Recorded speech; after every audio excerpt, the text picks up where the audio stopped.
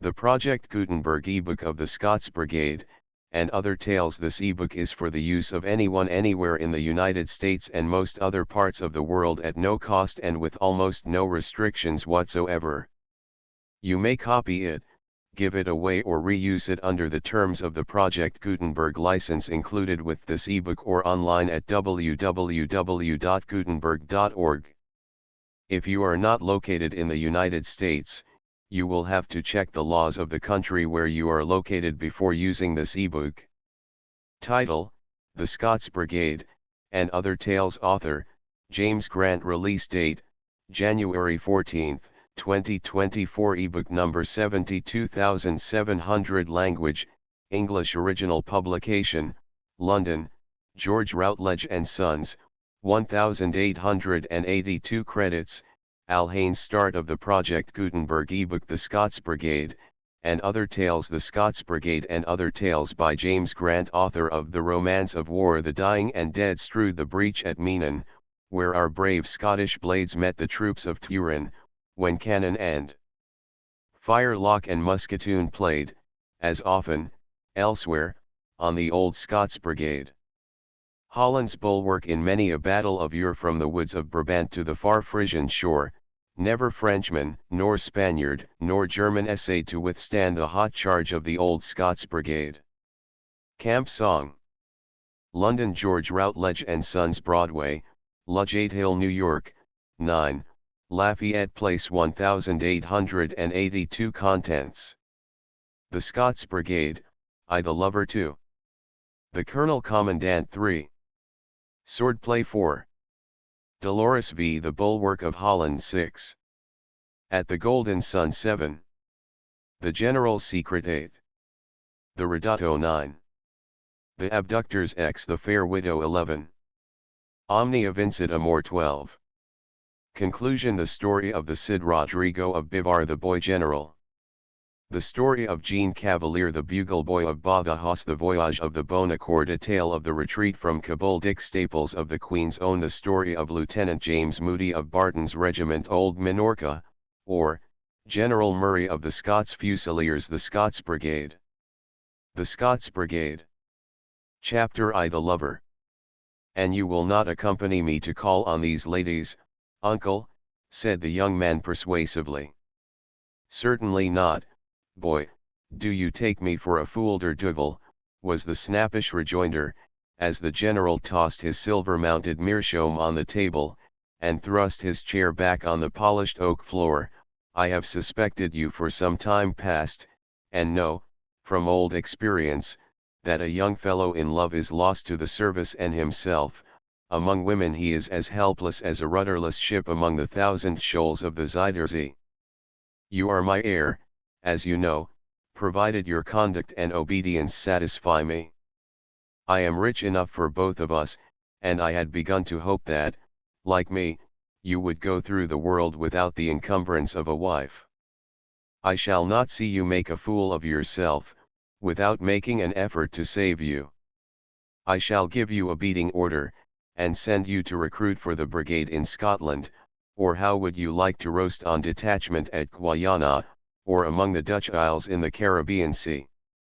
Such a separation would be death to me, and to Dolores too. Dole what? Roared the general, grasping the knobs of his armchair and glaring at the speaker. How familiar we are, it seems. Where the devil did she get that absurd name? From a Spanish aunt's stress, and with the name much of her beauty, replied the younger man, who had a very pleasant voice and manner, which, if somewhat sad and soft, possessed the charm of cultured influences and refinement. Dolores, a very donna Dulcinea, no doubt. Well, my young Caco, the game, it is useless in me to repeat what you don't want to hear, and in you to say the same thing over and over again, as you have been doing for the last hour. So far as you and this Dolores are concerned, my mind is made up, yes, by the hanker's horns. The speaker was no Dutchman, as his interjection might lead the reader to infer, but, like his nephew, a native of the northern portion of our isle, being Lieutenant General John Kinloch, of Tomanian in Fifeshire, Colonel Commandant of the 6 battalions of the Scots Brigade, in the service of their High Mightinesses the States General of Holland, a corps which boasted itself the bulwark of the Republic, a veteran of more than 20 years' hard service, though still in the flower of manhood. His hair was powdered and queued, as was then the fashion, his handsome face was well bronzed by long exposure to the tropical sun, and his hands, which had never known gloves, contrasted in their brown hue with snow-white ruffles of the finest lace at the wide cuffs of his uniform coat. His nose was straight, his mouth expressed firmness and decision, and his dark eyes, which were sparkling then with no small amount of anger, had somewhat shaggy brows that nearly met in one, and gave great character to his face. His nephew, who stood near him, playing with the gold knot of his sword, and trying to deprecate his anger, was Lewis, or as he was generally called Louis, Baronald of that ilk in Lanarkshire, the only son of a baronet adherent after Culloden, and now a handsome young lieutenant in the Earl of Drumlanrig's battalion of the Scots Brigade, in quarters, where we find him, at the Hague. His face wore a droll expression just then, in spite of himself, as he knew that his uncle and patron was well known in the brigade, and in Dutch society, as a misogynist, a genuine woman-hater, under the influence of some never-forgotten disappointment he had endured in early life, and who never omitted by the exertion of his advice, influence, or actual authority, to mar if possible the matrimonial views and wishes of the officers and men under his command. When any of his brother officers would venture to express their surprise that one who was evidently so good-hearted and warm by nature, and who though in all things a perfect soldier was apparently fond of domestic life, should have omitted to share it with a helpmate, their remarks only invoked a torrent of grotesque invectives upon the sex, and put the general in such exceeding bad humor, that they were glad to beat a retreat and leave him to himself. He had begun to perceive that for some time past, his nephew was abstracted in manner, that he absented himself from his quarters, was rather estranged from his comrades, and was almost neglectful of his military duties, and from rumors that reached him from the idlers and promenaders in the Voorhout and on the Vijverberg, the general was not long in discovering that a charming young girl was the cause of all this, and great was his wrath thereat. And when he found that Louis Baronald's abstraction increased, that he caught him reading poetry instead of studying the Tataki et discipline DC Prus, that he sighed sometimes involuntarily, and more than once had been caught inditing suspicious-looking little missives in the form of delicately folded, tinted, and perfumed notes, he took him finally to task, and his indignation found vent, as it did on the present occasion. "And you fell in with this girl when our battalion was sharing duty with the Dutch guards at the Prince of Orange's palace in Amsterdam." "And how about her mother?" growled the general. "She was very averse to my attendance on her daughter till when or what?" snapped the uncle. "She asked me some questions concerning my name and family, and then suddenly I became quite a favorite. All cunning, all cunning. But our name and our blood are as good as any in Holland, and better than some, I suppose, but every Scot has a pedigree, as King James was wont to say." And as General Kinloch spoke, the strong old Scottish accent, which then prevailed at the bar and in the pulpit at home, as it had done at court in the preceding century, deepened with his excitement and irritation. "And the mother is a widow, Drumlanrig tells me," he continued, "a widow who, I doubt not, loves her coffee with a glass of good curaçao from de Pulsteeg at Amsterdam." "Indeed you mistake her, uncle," replied the young man indignantly. "Fegad do I. She often speaks to me of you, uncle." "Does she? I am greatly honored." "Yes, and seems to know all about you, and your brilliant services to their mightinesses the States, and so forth." "The devil she does." "Well, she probably knows also that I never was a ladies' man, a lady killer, a buck, or a blood in my time, so my lady countess may spare her breath to cool her porridge. And who is this Countess van Rensselaer? Her name sounds new to me. She has but lately come to Holland. From where? England last, I believe, and none seem to take a higher place at the court of the Prince of Orange, at the balls of the Grand Pensionary, and of the richest burghers in The Hague and Amsterdam. Oof. Well, I go to none of them, not even to court, save once a year, to kiss the prince's hand, and give in the brigade reports. She has a great retinue, keeps a stately coach and 2 sedans, I hear, and does this artful old countess seem to tolerate the advances of a penniless sub like you, to her daughter? Yes. Why? Because she is interested in me, replied Louis Barinald, smiling. For what reason? Her first lover had been one of the Scots Brigade, and her heart still warms to the uniform. The knitted brow of the general relaxed for a moment, and he said with a grim smile, then there have been 2 fools at least in the brigade, to my knowledge. And for this prize, Dolores, I have caught her absurd name, you perceive, have you no rivals, no competitors? The young man's brow grew very dark. Yes, said he, after a pause. Many. One chiefly. Whom you fear? I fear no man that wears a sword, uncle. She has a cousin, called Maurice Morgenstern, whom I greatly distrust. Grandson of that Morgenstern who was one of the assassins of the De Witts in the last century. Avoid the whole brood, I say. If you will not be guided by me, who have your interest at heart, consult your colonel, Drumlanrig, on this matter, and hear what he will say. The last man to consult on such a topic. Why? Like yourself, he shuns female society. He is a gloomy misanthrope, and one of a fated race. Right, a curse fell on his house, for the Duke's share in the Union of 1707. I thought your family troubles were at an end when you joined the brigade, but, der Duvel. They seem only beginning, with this Dolores. To me it appears that there are some families in Scotland more especially whom misfortune fate which you will pursueth to utter destruction.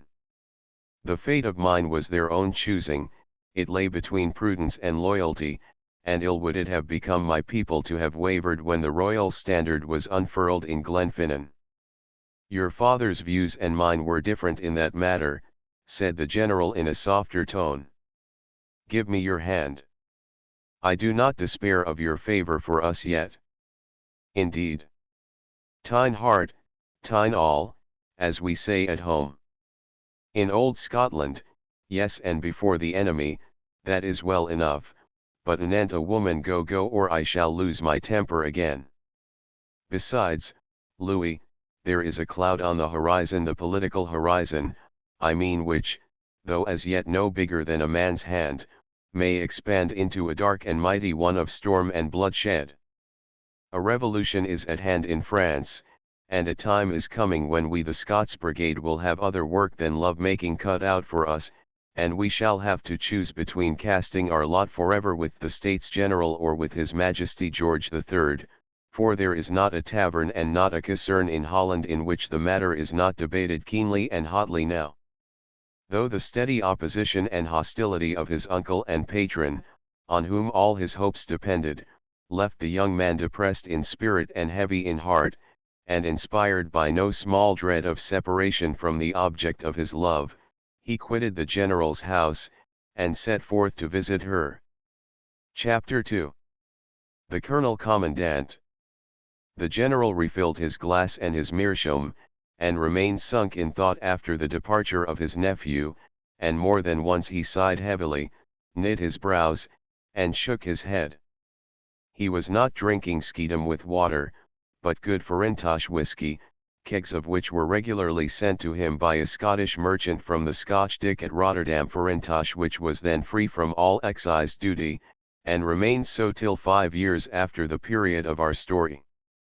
We have said that General Kinloch was a handsome man and in the flower of manhood, and a fine picture he would have made as he sat there, in his graceful old-fashioned uniform, with heavily laced lapels and skirts, his hair powdered and queued, with a Kvenhuller hat, not unlike that of Napoleon I, close by, adorned with a stiff upright feather and Dutch cockade, and his silk sash worn crossways in the old Scottish fashion. The old Scottish officer who took a turn of service in France was jaunty in air, tone, and bearing, as Scott describes his Baron of Bradwardine to have been, but his countryman who served the States of Holland became, under the influence of his flat, stale, and stolid surroundings, rather another style of man equally brave and gallant in war, but less gallant in the ballroom or the boudoir, often grave, grim, and starched amid the influence of Dutch society and Presbyterianism. It was only 34 years before that Culloden had been fought, and though his political sympathies were not with the exiled King James VIII, his mind was full of the bitter memories of that atrocious field left in every right-thinking Scottish heart, and his orphan nephew, Louis Barinald, was the son of his only sister, one of those enthusiastic Jacobite ladies who kept guard at Edinburgh Cross with a drawn sword when the king was proclaimed, who danced at the famous Holyrood Ball, and who, like more than one old lady in Scottish history and tradition, had never allowed her husband to kiss her, after the prince did so, and after making his bed, when an exile and fugitive, with her own hands, had laid aside the sheets thereof to be a shroud for herself, in the true spirit of loyalty and that sublime devotion which the Saxon never knew. Long as he had been in Holland, the eyes of our Scot, accustomed as he had been to the grand mountain scenery of his native land, had never become accustomed to the utter monotony, flatness, and insipidity of the Dutch landscape, or to the brusqueness of the natives, their stolidity and general dullness of demeanor, but the pay was good, the quarters were comfortable, and when not fighting the service was easy enough. His sword was almost his inheritance, as the estate he inherited, Tomanian, was drowned in debt, and their high mightinesses the States General were sure and generous paymasters. Yet, times there were when he thought with the author of Vathek, that there must have been a period when Holland was all water, and the ancestors of the present inhabitants fish. A certain oysterishness of eye and flabbiness of complexion are almost proof sufficient of this aquatic descent, and pray tell me for what purpose are such gollygaskins as the Dutch burthen themselves with contrived, but to tuck up a flouncing tail, and thus cloak the deformity of a dolphin-like termination. Reflecting angrily and sadly upon the recent conversation with his favourite, the general continued to smoke and gaze down the long vista of the quaint Dutch street, with its stiff rows of trees reflected downward in the canal that lay parallel with them, and its quaint gables on each of which, nearly, a stork was perched, the little mirrors projecting from the windows to enable the ladies within to see those who passed outside, the knockers tied up with pincushions and plaited lace to indicate that a good wife was in the straw. There were women in the mob caps, print gowns, and gaudy satin aprons worn by all ranks alike, men in broad, round, conical hats, pucker jackets, and capacious breeches, now no longer to be seen but in very remote districts, an occasional dominie or clergyman in his court-like costume, ruff, and cocked hat, passing homeward after having a pipe with some parishioner, or a dish of coffee with his vrow. There was the clatter of wooden shoes in the ill-paved street, the oil lamps were beginning to glimmer like glow-worms, and were reflected in the slime of the canals, the drums and fifes of the Scots Brigade, in the adjacent caserne, were playing out the dying day, and sweetly stole upon the ambient evening the old air, "Oh, the lowlands o' Holland ha parted my love and me," but the general was in Shadowland, thinking of other times and long-vanished faces, and wondering when the guilders of their high mightinesses, and the prize money won from the French and Spaniards, would free his inheritance from all its wadsets and encumbrances, and he would be able to hang his sword, where still his father's hung, in the old dining hall of Tomanian. He saw it in fancy, that old house of Tomanian, the Hill of Birds, with its grey crow-stepped gables and conical pepper-box turrets of the days of James VI, overlooked by the green range of the lovely Ochils, and he laughed softly as he remembered how in boyhood there he had trembled at the thought of the tiny elves, who, on their festival nights, were alleged to make great noises under the green turf, opening and shutting large chests of gold, and clattering with goblets and copper kettles, and how still more did he tremble at the story of a mysterious mirror, in which occasionally the figure of a pale woman, clad in white, could be distinctly seen behind the reflection of the person who stood before the glass, and how it was said to have appeared therein on the night his beloved sister, the Lady Barinald, died, and left her only son penniless in the world. Thus Louis, in his boyhood, became a soldier.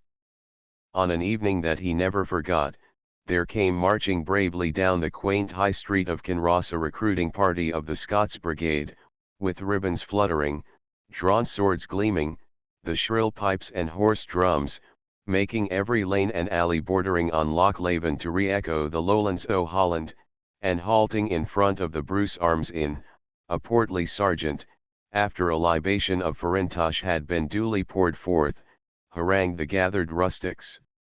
He invited all lads of spirit to join that battalion of the Scots Brigade, commanded by the noble and valiant Henry Douglas, Earl of Drumlanrig, under their high mightinesses the States General of Holland, to fight the frog-eating French and Popish Spaniards, all who so entered to have complete new clothing, arms, and accoutrements as became a gentleman and soldier, 2 guineas bounty, and a crown to drink to the health of their high mightinesses, and to the confusion of their enemies.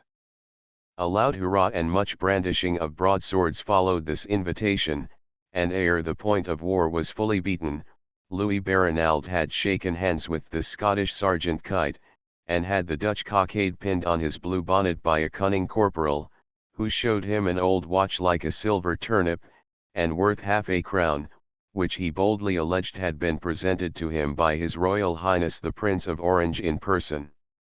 His uncle's influence soon procured him a pair of colours, as the phrase was then, for a commission, and he soon proved himself worthy of the distinction by the daring and courage he displayed, when the battalion of Drumlanrig was employed with other Dutch troops in 1774, at the Cape of Good Hope, in driving the natives from the Boekeveld and Rogveld, back into the deserts on the southwest coast of Africa, and since his return to Holland his name, the popularity of his regiment, his handsome face and figure, were equally passports to the best society in The Hague and at Amsterdam.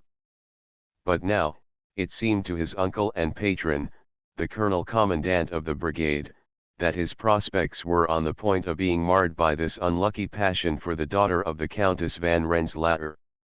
Kinloch's antipathy to women was well known in the brigade, and it was a standing joke among the battalions, that once, when the coquettish wife of the Grand Pensionary of Amsterdam had lured him into a game of battledore and shuttlecock, and contrived to let the latter drop into her ample bosom, and pointing thereto, piteously besought the general to take it out, that he obtuse as Uncle Toby with the widow Wadman deftly abstracted it with the tongs.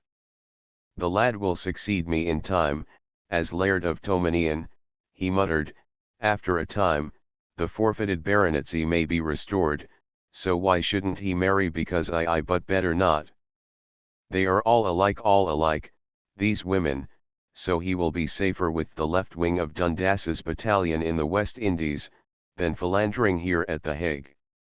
But even while giving utterance to his thoughts, his features relaxed, his irritation or annoyance seemed to abate as other thoughts stole into his mind, and a shade of melancholy came over his face, and resting his head upon his hands, he remained for a time in deep and apparently painful thought.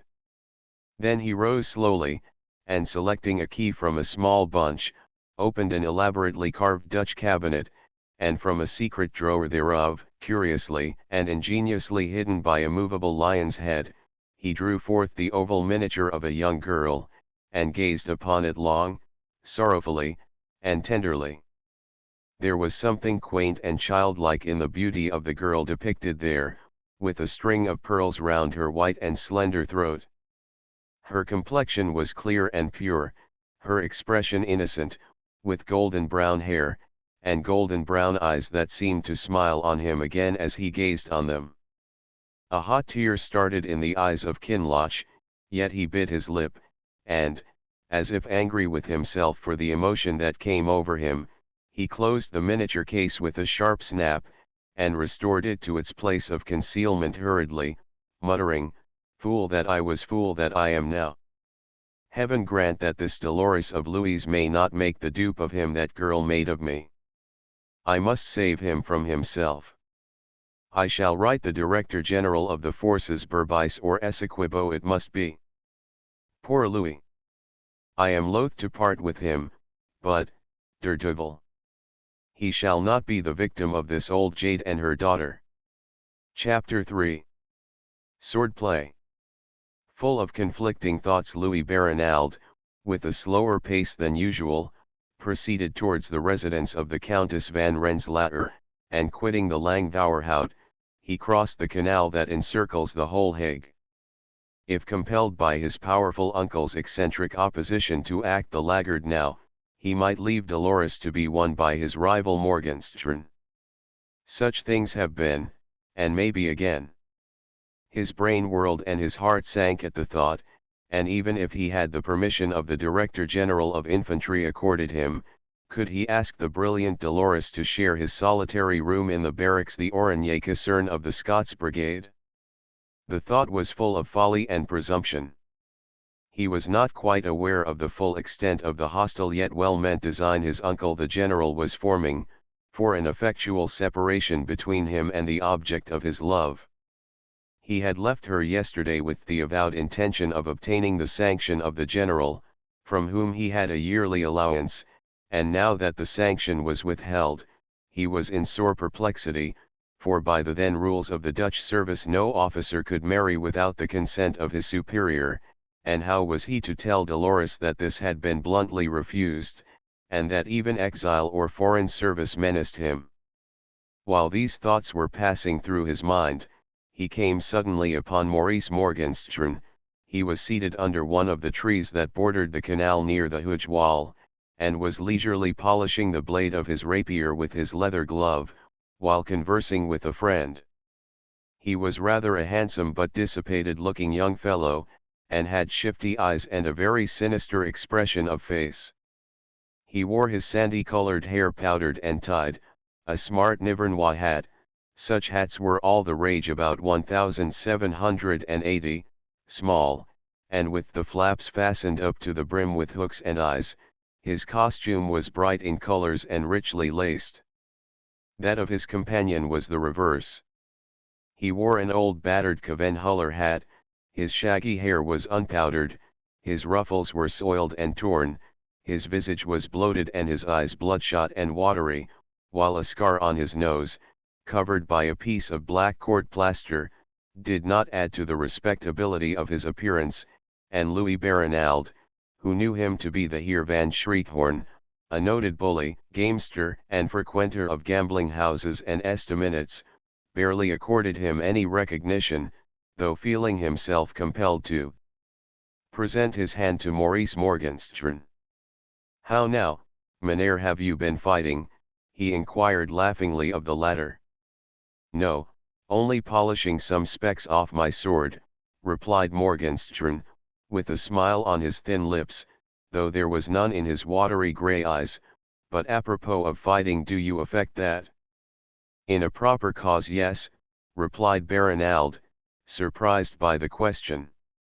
"And can cover yourself well," continued Morgenstern, making a half-mock lunge which the other with the quickness of lightning parried by his sword, which he instantly drew. "I can cover myself, as you shall see," he exclaimed, and they began to fence in jest apparently, while the Heer looked approvingly on, and said with a laugh and an oath, "Now we shall see who is the better ruffler of the two." And the Heer, who bore Louis no goodwill for the coldness of his demeanor and the general hauteur he manifested towards him, looked as if he would very much have relished to draw his old hanger and engage in the perilous sport too, for perilous it was, with keen-edged and sharply pointed straight-blade swords. The Heer van Schriekhoorn was every way an odious fellow, a lover of the fair sex, of skeedom and cards, but one who always avowed openly that liking for a woman was one thing, but love for her was another, and certes he knew nothing about it. He loudly and bluntly applauded his friend's fencing. "Appel now," he exclaimed, "quick disengage to that side again. Contract your arm quick, dart a thrust right forward now." At that moment, as if in obedience to the suggestion, the point of Morgenstern's sword struck the gilded regimental gorget of Baronald, which was adorned with the lion rampant of the Netherlands. "The devil," he exclaimed, "do you aim at my throat?" "All a mistake," said Morgenstern, beginning to pant as he was pressed on in turn and driven back. "Is this folly or fury? Do you really wish to quarrel?" asked Louis Baronald, but the other made no reply, though his eyes became inflamed, his color deepened, his teeth were set and his brows knit, and though he laughed, the sound of his laughter was strange and unnatural. This game at sharps was certainly jest with Baronald, though he little liked his opponent, but he soon became aware that the eyes of the latter seemed to become more bloodshot, that his cheek paled, his grasp grew firmer on his hilt, that his thrusts came quickly and fiercely, in short, that beyond all doubt, under cover of a little pretended sword play, he had murder in his heart. They were rivals for the love of Dolores, yet Morgenstern had not the courage to challenge Baronald to a regular mortal duel. His bearing now, and the perilous thrust arrested by his gorget, were a warning to the latter of that which Morgenstern was now capable, killing him by design, without peril to himself, while he would affect that it was done by mere chance in rough jest, and had Baronald been run through the body, the Heer would have been ready to affirm and swear that it was all done by the merest accident. Baronald felt his blood getting warm. He knew that dueling was sternly discouraged by the Dutch authorities, and that to kill the cousin of Dolores, even in self-defense, would preclude all chance of possessing her favor. But a strong measure was absolutely necessary. Darting forward, he suddenly locked and seized his adversary's sword arm, by twining his left arm round it, thus closing his parade hilt to hilt, and disarmed him by literally wrenching his sword from his grasp.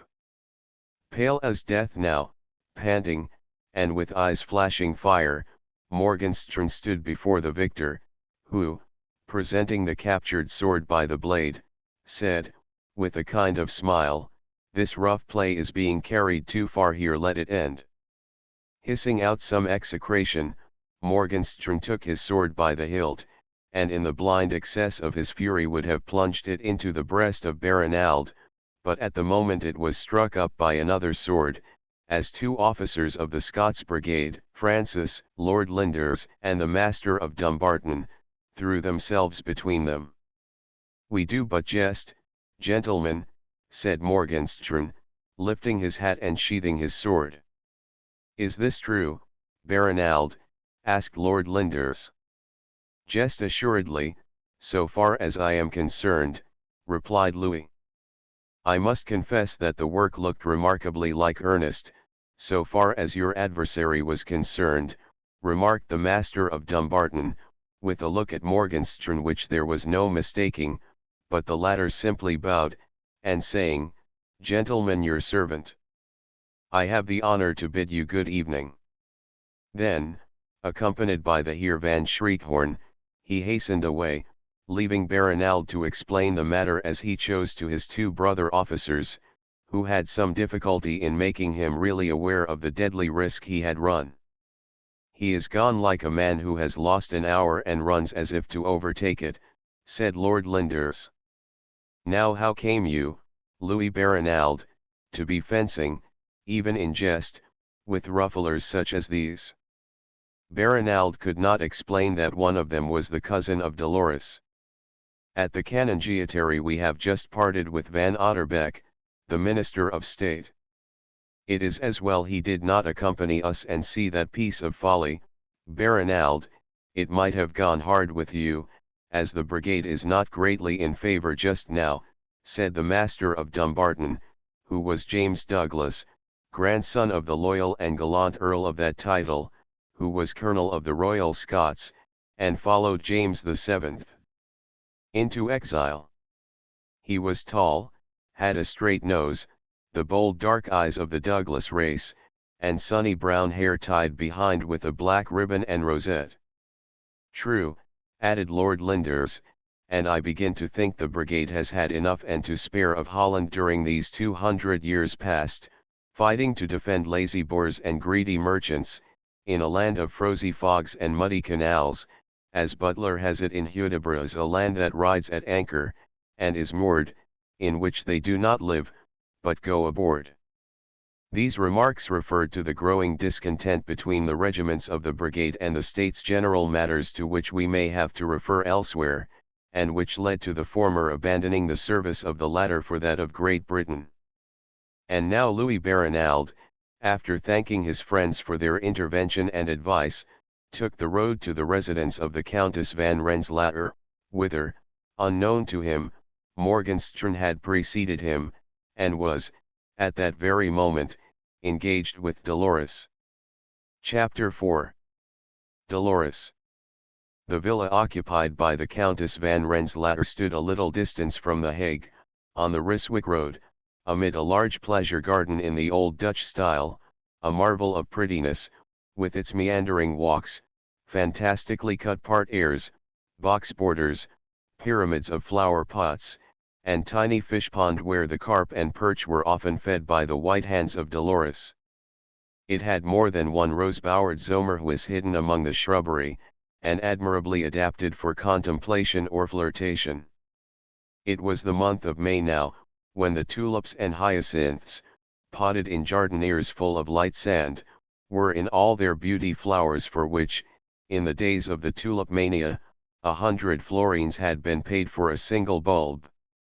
Around, the country was intersected in every direction by canals and trees in long straight avenues, the level surface dotted with farms and summer houses, an occasional steeple, the old castle where the famous Treaty of Ryswyck was signed, and the sails of many windmills whirling slowly in the evening breeze, alone broke the flat monotony of the Dutch horizon.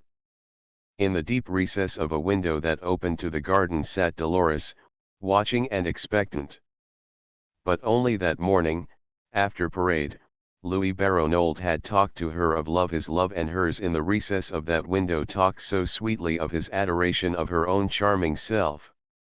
So Dolores had thought to sit there again, with eyes half closed and smiling lips, to think it all over once more, while fanning herself with one of the large fans of green silk then in fashion, while the Countess, her mother, had fallen asleep over Clelia, one of Monsieur de Scudery's 5-volume folio novels, in the drawing-room beyond.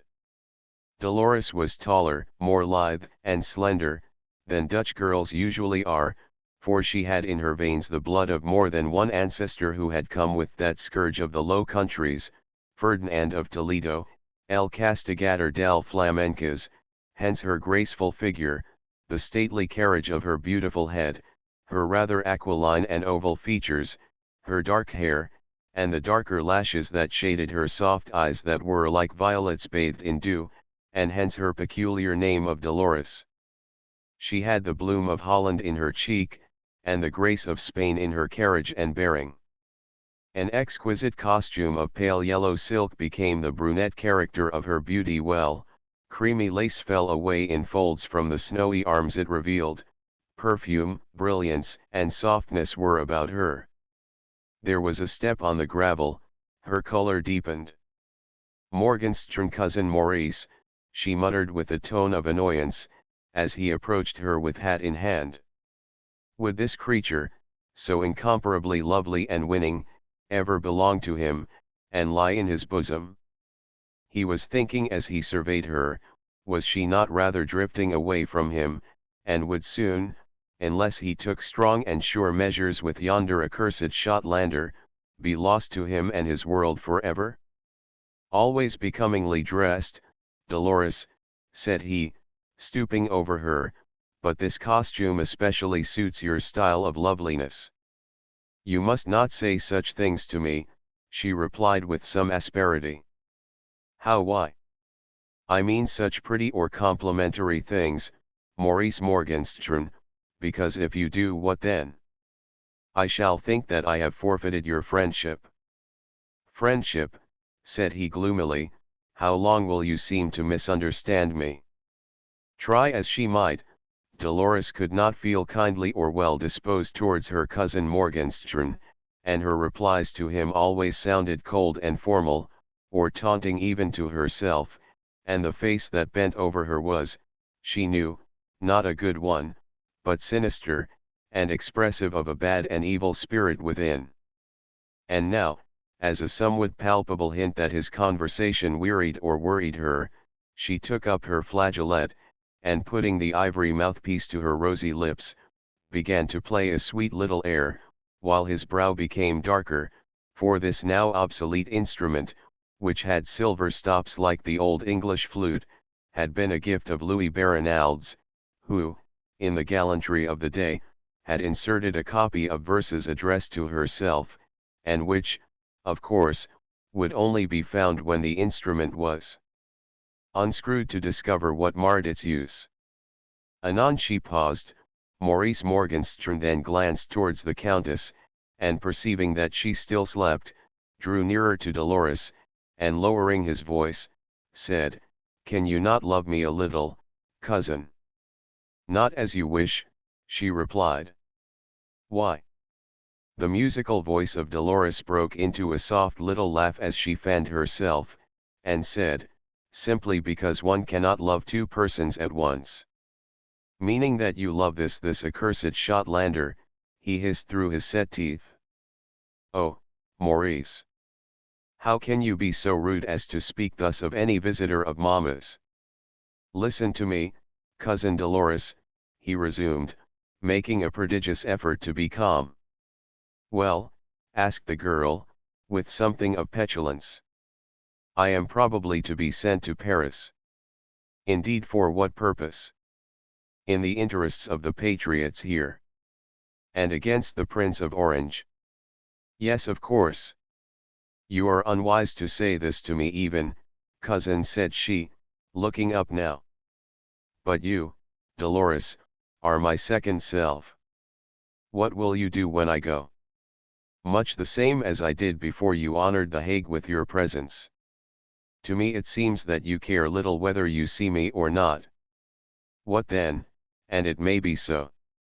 Cousin Maurice, you are always annoying me by love-making, or by scowling and taunting me about gentlemen visitors. May I hope, however, that you will pay me the compliment of feeling my absence, of missing me a little.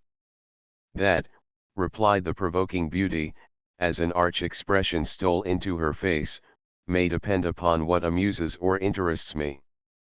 Oh, pardon me, Maurice, I am so rude, she added, on perceiving the somber fury expressed by his sinister face. Whatever you think, only say that you will be sorry when I go, he urged.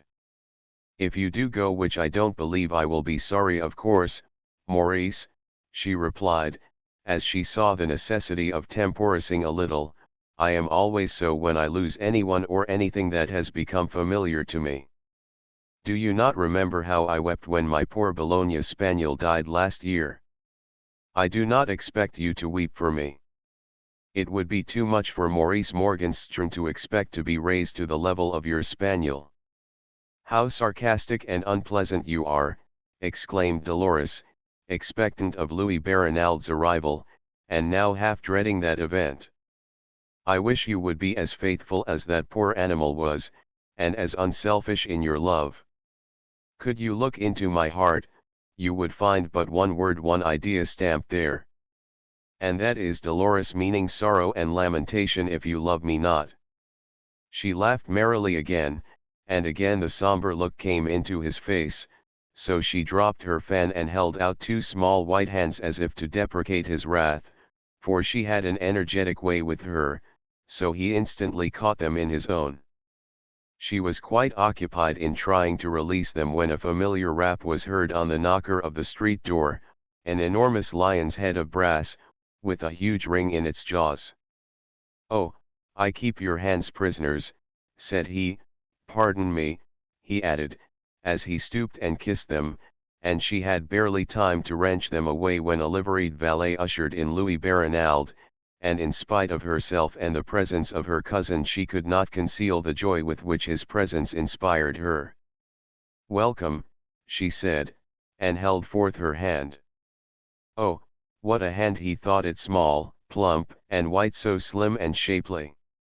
There was neither shyness, coquetry, nor embarrassment in the girl's manner, for in their assured position with each other both she and her lover were long past anything of the kind, but the latter and her cousin bowed rather grimly to each other, and mutually muttered, "Your servant, Mynheer." Louis Barinald now crossed the polished floor of the drawing-room to greet the Countess, who rose to receive him, and who looked so young and so pretty that she might have passed for an elder sister of Dolores, and stooping low he kissed her hand, looking, as he did so, with his sword at his side under the stiff square skirt of his coat, and his hat under his arm, with his ruffles and cravat of fine lace, a model of those stately manners that lingered in Europe when George III was king in Scotland, perhaps, longer than anywhere else.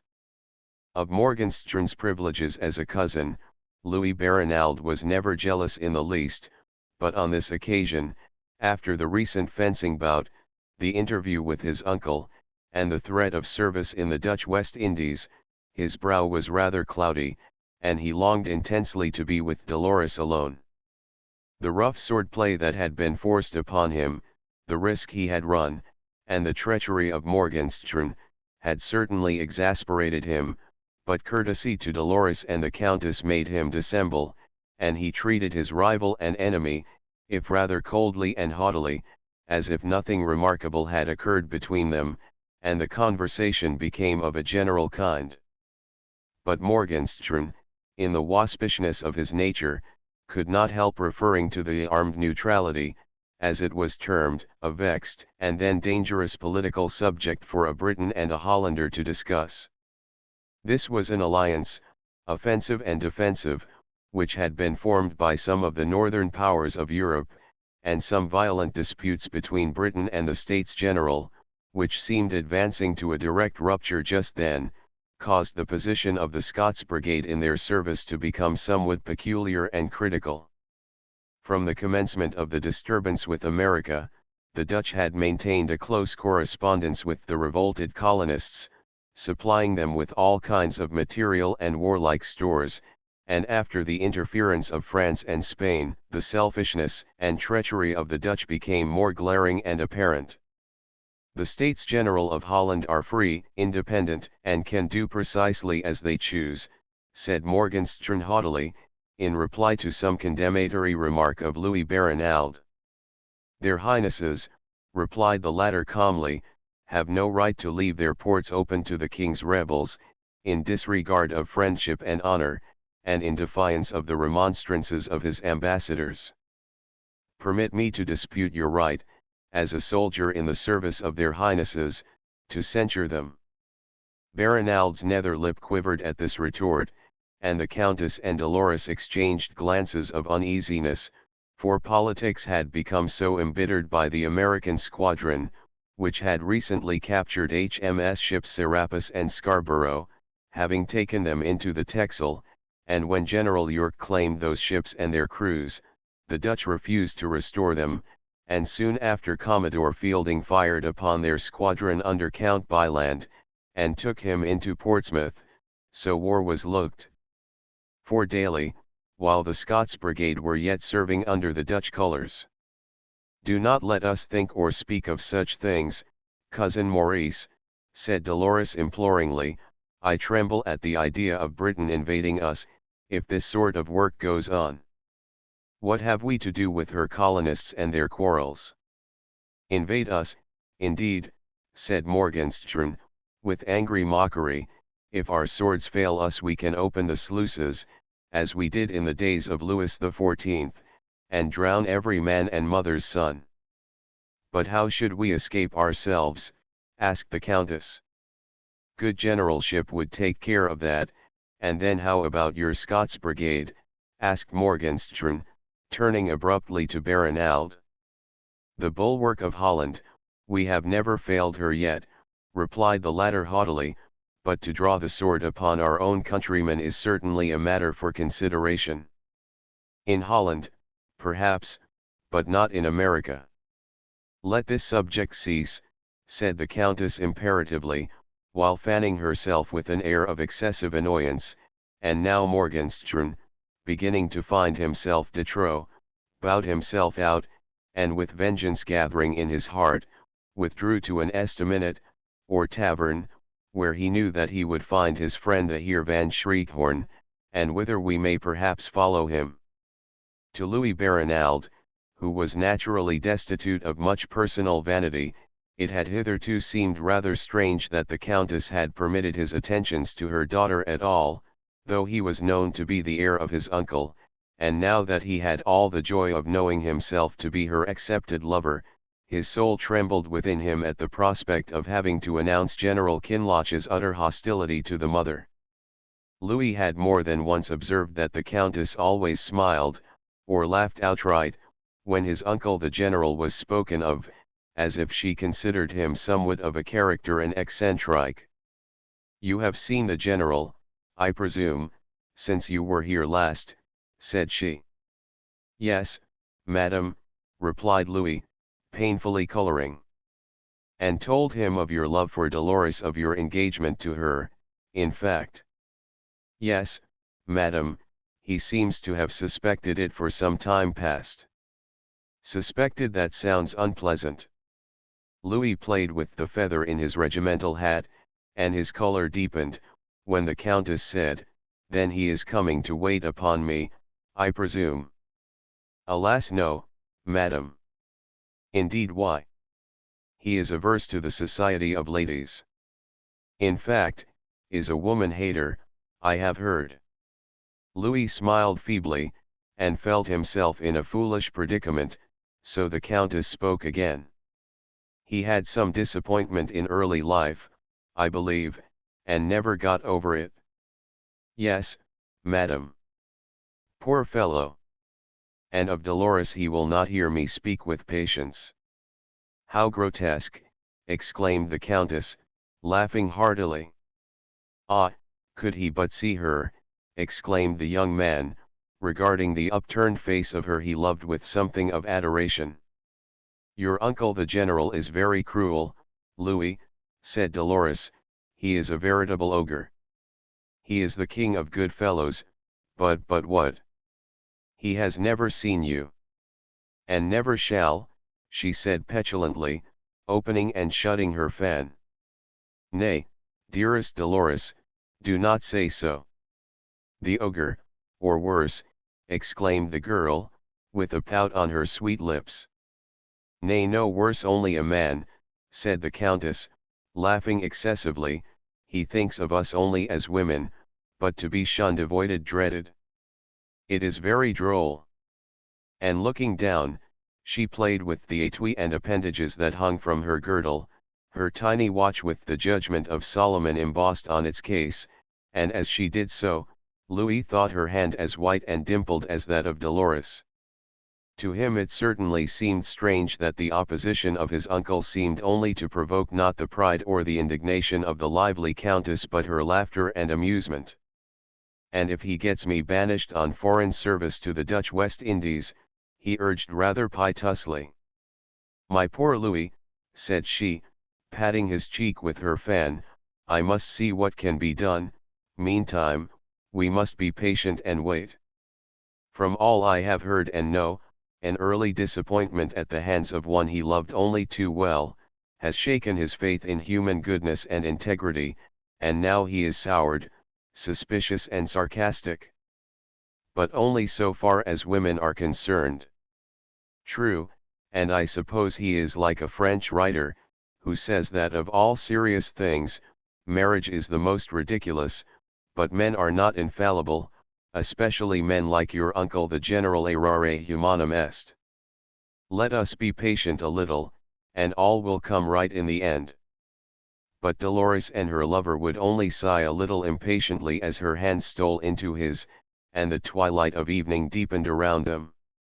Chapter V. The Bulwark of Holland. And now while the lovers are waiting in hope, while the general is nursing his wrath to keep it warm, and determined upon their separation, and while Maurice Morgenstern is plotting what mischief he may work them, we shall briefly tell the story of the Scots Brigade, and how it came to be called the Bulwark of Holland. Louis Barinald, his uncle the general, and all others belonging to the Scots Brigade, had a good right to be proud of doing so, as it had a glorious inheritance of military history, second only to that of the first Royal Scots, and though its memory should have been immortal, its records now lie rotting in a garret of the town house of Amsterdam, and even in Scotland little is remembered of it, save its march, the Lowlands o' Holland ha parted my love and me. Yet the drums of that brigade have stirred the echoes of every city and fortress between the mouths of the Ems in the stormy North Sea, and the oak forests of Luxembourg and the Ardennes, and between the ramparts of Ostend and the banks of the Meuse and Rhine.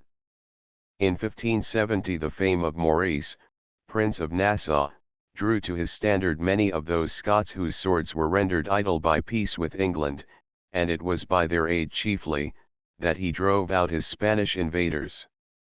Among those who took with them the bravest men of the borders, were that Sir Walter Scott of Buccleuch who exasperated Queen Elizabeth by storming the castle of Carlisle, his son Walter, the first Earl of Buccleuch, Sir Henry Balfour of Burleigh, Preston of Gorton, Hawkett of Pitferren, and other commanders, named by Grose, Stewart, Hay, Douglas, Graham, and Hamilton. These formed the original Scots Brigade in the Army of Holland, and some of the battalions must have been kilted, as Famiano Strata, the Jesuit, states that at the Battle of Mechlin they fought naked nudi pugnanskati multi. In 1594, on the return of the States ambassadors, whither they had gone to congratulate James VI. On the birth of his son, they took back with them 1,500 recruits for the brigade, which 5 years after fought valiantly in repelling the Spaniards at the siege of Beaumelle. The year 1600 saw its soldiers cover themselves with glory at the great Battle of the Downs, near Nieuport, and in the following year at the siege of Ostend, which lasted 3 years, and in which 100,000 men are said to have perished on both sides, and where so many of Spinola's bullets stuck in the sandhill bulwark that it became like a wall of iron, and dashed fresh bullets to pieces when they hit it, and so great was the valor of the brigade at the siege of Bois-le-Duc, that Frederick Henry, Prince of Orange, styled it the bulwark of the Republic. It consisted then of 3 battalions, those of Buccleuch, Scott, and Hawkett. The bestowal of some commissions on Dutch officers caused much discontent during the time of the Prince of Orange, afterwards William III, with whom, after being demanded by James VII without effect in 1688, the brigade came over to Britain for a time, and served at the siege of Edinburgh Castle and the Battle of Killiecrankie. In 1747, by the slaughter at Val and the terrible siege of Bergen op Zoom, the brigade was reduced to only 330 men, but the Hague Gazette records how they drove the French from street to street, and of all the glory won thus, the greatest fell to 2 lieutenants named Maclean, the sons of the Laird of Torloisk, who were complemented by Count Loendel, who commanded the enemy, by whom they were taken. The men of the brigade were ever good soldiers, yet strict and God-fearing Presbyterians, who would rather have had their peccadilloes known to a stern general like Kinloch, than to the regimental chaplain. And it might be said of this brigade, as it used to be said of the Scots Greys, that the members of it retained a kind of regimental dialect coeval with the days of its formation, when the language was rather different from the present Scotch, so, in the Irish brigades of France and Spain the strongest and purest old Irish was found to the last. As a sequel to this brief account of the brigade in Holland, we may sum up the story of its service in the British Army, though that service was brilliant in little more than a paragraph. After a long and angry correspondence between the governments of Holland and Britain, the brigade, save some 50 officers who had formed ties in Holland, or elected to remain there, was transferred to the service of the latter, when a rupture took place between them at the time of the American War, and was taken to Edinburgh, clad in the Dutch uniform, and about 1794, it adopted the red coat, and there in George's Square, when drawn up under Generals Dundas and Kinloch, received its new colours. At the hands of the Scottish Commander-in-Chief, when it was numbered as the 94th Regiment, and under these colours it fought gallantly at Seringapatam, winning the Elephant as a badge, at the storming of Ciudad Rodrigo, and in all the battles of the Peninsular War, after which it was disbanded at Edinburgh in 1818.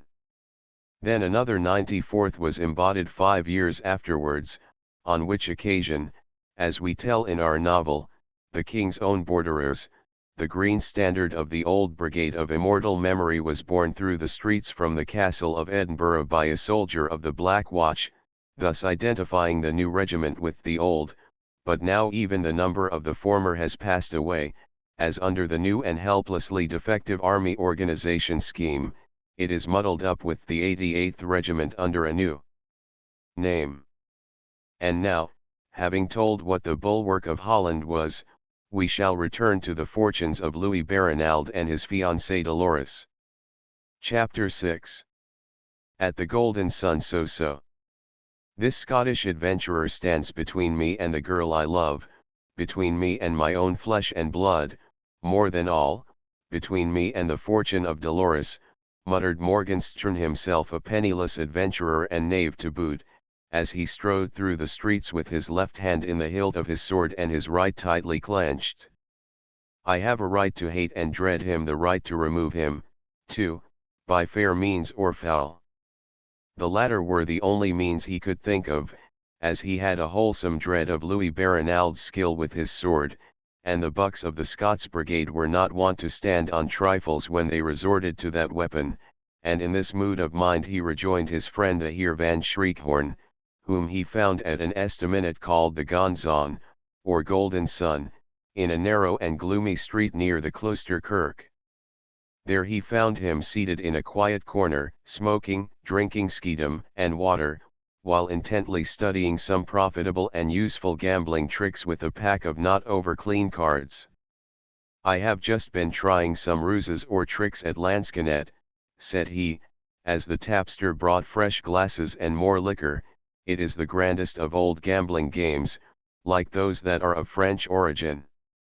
Look here, to begin with, the cards being shuffled by the dealer, and cut by one of the party, 2 are dealt out and turned up on the left hand of the dealer, so, he then takes one and places a 4th, the Rejourissance card, in the middle of the table, so." "On this, enough of this, Van Schriechhorn," said Morgenstern impatiently. "I did not come here to be taught lansquenet," he added, as he threw his sword, hat, and gloves on a side table, and flung himself wearily into a chair. "Oh, so you have just come from the house of La Belle Dolores?" "Yes," replied the other with an imprecation. "And left her well and happy, I hope," said the Heer mockingly.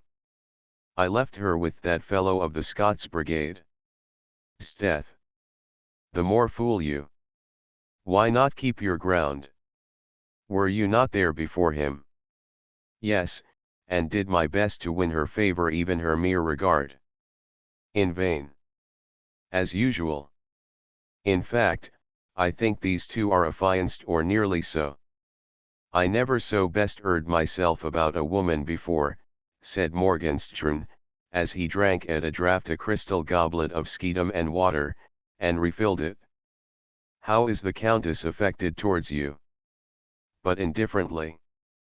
Indeed, she only tolerates me as a kinsman, and, I suppose, has encouraged or permitted Barinald's addresses to her daughter, because he is the heir of General Kinloch, while I am heir to that only of which nothing can deprive me. And that is a grave 6 feet of earth, replied Morgenstern, grinding his teeth unpleasantly. Come, you have always the guilders you win at roulette. Because they are so won, there is the greater necessity that I should have those of my cousin Dolores. Which also reminds me that you owe me a good sum of money cash lent, and lost at play. Why the devil remind me of that just now, replied, or rather asked, Morgenstern, savagely, and then for a little time the two smoked moodily in silence. The would-be lover of Dolores had long been subjected to a run of evil fortune at the gaming table. So long as there is the beacon of hope, says a writer, life is able to show up a gleam now and then of rose color, but when adverse circumstances render any change impossible, life becomes intolerable. And to this verge of desperation had Maurice Morgenstern come. It was a source of keen irritation to him, to find that his rival favored by the Countess could be with Dolores daily, while he her cousin could only visit her at stated times, and that all the advances he made to her seemed utterly futile and hopeless now. Nearly penniless as I am, Shriekhorn, said he, I might have waited patiently, but have never had a gleam of hope. If you waited 100 years, it would be all the same, while she is under the influence of this fellow's voice, and society. What would you have me do? Remove him, or remove her, replied Shriekhorn with a fierce Dutch oath. More easily said than done. With her money, by the hankers. How I should enjoy myself all day long and do nothing. About all you ever cared to do, rejoined his friend, who was rather disposed to treat him mockingly. Don't attempt to act my mentor. Why? Because I should make but a sorry Telemachus. Then it seems all a settled thing between them. What? How dull you are. Marriage. ACH God. It looks like it. Then you have been a trifle late of taking the field. Nay, replied Morgenstern, smoking his meerschaum with vicious energy. I was the first, but when this fellow Baronald came, I found myself instantly at a discount. Jilted at. Nay, I was never on such a footing with her that she could treat me so, because she was ever utterly indifferent. Then it is too late for fair means now, but not for foul. Then, after a pause, the Heer said in his mocking tone, if money is your object, and you openly avow that it is so, why not propose to the mother, if the daughter won't have you? She is rich enough and certainly handsome enough, and only some 15 years older than yourself. She is a widow, and all the world knows how easily widows are won. Blood. Cut in for her, and leave the girl to the Scot. Morgenstern thought for a minute, and then uttering one of his imprecations, added, no, no, no. I shall be thwarted by no man. Right, exclaimed the other, I like this spirit, give me your hand. This infernal Scots Brigade has married at The Hague and Amsterdam more than 50 Dutch girls within the last few years, and all of them rich. Der duivel. Many of them girls of the first rank. 1,000 duivels, said the Heer with a mocking laugh. Is it not enough that these Scots, the bulwark of the Republic as they boast themselves and have done so since the old siege of Bois-le-Duc, asked the Heer. Is it not enough, I say, that they should assume our glory in war, and win our guilders in peace, but they must carry off our prettiest girls too? They do not assume your glory, but win their own, said the Heer, who had some contempt for his companion. Their guilders have been hardly won on many a Dutch and Flemish battlefield, and if the pretty girls of Haarlem and The Hague prefer them to Walloons, they are right. Morgenstern's brow grew black. I am no Walloon, said he, huskily. I did not say so, said Van Shriekhorn, then he added, I have some news for you, and a hint to make thereon. Dolores van Rensselaer is to be at the reducto given by the wife of the Cis van Otterbeck, the Minister of State, on the night after next. That I know, and of course this pestilent Scot will be there too. No, on that night he is on duty at the palace of the Prince of Orange. Well, what about all this? Listen, said Van Schriethorn, leaning forward on the table and lowering his voice almost to a whisper, while the color in his bloated visage deepened, and an expression of intense cunning stole into his watery bloodshot eyes. Let us carry her off as her sedan bears her from the reducto. To where? Listen. I know a skipper whose ship is now in the Meuse, and almost ready to sail for the coast of France. She is anchored off Maasluis now. Let us once get her on board and the Hoek van Holland will soon be left astern, and the girl your own, unless you are a greater fool than I think you. Morgenstern made no immediate reply, so his tempter spoke again. Once on board that ship, her honor will be compromised, and marriage alone can restore it. Let her be once on board that ship with you, I say, and she cannot be so blind as not to see that she will have gone a great deal too far to draw back. Right, exclaimed Morgenstern, as a glance of triumph came into his eyes.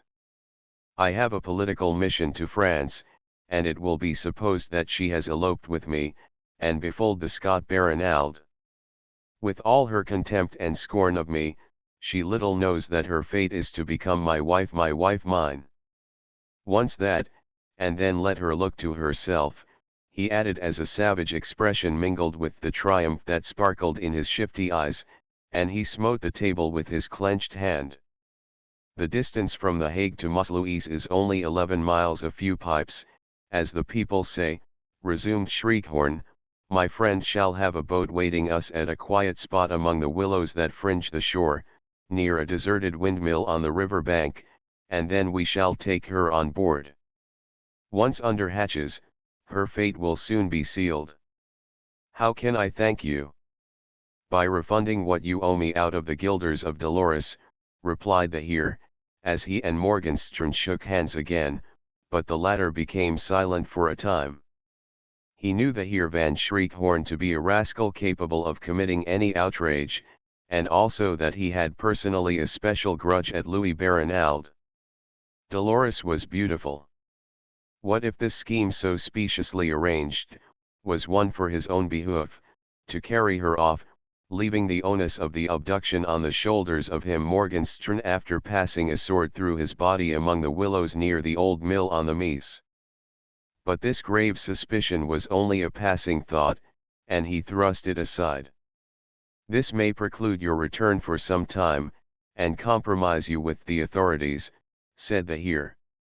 Their reign will soon be over, and when a French army comes to the assistance of the Dutch patriots, the Prince of Orange may find himself a fugitive in England. But we must be wary. Not for all the gold and silver bars in the Bank of Amsterdam would I be in your shoes if we fail. The burgomasters are worse than the devil to face, and we may find ourselves behind the grills of the Gevangepoort or the Rasphouse, as brawlers. 1,000 duvels, fail? Don't think of it. Had Maurice Morgenstern known the intentions of General Kinloch towards his nephew, and the plans he had formed to separate him from Dolores, he might have patiently awaited the events of the next few days, but as he was ignorant of them, he and the malevolent Heer van Schriethorn laid all their plans for the abduction of the girl with caution, confidence, and extreme deliberation, before they quitted the Golden Sun that night. Chapter 7. The General's Secret. Next day, when Louis Baronald, apparelled in all his regimental bravery, was setting forth to visit Dolores, he was summoned by General Kinloch, who, after working himself up to a certain degree of sternness or firmness, real or assumed, for the occasion, said, "Stay, young man, I pray you, as we must have some conversation together." Louis took off his Kvenhuller hat, and fearing that some animadversions were coming, played a little irresolutely with its upright scarlet feather. Your name has gone in for foreign service, Louis, said the general. To whom, sir? The Director General of Infantry. Sent by you, uncle. Yes, sir, by me. You might at least have consulted with me in this matter. How cruel of you, uncle, under all the circumstances, exclaimed Louis, with sudden bitterness and intense anger. You will come to think it kindness in time, boy. I seek but to save you from what I, in my time, underwent. If I refuse to go, refuse, and compromise your honor and mine, yet, the honor of the brigade itself. My dear Louis, when you have lived in this world as long as I, why, uncle, you are only 40. Not yet twice your age, certainly well. If detailed for the colonies, anywhere, separation from Dolores will be the death of me, exclaimed the young man passionately. No, it won't, nor of Dolores either. So you are very much in love with her? Asked the general with a scornful grin. God only knows how purely I love her, exclaimed the nephew in a low concentrated voice. Nature is full of freaks, certainly. How? She has varied the annals of the old fighting line of the Baron Alds of that ilk, by having them varied by something else. By what? A moonstruck fool. This is eccentricity combined with unwarrantable interference and military tyranny, cried Louis, as he stuck his hat on his head and drew himself haughtily up. Then in a moment his mood changed, for he loved this kinsman to whom he owed so much, and he said with an air of dejection, How shall I ever tell Dolores of what you have done to us both? I cannot sail for the Cape or the Caribbean Isles, and leave her bound to me. I must release her from her promise, though I know that she would wait a lifetime for me. Poor fool that you are, Louis. Do you forget the adage, out of sight, out of mind?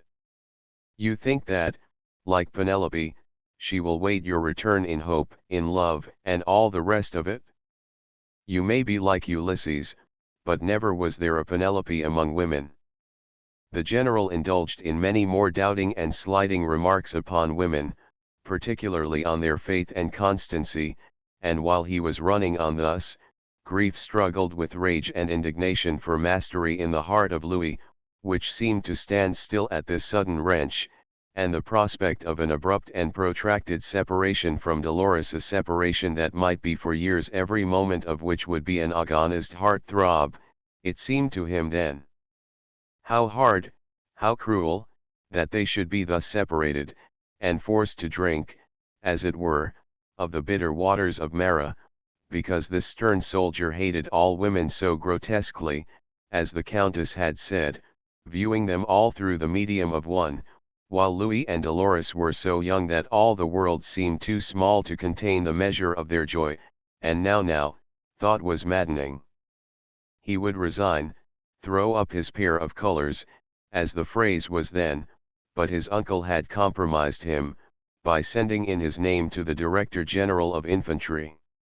Already in anticipation he imagined and rehearsed their parting, already he saw her tears, her blanched face, and heard himself entreating her not to forget him, while vowing himself to be true to her, each regarding the other mournfully and yearningly, hand clasped in hand, lip clinging to lip. Then came the void of the departure, the seas to plough, and the years that were to come with all their doubts and longing.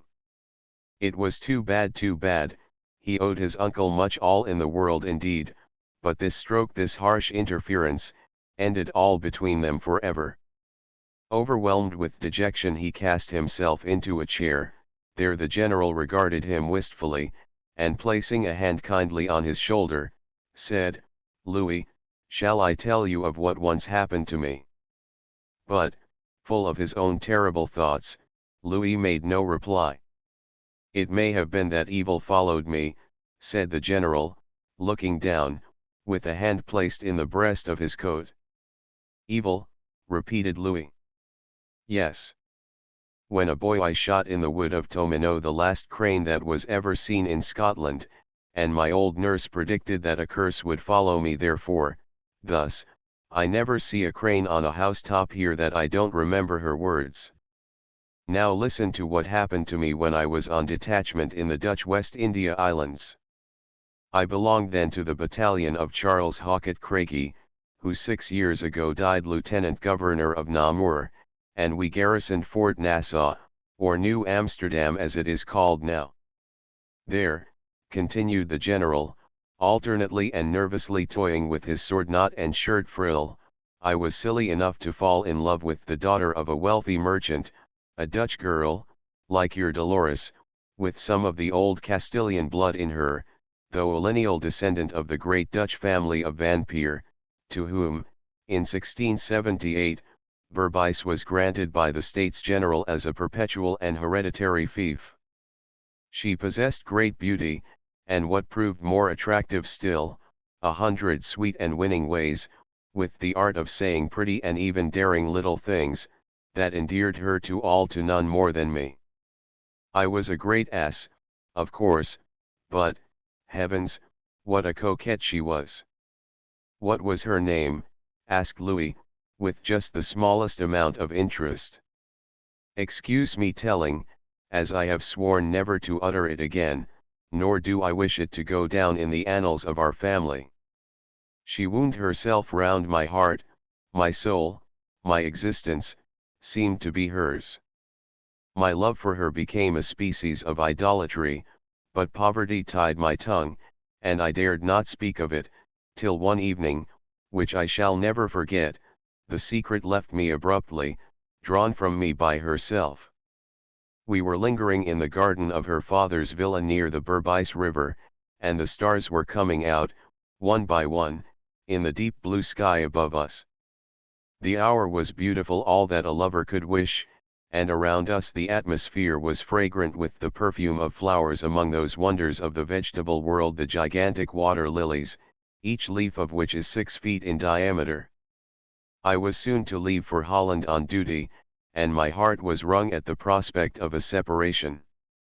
I had her hand in mine, my secret was trembling on my lips, and gazing into her eyes, which were of a golden brown color, like that of her hair, I said very softly, if your eyes have at all times an expression so sweet, so beautiful and winning, what must they seem to the man who reads love in them, love for himself? Can you not read it now? She asked in a low voice, as she cast her long lashes down. I uttered her name and drew her close to me, my heart beating wildly the while, in doubt whether this was one of the daring little speeches I spoke of. Taking her sweet little face between my hands, I kissed her eyes and forehead, on which she said, in her low cooing voice, I wonder if you will ever think of me after you are gone. Darling, do you think there will ever be a day of my life when I will not think you? Oh, the thought of our parting is worse than death to me. A fellow feeling makes us wondrous kind, thought Louis, becoming fully interested now. We are jesting, said she, do not say this. There is no need to tell you that I love you, said I, for you know that I do dearly, fondly, that this love will last with life, end with death, and much more rubbish I said to the same purpose, adding, and you, if quite free, could you love me? I love you now, have I not admitted as much? So it all came about in that way, said the general, what an ass I was. May you never live to be deceived as that girl deceived me. I thought our passion was mutual, and then perhaps she thought so too, all perfidious though she was. But how happy, how radiantly happy I was for a time, till a Dutch squadron came to anchor off the bar of the Berbice River, and in one of the lieutenants thereof she discovered, or said she discovered, a kinsman, and from that moment a blight fell upon me, and I discovered that she was variable as the wind. Her attentions seemed divided for a time, at last they were no longer given to me. Her smiles were for the stranger, she sang to him, played to him, and talked to him only.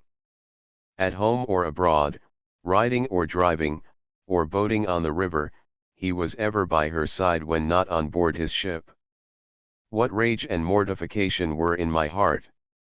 The rules of the service alone prevented me calling him to a terrible account, though indeed he was not to blame. When I attempted to reason or remonstrate with her, she laughed, then after a time became indignant. We parted in anger, and I felt fury and death in my heart when she tossed my engagement ring at my feet. Once again we met, alone, and by the merest chance. How my pulses throbbed as our eyes met, and she coyly presented her hand, which I was craven enough, and fool enough, to fondle. "Oh, what have I done," said I, "that you should treat me thus? That you should tread my heart under your feet, and leave me to long years of sorrow and repining?" Then she laughed, and snatched her hand away, while once again my soul seemed to die within me. "Do you love this kinsman?" I asked her fiercely, and never till my last hour shall I forget her reply, or the almost cruel expression of her face. "Yes, I love him with my whole heart, and as I never loved you." Turning away, she left me rooted to the spot. Yet she had some shame, or compunction, left in her after all, for next day came a would-be piteous letter of explanation, that she had given this lieutenant a promise to please her father when he was dying, her father who was his guardian, how she had never had the courage to tell me so at first, that she did not dream I loved her so much, that I must learn to forget her, though she would never forget me, and so 1,000 devils, there was an end of it. A few weeks after I saw her marriage in the papers, to the Lieutenant D, and his name to her and her fortune of ever so many thousand guilders. I tore her farewell letter into minute fragments, and set to work to adopt her advice. "What was that?" asked Louis. "To forget her, and to do so I threw myself into my profession. I never looked upon her face again, and I thanked God when I heard our drums beating as we marched out of Fort Nassau, and when the accursed shore of the Berbice River faded into the evening sea. Now, Louis, have I not the best of reasons for mistrusting women, and seeking to save you from the fangs of this little ogress, this Dolores?" "Ah, you know not her of whom you speak thus," exclaimed Louis. "Nor am I likely to do so. Shun her, nephew. A girl, doubtless, with a fair face, and a heart as black as Gehenna. Be firm, Louis Barinald, firmness is a great thing, as you will find when you come to be a general officer and as old as I am." Louis had done his duty like a man and a soldier, like one worthy of the glorious old brigade among the savages in the old Cape War, but it was cruel, absurd, and, to use the Countess van Renslayer's phrase, grotesque, that he should now be treated like a child, and in the most momentous matter of his life and happiness too. I was weak enough, idiot enough, to wish I might die, then and there, when that girl deceived me, resumed his uncle bitterly, but I knew that I must live on and on.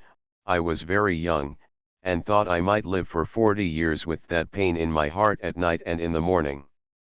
It is 20 years since then, and though the pain is dead, I suppose, I cannot laugh at it yet, or the memory of Mercedes. Mercedes! Was that her name, Mercedes?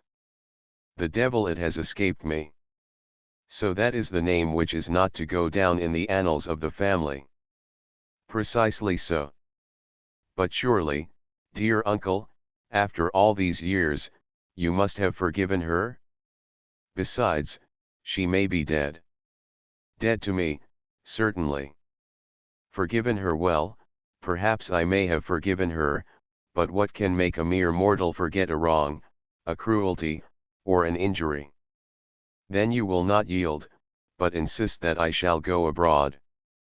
I will not yield an inch, and march you shall, replied the general, as he turned on his heel and left him.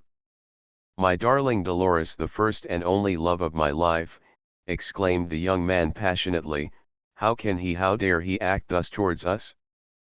But that I love him, I think, I may soon come to hate him." He rushed away in search of Dolores, but she and the Countess were from home.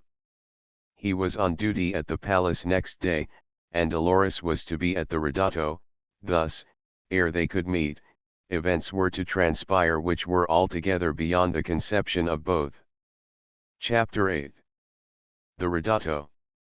The Ridotto, the Italian word then fashionable for an entertainment of music and dancing, at the huge old red brick villa of the Heer van Otterbeck, Minister of State, in the vicinity of The Hague, was one of the gayest affairs of the season.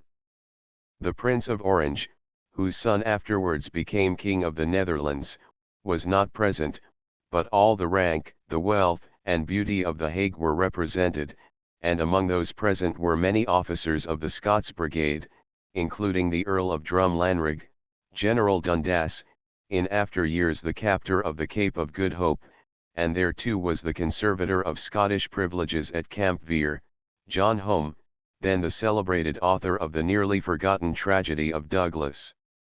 A band of the Dutch Guards furnished music on the lawn, and their dancing was in progress in the bright sunshine of the summer afternoon, and, in the fashion of the time, many of the guests were arrayed in what they deemed the costume of Arcadian shepherds and shepherdesses. People danced early in the evenings of the 18th century, and were abed about the time their descendants now begin to dress for a ball. Ices were unknown, no wine was dispensed, but the liveried servants of the Heer van Otterbeck regaled his guests on coffee, green tea, orange tea, and many kinds of cakes and confectionery in the intervals of the dancing, in which Dolores, all innocent and unaware of the plots in progress against her peace, even her honor and liberty, one of them born of avarice, wounded vanity, and foiled desire, indulged joyously and with all her heart. For the information of the ladies of the present day we shall detail the dress worn by Dolores on that evening as described in the Hague Gazette, and they may imagine how charming she looked. Her body and train were silver tissue, with a broad silver fringe, her petticoat was white satin covered with the richest crepe, embroidered with silver, fastened up with bunches of silver roses, tassels, and cords. Her pocket holes were blonde, her stockings were blue, clocked with silver, and her hair was twisted and plaited in the most beautiful manner around a diamond comb. Seated under a tree, flushed with a recent dance, she was alternately playing with her fan and silver pomander ball, with a crowd of admirers about her, and looking alike pure and bright, with the skin as though she had been dieted on milk and roses. No wonder it is, perhaps, that Louis loves me, thought the girl, as she looked at the reflection of her own sweet face in a little bit of oval mirror in the back of her huge Dutch fan. I am pretty. She might have said lovely, and more than lovely, and then she smiled consciously at her own vanity. Under the genial influence of her surroundings the heart of the girl was full of happiness, and had but one regret, that Louis Barinald was not there. Yet, she thought, tomorrow I shall see him, tomorrow be with my darling, who at this moment is thinking of me. And amid the brilliance of the scene, so rich in the variety of color and costume, the strains of the music and beauty of the old Dutch pleasure grounds, she almost longed to be alone, with the grass, the birds, the insects, and the flowers alone in the sweet summer evening, with the perfume of the roses, the jasmine, and the glorious honeysuckle around her. On one hand, about a mile distant, was the Hague, with all its Gothic spires and pointed gables. On the other spread the landscape so usual in that country of cheese and butter church towers and windmills, bright farmhouses, long rows of willow trees, their green foliage ruffling up white in the passing breeze, the grassy dikes and embankments, a long continuity of horizontal lines, which seemed so tame and insipid to the mountaineers of the Scots Brigade, and to all but the Dutch themselves. Among the groups around her, Dolores, as usual now, heard the growing political quarrel between Great Britain and Holland openly and freely discussed, together with the consequent and too probable departure of the Scots Brigade from the latter forever. That seemed almost a settled thing, a certainty, if the quarrel became an open one, and the probabilities wrung the girl's affectionate heart. How would all this affect her lover and herself? Alas! She knew not that the doom of the former for foreign service was nearly a fixed thing now. And she was fated to receive her first mental shock that evening, all unwittingly, from the Earl of Drumlanrig, who drew near her, and with the stately manner of the time lifted his hat with one hand, and with the other touched her hand as he bowed over it.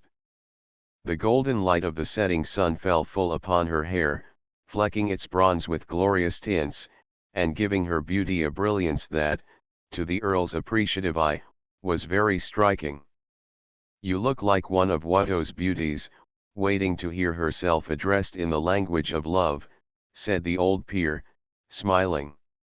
"Love has 3 languages, my lord," observed Dolores. 3. The pen, the tongue, and the eyes. "True, but I am too old to use any of these now," said the Earl, shaking his powdered head. "The evening is a lovely one," observed Dolores, after a pause.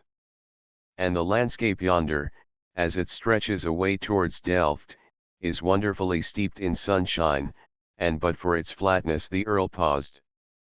"Your Scottish eyes cannot forgive that," said Dolores, laughing, as she recalled some of Louis Barinald's complaints on the same subject, "but people cannot live on scenery." "So the great Samuel Johnson has written." "Who is he?" asked Dolores. "A great lexicographer, a wonderful English savant who believes in a ghost in London, yet discredited the late earthquake at Lisbon. I think I have seen you at the Viverberg with Louis Barinald of my battalion. He has the honor of being known to you." "He visits us," replied Dolores, the flower-like tints of her sweet face growing brighter as the Earl spoke. "He is a fine and handsome fellow, young Barinald, but it is strange that he should wish to quit the Hague when it possesses such peculiar attractions," said the Earl markedly, and with a courteous bow. "Quit the Hague," repeated Dolores, as if she had not heard him aright. "I do not know whether the desire to do so has any connection with his uncle's scheme for the recapture or restitution to Holland of the island of Goree, off the coast of Senegal, in defiance of the old Treaty of Nijmegen, which gave it to France, a scheme which will win him the favor of their mightinesses, but young Barinald's name was sent, through me this morning, to the Director General of Infantry, for instant foreign service." "Foreign service," whispered Dolores, in an almost breathless voice, while her white throat gave a sharp nervous gasp, and her long lashes drooped over her beautiful eyes. "Surely, my lord, this must be some mistake." Louis he had no desire to leave Holland, in any way he dreaded nothing so much as the departure of the brigade to Britain, and this no mistake, I assure you, interrupted the Earl, all unaware of the astonishment he was exciting and the pain he was inflicting, and both of which he must have perceived had not the Heer Van Otterbeck, fortunately for Dolores, approached at that moment, and tapping and proffering his Sèvres china snuff box, buttonholed him on the inevitable subjects, the quarrel between Britain and Holland, Paul Jones in the Texel, and Commodore Fielding's conduct in firing on the Dutch fleet in the Channel, which the Commodore did with hearty goodwill. But for Dolores, the charms of the Redoubto had vanished now, and in sore perturbation of spirit and anxiety of heart, she bade her host and hostess a hurried farewell, summoned her sedan, and took her departure homeward. The lights, the music of Lully, the minuet de la cour, and the gaiety of the Redoubto, faded away behind her as the heiress took the somewhat lonely road that led to the villa of her mother. She was escorted to her sedan by an officer of the brigade, a friend of Louis, who, as he closed the roof of it over her, thought that she looked like, as he vowed to some others, a lovely queen in waxwork done up in a glass case. Chapter 9. The Abductors. What was this mystery concerning the movements and intentions of Louis Barinald, on which the Earl of Drumlanrig had so abruptly but unconsciously thrown a light. When last they met and parted, Louis had given no hint of any desire for foreign service, and certainly, with the relations then existing between himself and her, it was the last thing to be thought of. "Oh," thought Dolores, "that I were at home to consult Mamma on this amazing subject." Her bearers seemed to crawl. She narrowly opened and shut her fan again and again in her impatience, and stamped her little foot on the floor of the sedan in her irritation and anxiety. Yes. That horrid general, that odious uncle, the eccentric woman-hater, was no doubt at the bottom of it, and had thus resolved to separate Louis from her, and hot tears started to her eyes at the thought. Though in the immediate vicinity of The Hague, the road was as lonely as those who awaited her thereon could have wished. The blue dome of heaven, a dome studded with diamonds each itself a world, was overhead, and steady and silvery was the light of the uprisen moon, above the far expanse of the level landscape. Suddenly Dolores heard the sound of voices. There were threats on one hand and expostulation on the other. The sedan, with a violent jolt, was suddenly deposited on the ground, and its bearers were dashed aside, as she supposed, by footpads. Then a shriek of dismay escaped Dolores, when a man, whose face was half concealed by a crape mask, threw up the roof of the sedan, opened the door and attempted to drag her out by the hand. She saw another similarly masked, and a caleche, with a pair of horses, close by. Never dreaming of outrage for a moment, she thought that she must be the victim of some extraordinary mistake, till she recognized the voice of Maurice Morgenstern, when her alarm and astonishment instantly changed to indignation. "Maurice," she exclaimed, "for whom do you mistake me? What outrage is this?" "No mistake at all, my pretty cousin. Will you please to take your seat in this caleche?" he replied deliberately. "For what purpose?" "Time will show, beloved Dolores." "Loose my hand. I wish none of your fair words, they are ever hateful and unwelcome to my ear, more so than ever when you come thus as you must be intoxicated," she added, believing this to be the case. "Beware, cousin, beware. You know how I love you, and yet you spurn me. Come, Shriekhorn, and help me to lift her into the caleche. For all the past bitterness I shall have a sweet revenge, and, Dolores, you will learn to love me, when you will have none else in this world to cling to." On seeing the Heer van Shriekhorn, of whose character she had heard something, approach her, the girl looked wildly round in terror. The road was lonely, her home was at some distance, yet the lights in its windows were visible, but no help was nigh. She now perceived that nothing less than her forcible abduction was daringly intended, but what lay in the future beyond that, she could scarcely realize. Her first fears returned with double force, for she knew the recklessness of the two men at whose mercy she found herself. How lovely and helpless she looked! Ruffian and coward though he was, Maurice Morgenstern was a consummate egotist, and her continued indifference and contempt of him had deeply wounded his amour-propre, and roused a spirit of revenge. "It is useless to fight against fate, cousin Dolores, and fate decrees that you are to be mine," said he, firmly grasping her hand. "Oh, that I were a man!" exclaimed Dolores. "For what purpose?" "To strike you to the earth for your insolence and daring. In that case I would not seek to carry you off, so, I thank heaven that you are not a man, sweet cousin." He placed his face close to hers, and lowering his voice, said through his clenched teeth, "Listen to me, Dolores. You have, I fear, plighted yourself to the Scotsman Baronald in ignorance of yourself, and now I am here to rescue you from the death in life to which your girlish folly would doom you. I will soon teach you to forget that artful interloper, if you ever thought seriously about him, which I cannot believe, and our marriage will alter all your ideas." These references to her lover infuriated Dolores, who was a high-spirited girl, but he wound his arms round her despite all her efforts. With all her strength she kept him, however, at arm's length, exclaiming, "I hate you, oh, how I hate you. Cease this nonsense, cousin, a day is coming when you will love me as much as you may think you hate me now." "And what will cause the change?" she asked scornfully. "Marriage." "Why waste time thus?" asked the Heer van Schriechhorn, who had not yet spoken, and who listened to all this with manifest impatience and uneasiness.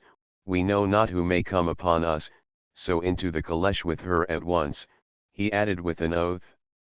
"'Sdeath, but she is as strong as I am," exclaimed Morgenstern, as he strove to drag her from the sedan. Her slender figure stood very erect, and with tiny hands she strove to free herself from his odious grasp, but the scorn, indignation, and passionate resentment that flashed in her dark eyes and curled her tender lips, now gave place to much of genuine fear of her assailants and how far their daring might carry them, especially when the Heer laid his brutal hands upon her, and uttering a wild cry she clung to the sedan, and without a resort to extreme violence would not be torn from it. Meanwhile the driver of the caleche, who was in ignorance of the purpose his employers had in view, looked on somewhat scared, and was thinking of how he might, in the future, be handled by the burgomaster or other authorities. Dolores suddenly found her strength give way, and felt about to faint, when she heard a loud and wrathful exclamation as Morgenstern was dashed aside on one hand, Schriechhorn knocked down in a heap on the other, and there towered between her and them a tall military-looking man, wearing a Kvenhuller hat, and having a scarlet roquelaure wrapped round him. The latter he instantly threw off, and drew his sword, on which the driver of the caleche whipped up his horses, and fled at full speed towards the Hague, leaving his employers to get out of the affair as they best could. The first impulse of the two conspirators was to unsheath their swords also, but their second was to pause ere attempting to use them, as they recognized in their assailant an officer of the Scots Brigade, and one of high rank apparently by his gold aiguillet. "Protect me, sir, save me," implored Dolores. "Scoundrels," exclaimed the newcomer, waving in a circle round her his long straight sword, the blade of which glittered in the moonlight, and at sight of which Morgenstern fairly shrunk back. "Scoundrels, come on if you dare." "Accursed fool that I have been to delay as I did," said Morgenstern. "An accursed fool indeed," rejoined the Heer furiously. "Defend yourselves," exclaimed the officer, attacking them both at once, and in a moment Morgenstern found his sword twisted out of his hand and flung high in the air by a circular parry, while the Heer was rendered defenceless by a thrust between the bones of his sword arm, on which they both turned and fled, muttering curses loud and deep. "Heaven sent you to my aid, sir, just in time," said Dolores, bursting into tears now. "Another moment, and I should have fainted helplessly in their clutches." "These seemed no common brawlers. Can you name them?" asked General Kinloch, for he it was, as he sheathed his sword, and lifted his Kvenhuller respectfully. "I can name them, but would, as yet, rather be excused, sir. Hankers. I should like to see both tied to the gesteel pall, i.e., the whipping post." The general now found himself face to face, in the bright moonlight, with a young lady of more than ordinary beauty, but, when the expression of her eyes, her thick brown hair, defined eyelashes, and lovely lips reminded him, as he thought, of a face he had known long ago, and loved to look upon, and her voice, too, was so like the voice of that other, coming as it were out of the mists of memory, he grew cold and rigid in manner, as he said, "I have no desire to penetrate your secret, young lady, if secret there is that leads you to conceal the names of these men." "I have no secrets, sir, but one of these assailants is my near kinsman, a cousin," replied Dolores, a little haughtily. "Then allow me to have the honor of escorting you home." "I thank you, sir, the gate is close by." Again the courteous officer lifted his hat, and held it in one hand, while he led Dolores to the iron gate, which led to the garden path terminating at the door of the Countess's villa, and then bidding her farewell, he turned away, his good opinion of her by no means increased by her peculiar reticence as to the names of those from whose outrageous conduct he had saved her. "Odd very," he muttered, "but every woman is an enigma." As he was about to close the iron gate, something glittering on the gravelled path caught his eye, and it proved to be a bracelet of considerable value, which had become injured in the struggle between Dolores and her assailants, and thus no doubt dropped from her wrist. "One of her vain gods, of course," muttered the general, "yet why should she not wear such, as all other female tricksters do, a pretty creature, a charming girl, in fact. But what the devil am I saying? With all her prettiness she is no doubt false as she is fair Dead Sea fruit, in fact. I shall send her bauble by my servant tomorrow, and but no egad. I'll deliver it in person." Returning to the door of the villa, the general used the great knocker, with which all unknown to him the hand of his nephew Louis Barinald was so familiar. Chapter X The Fair Widow. While waiting on the doorstep he looked a little contemptuously at the female ornament, though it was suggestive of a slender and a pretty wrist, but suddenly the expression of his face changed. He had either seen that gold bracelet before, or one most strangely like it, with a similar circle of diamonds round a large emerald. It gave him some curious, angry, and bitter thoughts. "Mynheer, did you knock?" asked a servant, rousing him from his reverie, and the general then became aware that the door was open, and a flood of warm light was streaming from a chandelier through a stately entrance hall beyond. He made known his errand, asked for the young lady, and was ushered into the drawing room, which at that moment was untenanted. Then, as now, the Dutch drawing room was deemed a kind of sanctum or state-room, entered but seldom, the chief glory of which is always its highly polished floor, so much so, that in some parts of Holland the visitor is still obliged to take off his shoes, or be very careful how he cleans them before admittance is granted.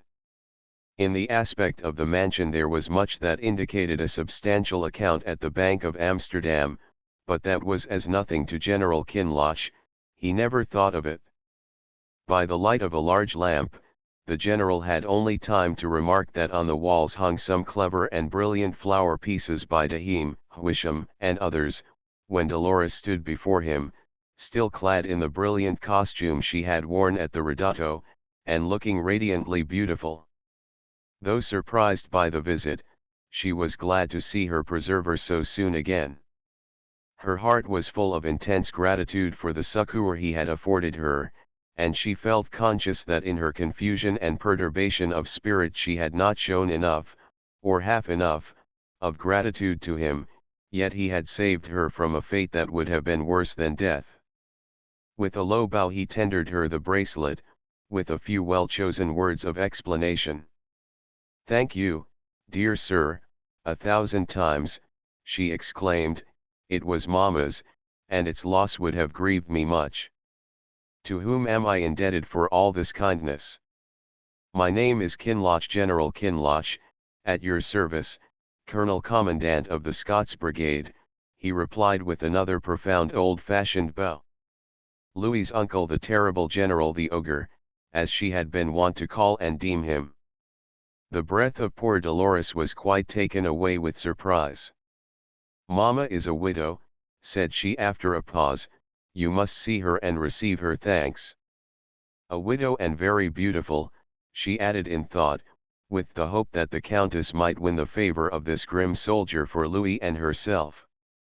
"A widow," repeated the general, with an unmistakable grimace, and with ill-suppressed cynicism in his voice.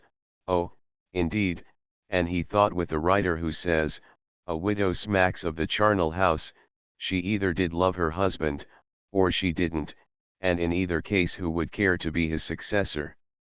The Countess at that moment entered the room and came forward with one of her brightest smiles, but suddenly she paused, and the smile faded out of her beautiful face. Kinloch returned her bow with a startled air, and to the acute eyes of Dolores it seemed that a recognition, that was no common one, took place between her mother and the general.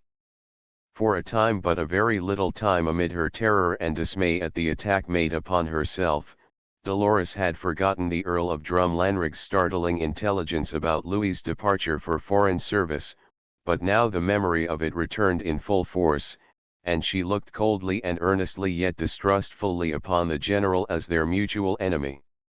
"Mamma," said she, "this is the gentleman of whom I told you, and who saved me from my assailants. My daughter is under the greatest of obligations to you. How can I thank you, General Kinloch?" added the Countess, presenting her hand, which he touched slightly, but with reluctance and hesitation. "Mercedes," said he, "you recognize me, then?" Both were agitated and pale, but the Countess was the first to recover herself. "What, you know each other, and he even knows your name?" exclaimed Dolores with blank astonishment. Finding a necessity for speaking, the Countess thanked him for the service so promptly and gallantly rendered to her daughter, and expressed no small indignation at the daring of Maurice Morgenstern and his abettor, but while she spoke the general listened to her as one in a dream, while the sorely puzzled Dolores looked wonderingly on. The original of the miniature, now concealed in a secret drawer of the Dutch cabinet before referred to, treasured for years through all his alleged misogyny, was again before him. "It is long since we met," said the Countess. "And parted," replied the general, in a hard voice. "You have attained high rank now." "I was but a lieutenant in Hawkett Craigie's battalion, then," said he pointedly. "Sir, I pray you to be seated," and he mechanically took the chair indicated by a motion of her pretty white hand. "You are not much changed since, and you are scarcely changed at all." In the lovely matron, in ripe and full womanhood, he had recognized her in a moment, the girl of the hidden miniature, the early love of his youth, Mercedes, who had deceived him, who had well nigh broken his heart and embittered his whole existence. The golden brown hair his hands had once loved to fondle and toy with, seemed now more golden than ever, as it was sprinkled a little with brown mark hail, in the fashion of the day, but Dolores, in advance of it, wore her rich hair without any such doubtful accessory, and simply brushed backward over a low toupee that showed the contour of her low, broad, and beautiful forehead. 20 years had come and 20 years had gone since he last looked on them, yet in the eyes of Mercedes was the old subtle influence, in her voice the old subtle power, and he felt both so keenly, so intensely, that the thrill which passed through the heart of Kinloch amounted to, if we may use a paradox, a joyous pain. Memories of the past time, by the Berbice River, memories sweet and sad and thrilling, were coming back with strange and curious force. The past returned, the present fled, and much that both had thought was long since dead, was reawakened within them. "Mamma," exclaimed Dolores, with irrepressible impatience and curiosity, "you know General Kinloch? You have met before?" "Yes, Dolores darling, my heart certainly tells me so," replied the Countess, coloring deeply. "Heart," said the general, "Madam, the heart is an obsolete organ, in this our 18th century. Perhaps it is too late in life to assume you can have any interest in me now, but if you will not, even once, take my hand kindly in yours, I shall think that it is not wounded love, but wounded pride, that inspires you still." The Countess spoke sweetly, and with one of her brightest and most caressing smiles. He pressed her little hand for a moment. It was a mighty advance for the general to do so, but the touch sent a thrill to his heart, and he thought how absurdly young she looked to be the mother of Dolores. Good heavens, that young lady was thinking, wonders will never cease. So the courteous gentleman, the brave Scottish soldier who had saved her Louis's terrible uncle was her mother's early lover. "The past is gone," said the general gravely and sadly, and making an effort to withdraw, and yet staying nevertheless, "so let us not tear open an old wound. Pardon, and permit me to heal it, if I can," said the Countess coquettishly, as she touched his bronzed hand with her lovely lips, and at this touch he trembled, so Dolores, saying something about taking off her ornaments, withdrew and left them, wonder and joy mingling in her heart together, while the general made an effort to appear indifferent, and to speak calmly, an effort in which he, eventually, signally failed. "It is strange, madam," said he, "but I have lived so completely in camp and caserne, that I knew not that Mercedes, the Mercedes of other days, and the Countess van Rensselaer, of whom my nephew speaks so much, were one and the same. My husband, the lieutenant," the general coughed, and said interrupting, "whom you preferred to poor John Kinloch of the Scots Brigade, well, died soon after succeeding to his title, a Flemish one, and I have been a widow since. All these years. All these years." Her long dark eyelashes flickered as she looked coyly at him, and then cast them down. "I have never cared for another woman since that time," said the general after a pause, "and I never shall if I live for as long as the brigade has been in Holland, and that is 200 years. She laughed, but noiselessly, for she knew that when he began to talk thus, how his thoughts were wandering, and that he might, after all, begin to think that his future, for pleasure or pain, lay in the little white hands of the charming widow before him, of herself the Mercedes of his early days by the Berbice River.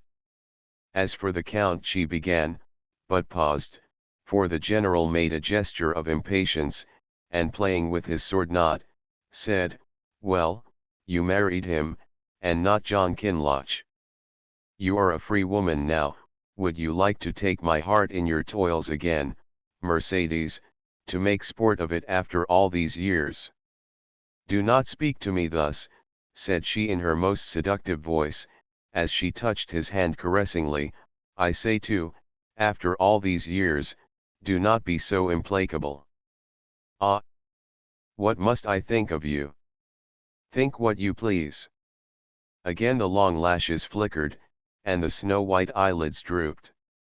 The general felt his position was becoming imperiled, that he was getting his flanks turned, and so forth, and he rose to retire. But the general resumed his seat, and began to look a little vacantly and helplessly about him. Chapter 11. Omnia vincit amor.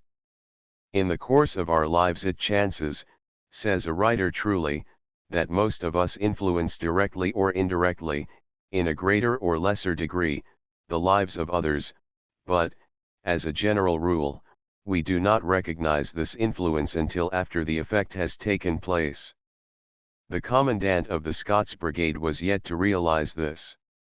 There was a strange tremor in the usually stout heart of the general now, for though, after the sudden recognition of his first and, sooth to say, only love, he had begun to school himself to meet her with calmness or indifference, as a new friend, or old acquaintance, he felt himself as wax in her hands, and that it was impossible, even after the lapse of all these years, to meet her unmoved, and to sit eye to eye, and listening to her voice, the voice that had thrilled his heart in the old time, and was thrilling it now again. He took her hand in his, and she permitted him to retain it, but for the life of him he knew not what to say, or how to take up the thread of the old story, so she took the initiative. "You were but a young lieutenant," said she softly, "when last we met. And parted, as I said before." His reply conveyed a species of reproach, as he had much to forgive, yet it seemed that there was an almost unconscious appeal in this reference to the old tie that bound them together once, and that now, did not seem to have been so completely severed after all. "To my dying day, Mercedes, I thought I should remember your farewell glance at me," said he. "Forget it now," she replied softly. "Can I do otherwise?" he asked, as he read the shy light in downcast eyes. "But oh, Mercedes, if what? But I must not think it now if your sweet lips should be but tricking me again." "Oh, think not so." Round hers his hand closed once again, and with its clasp came the earnest of a promise that each would never fail the other again, and then a great brightness seemed suddenly to fall upon the hearts and lives of both. "O face so loved in the past time," said Kinloch, as he drew her towards him and kissed her fondly, to the growing amazement of Dolores, who was about to enter the room, but withdrew softly, her heart tremulous with joy, though laughing, as a young girl is sure to do, at what she deemed a pair of elderly lovers, and yet the general was barely in his 40th year. It seemed to her that his resentment against her sex in general, and against widows in particular, had evaporated very quickly. The general had felt the cold coquetry of Mercedes in the past, her desertion of him too keenly, not to be deeply stirred and to feel her influence now.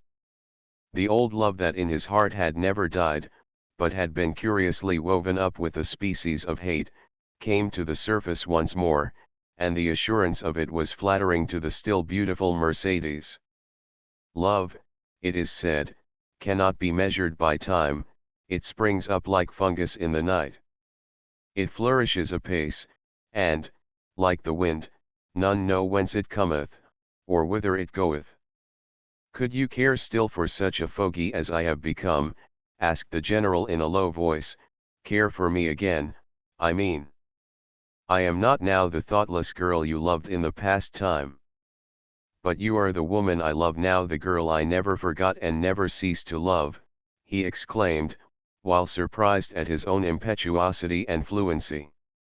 "Once, at least, in our lives heaven seems to open to all of us. It opened to me when I first knew and loved Mercedes, and now heaven seems to have come to me again." And now, to the memory of both, there came back the murmur of the Berbice River, with its giant water lilies, the glorious moon and stars of the tropics, looking down on the grassy ramparts of Fort Nassau, the palisades and spires of New Amsterdam, and the love scenes of the past time, and when Kinloch rose to depart, it was with the promise that he would return betimes on the morrow. It would be rather difficult to describe the emotions of the whilom misogynist, as he turned on his homeward way. Joy at being restored to Mercedes, and gratified vanity that he could yet inspire love, conflicted curiously with a dread that he had compromised his own dignity and his long vaunted opinions of the sex by this sudden surrender, this yielding to her great beauty and her old influence over him. What would Drumlanrig, Dundas, and other old chums of the brigade think of him? And what would Louis Barinald say, poor Louis, whom he had doomed to foreign service to save him, as he had phrased it, from the fangs of Dolores? He felt his brown cheek blush hotly at the thought. "That must be amended," he muttered. "Tomorrow I shall see the Director General of Infantry." It was impossible for him to shut his eyes to the fact that Dolores was every way a desirable bride for Louis, and that, apart from her being the daughter of his own first and only love, she was the Lyonnais of the Hague, who was feted and courted, whose toilettes were copied, whose sallies were retailed, and who was the central figure in society there. At last he stood in his old familiar room, where hung more than one old tattered colour of the brigade, riven by Spanish bullets and Walloon pikes. How much had passed, how great was the change in his thoughts, hopes, and intentions, since he had left it, but a few hours ago. He scarcely thought himself the same John Kinloch, as he drew forth the miniature from its secret drawer in the old cabinet, and sat down to contemplate it with loving and tender thoughts, and literally to feast his eyes, as the phrase is, on the face of her who, before she went to sleep that night, pressed her ripe coral lips to her own hand, and they sought the exact place where the general, ere leaving, had pressed his. Chapter 12. Conclusion. We have not much more to relate. Maurice Morgenstern quitted The Hague suddenly, and betook him on his diplomatic mission, whatever it was, to Paris, and his compatriot the Heer van Schriekhoorn thought it conducive to his personal safety to make himself scarce about the same time, so both were beyond the just vengeance of Louis Barinald. Great was the amazement of the latter when he found his uncle, the general, quite en famille at the villa of the Countess, and learned from Dolores something of what had transpired on the night of the ridotto, and of her perilous adventure. It seemed simply incredible. "How now, uncle, about the name of Mercedes?" he asked him laughingly. "What about it?" asked the general testily, yet reddening like a great schoolboy. "Is it to go down in the annals of our family?" "I hope so." "And how about all the Dead Sea fruit, the blackness of Gehenna, your firmness, and all that?" "Silence, you young dog." And merrily laughed Dolores as she ran her white fingers over the piano, and sang a verse of the song that had now become so familiar to her: "The love that I have chosen is to my heart's content, the salt sea will be frozen, before that I repent. Repent it will I never, until the day I die, though the lowlands o' Holland have parted my love and me." "And your home is Scotland, the home to which you may take me, is it like this?" asked the Countess softly of the general, as they sat in the recess of a window, and from the question it may be safely gathered that events had progressed rapidly between them. "Like this," exclaimed the general, "you must see it for yourself to know the difference," he added, as his eye swept the dull, dead flat of the Dutch landscape, flat as the flattest part of England. Then he laughed as he thought of Tomanian overshadowed by the majestic Ochils, the deep glens of which, with their solemn shadows and silence, are calculated to fill the soul at times with a species of poetic or melancholy ecstasy, the grey precipices past which the river rushes to Loch Leven, and the old mansion on its rock, half chateau and half fortress, of which Mercedes would some day be chatelaine. But soon after all this, a shock awaited the general, when an orderly dragoon placed in his hand a large official packet addressed to himself, and sealed with the official seal of the Dutch Republic. It announced that which had long been expected, that their High Mightinesses the States General had dispensed with the services of the Scots Brigade, and a day was named when it would embark on board a squadron of British ships for Scotland, and be placed, as so many of its officers now desired, at the disposal of His Britannic Majesty. The general's heart gave a throb. He had ruthlessly been on the point of separating his nephew from Dolores, and here, perhaps, he might eventually be separated from the old love he had so recently found again. But Mercedes placed her hand in his, in token that they would never separate in life again. So the old brigade, of gallant memory, was going home en masse at last, home to Scotland, with its mighty crop of laurels, gathered in the lowlands of Holland, France, and Spain, home after 200 years of foreign service, during which, as the Scottish commander-in-chief soon after told its soldiers in Edinburgh, they had captured in battle and siege many a standard, but never lost one. The brilliant sun of a July evening was shining on the broad blue waters of the Meuse, and the pale green willow groves that fringe its banks, on the tossing sails of many a windmill far afield, on the red mansions and spires of Rotterdam, the great brick tower of St. Lawrence, and the high gables of the Hoog Straat, on the long line of the Boomtjes with all their stately elms, when the old Scots Brigade, with the drums of all its battalions waking Dutch echoes for the last time to the lowlands of Holland, marched to the landing place for embarkation, accompanied by vast crowds of sympathizing, admiring, regretful, and kindly-hearted Dutch folk, for 1,000 old historical, warlike, and, better than all, friendly ties and associations were, on that evening, to be severed forever.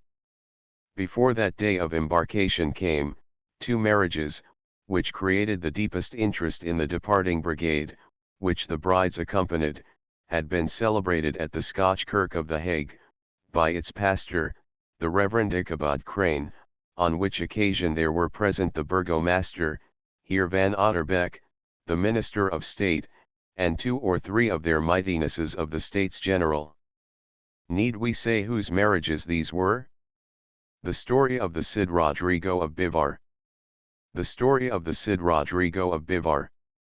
It is in Old Castile, and on the banks of the rapid Ebro, that our story opens, during the wonderful era of the Cid Campeador, when in Spain there were about 20 kings, some of whom were Christians, but more were Mohammedans, and in the land were many independent warlike lords, who roved about on horseback, completely armed, with trains of knights, offering their services to princes and princesses who were at war. This custom, says Voltaire, had already spread over Europe, but nowhere to such an extent as in Spain. The Christian knights were dubbed as such, with many solemn ceremonies, and watched their arms before the altar of the Virgin Mary, but the Moslem paladins were content with simply girding on a scimitar. This was the origin of knights errant and of such numbers of single combats. What with 20 kings all warring among themselves, lawless robbers in the Sierras to fight, Jews to capture, torture, and mulct, knights errant besetting the highways and bridges with shield uplifted to meet all comers, Moors on every hand to slay without mercy, but more particularly at Seville, Granada, and Valencia, and the still more abhorred Morab Athens, the restless spirits who wished to be up and doing, for good or for evil, amid the din of kettledrums and cymbals, the glitter of lances and banners and so forth, must have had plenty of work cut out for them in the sunny Spain of those days, long ere Cervantes had laughed her chivalry away. Near the right bank of the Ebro, about 10 miles from Burgos, at the base of the Montanos de Santander, stood the convent of Miraflores, and though many times repaired and renewed, it stands there still, but it was in the zenith of its fame when one day in the June of that year, while Sancho, the ambitious king of Castile, was preparing to besiege Zamora, an armed knight reined up his horse on its most sequestered side, where one solitary window overlooked the river and all the groves of olive and myrtle that grew thereby. Though we write of a period so remote, strange to say the window is there still in the old wall, against which the Moors have more than once hurled their strength in vain, and it projects like a carved stone cage of 3 pointed arches, supported by the head and wings of a time-worn and gigantic figure of grotesque design, and thereout was a fair young face, that grew bright with joy when the young knight drew near.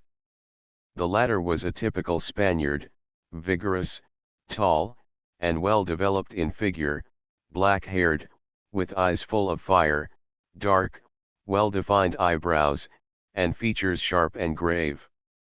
Save that he wore a species of Moorish bassinet, bright as silver, with a tippet of mail, he was clothed in chain armor to the tips of his fingers and the solace of his feet, for the land teemed with fighting and peril, and no man ventured abroad save completely equipped.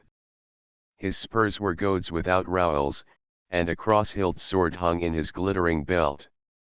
The girl who welcomed his approach was not a religieuse, for young ladies were boarded in convents then as now, but her costume declared her to be of rank, as it was of shiny, golden yellow silk, trimmed with black of the same material, tightly sleeved to the wrist, and she wore her thick, dark hair plaited in several divisions, after the old Gothic custom that lingered still in Spain. Her complexion was fair and bright, her features delicate and harmonious, she was bewitching rather than beautiful, quite enough so to be the heroine even of a romance. And the Madre Abadesa of Miraflores, who had very special instructions given her regarding the care of this young lady, had accorded her the secluded apartment with the projecting window, a circumstance which led to the young knight discovering and making her acquaintance, a fact that would have filled the good lady with intense dismay, for by flirting their falcons, the young pair had come to a flirtation, and rather more, between themselves. In those days he who bore the hawk on his left wrist in the most graceful way, was deemed the most accomplished cavalier, and to please ladies, it was the fashion to play flirty tricks with the pinions of their hawks. Thus, more than once, when passing, had the strange knight's hawk flown upward to the full length of its silken jest to flirt with the merlin on the hand of the lady, and hence it came to pass that the owners met as we find them. In those days people seemed to have fallen in love more suddenly and desperately than they do in our railway times, and their love seemed always to delight in struggling with difficulties. There was much of the Romeo and Juliet passionate tenderness in the suddenly developed regard of these two, but we cannot suppose that the lovers of those days spoke more on stilts than those of the present time. The old story that was first told in Eden will have ever the tender trivialities and endearing epithets, so we shall imagine all these said, and come to prose at once. Your name, Señor mio dear love, rather in all your visits you have never yet told it to me, she said softly. I have to win it yet, he replied. Where, she asked. Where does a hidalgo win his name save in battle against the Moorish curs? When so won, you shall know it.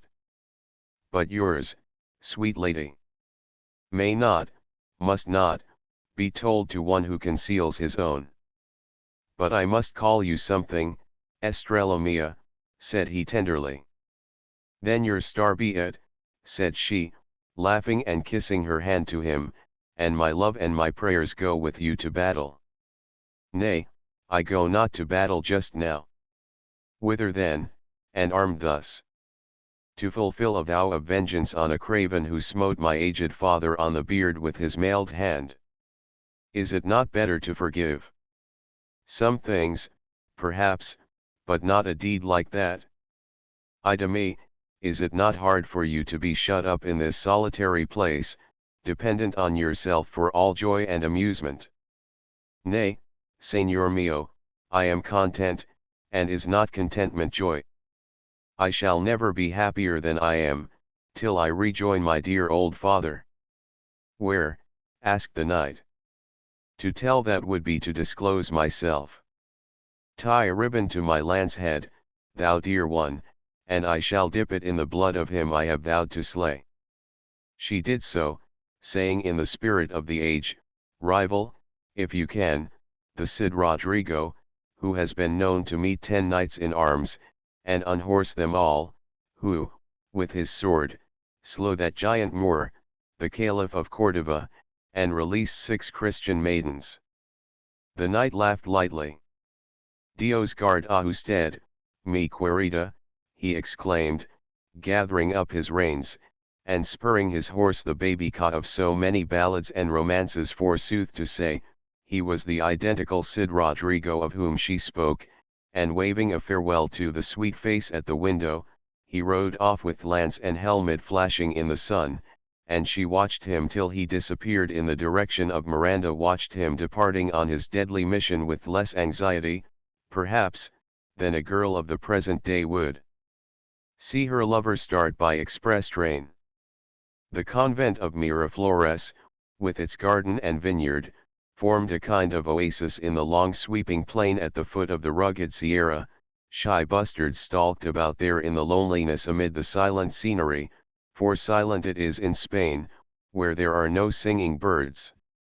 A train of mules crossing the waste, where the wild mignonette grows still in sheets of green, a solitary horseman in mail, with lance head glittering in the sun, or a friar jogging along on a mule, alone were seen from time to time from the convent windows. Gentle and soft in disposition, the fair pensionaria had a deal of pent-up tenderness at her disposal. Hitherto it had been bestowed upon pet birds and flowers, mingled with many prayers in chapel and much musing and reverie at the projecting window, where she would sit for hours in that non-literary age, when there were no books, no Berlin woolwork, and no pianos, gazing at the sparkling stars of the summer night or at the morning sun, as he tipped the transparent foliage of the myrtle groves and lit up the current of the Ebro, till a day came when she was roused and excited by finding a gallant hawk, hooded and plumed, flirting with the merlin on her wrist, and saw its owner, the young mailed horseman, below the window regarding her with pleasure and admiration, and as he had some trouble in luring back his bird, a secret acquaintance, that ripened into love, began between these two. The girl, for she was but a girl, and very young too, loved with all her newly awakened woman's heart and with a wild yearning, very different, perhaps, from that of a young woman of the present day, for her life was one of intense seclusion, and he rapidly became, like Romeo, the god of her idolatry in the unreasoning enthusiasm of those days of romance and chivalry. How little could she dream that her lover was the Cid Rodrigo of Bivar, with the fame of whose exploits all Spain resounded now. He was born at Burgos, where his father, Don Diego Lainez, was a powerful noble, and his mother was Donna Teresa, daughter of the Conde Don Nuno Alvarez, as the inscription on her tomb bears now in the church of San Pedro de Cordova, near Burgos. In the year our story opens, the aged Don Diego had been grossly insulted by the haughty and powerful Count of Gormaz, better known as Don Lozano Gomez, who dared, with his iron gauntlet, to smite him on the face in presence of Sancho the king and his court. Mingled fury and deep dejection filled the heart of the old man at this unparalleled affront. He refused food, sleep left his eyelids, and hourly he brooded on his dire disgrace, till his son Rodrigo vowed to avenge him. Before the miraculous crucifix which is still in the cathedral of Burgos, and which tradition avers to have been fashioned by Saint Nicodemus, he had sworn to do this, and so strongly were the minds of men constituted in those days, that even as he registered the evil vow, his heart was filled by a glow of reverence and adoration, and then he rode forth in search of their enemy, for these were not times like our own, when young fellows affect to be so much used up in all the joys and sorrows of the world that nothing excites them. Quitting the vicinity of the convent of Miraflores, he took the way to Miranda del Ebro, and had not ridden many miles when he saw an armed knight approaching, attended by 4 esquires, or men at arms, and a sense of fierce joy filled the soul of the Cid on recognizing, by the blazoning of his surcoat, the very man of whom he was in search, Don Lozano, the Conde de Gormaz, delivered over to him, as he believed, specially by the hand of heaven. Goldsmith tells us that it is easier to conceive than describe the complicated sensations which are felt from the pain of a recent injury and the pleasure of approaching vengeance, and some such mingled emotion there was in the heart of the knight. Reining up his horse in the center of the narrow and dusty road, Rodrigo cried, "Don Lozano, craven dog, who smote my father, defend yourself. Begone, rash youth, lest I have you disarmed and scourged," replied Lozano, lowering his lance however, as he knew that he who barred the way would not stand on trifles. "We are 5 to 1. Villain, come on. On my side are right and nobility worth 100 comrades," cried Rodrigo, and meeting at full speed with a dreadful shock, the splinters of their lances flew 20 feet into the air. Rodrigo then drew his sword, the famous Tizona, and almost ere Lozano's blade had left its sheath, he was hewn down from his saddle and bleeding in the dust, while his armed attendants in terror took to flight. Rodrigo then tore the surcoat from the dying count, as a token of his victory. Mariana the historian, we think, adds that he cut off his head and then rode leisurely homeward to Burgos, for if a little homicide by way of duello was thought little of here when George III was king, it was a matter of decidedly less consequence in Spain in the days of the Cid. At the head of 300 mounted hidalgos, all wearing gold and silken raiment, with perfumed gloves, and caps of gorgeous colors, Don Diego, now, as he thought, redeemed from disgrace, rode forth to meet the king and kiss his hand, while Rodrigo repaired to the convent of Miraflores, with the blood-stained ribbon streaming from his casque, but the face was not at the window now. Thrice he came thither and watched and waited for it in vain, and believing that the mother abbess had discovered his love affair, he returned with a heavy heart to Burgos, to take counsel of the King Sancho, though some say it was of this latter's father, King Ferdinand. But soon tidings came to the court of Castile that a beautiful lady, who had been foully wronged, was coming hither attended by a numerous train, to seek justice at the hands of the king. All the young knights were ready to embrace her cause, whatever it might be, but all, including the famous Bellido Dolfos, withdrew in favor of Rodrigo, who first demanded to make it his own, and yet he thought, God why should I champion her, when my own and only love is the recluse of Miraflores? And then the sweet face at the window came before him in memory with all the soft brightness of an opium eater's dream. Clad in black, with a gauze veil over her dark dishevelled tresses, her eyes streaming with tears, the lady fell on her knees before the king, exclaiming, as the Spanish ballad has it, Justice, King. I am for justice, vengeance on a traitor knight. Grant it me. So shall thy children thrive and prove thy soul's delight. Her voice found a painful echo in the heart of Rodrigo, who was filled with sudden horror. Estrella mia, he exclaimed, as she threw up her veil, can such sorrow be? Are you Jimena Gomez? And you the slayer of my hapless father? O mi padre Murillo, she cried in a piercing voice, as they both made this terrible discovery. Filial affection had been a ruling passion in the gentle mind of Jimena, who now experienced a dreadful shock on finding that it was by the hand of her lover, her father had perished. And great too was the grief and dismay of the young Cid at a catastrophe, a revelation so unexpected. A blight fell upon the hearts of both. Lozano had no son to avenge his death. He left only the helpless and weeping Jimena, whom the king raised up, and who now ceased to demand on Rodrigo the punishment she had craved before, and returned to Miraflores, vowing that she would take the veil, while Rodrigo, accompanied by his comrades, Bellido Dolfos, Pedro Bermudez, and Martin Peles, Ordino, and others, plunged at once into a series of warlike exploits and expeditions, seeking to appease thereby the memory of the sorrow that had fallen upon them all. Of all the knights, the Cid distinguished himself most against the Mussulmans, says Voltaire briefly. Many of them ranged themselves under his banner, and all together, with their squires and horsemen in armor, composed an army covered with iron and mounted on the finest horses in the country. The Cid conquered more than one Moorish king, and having at last fortified himself in the city of Alcazar, formed there a little sovereignty. Spanish history makes the conquered kings 5 in number, and states that he caused them to pay tribute after he set them at liberty, wherefore they served him faithfully, and called him their Cid, or Lord. It also records that Jimena did not take the veil at Miraflores, but, curiously enough, exhibited another strange sample of the manners of the age by petitioning the king either to execute Rodrigo for killing her father, or give him to her for a husband.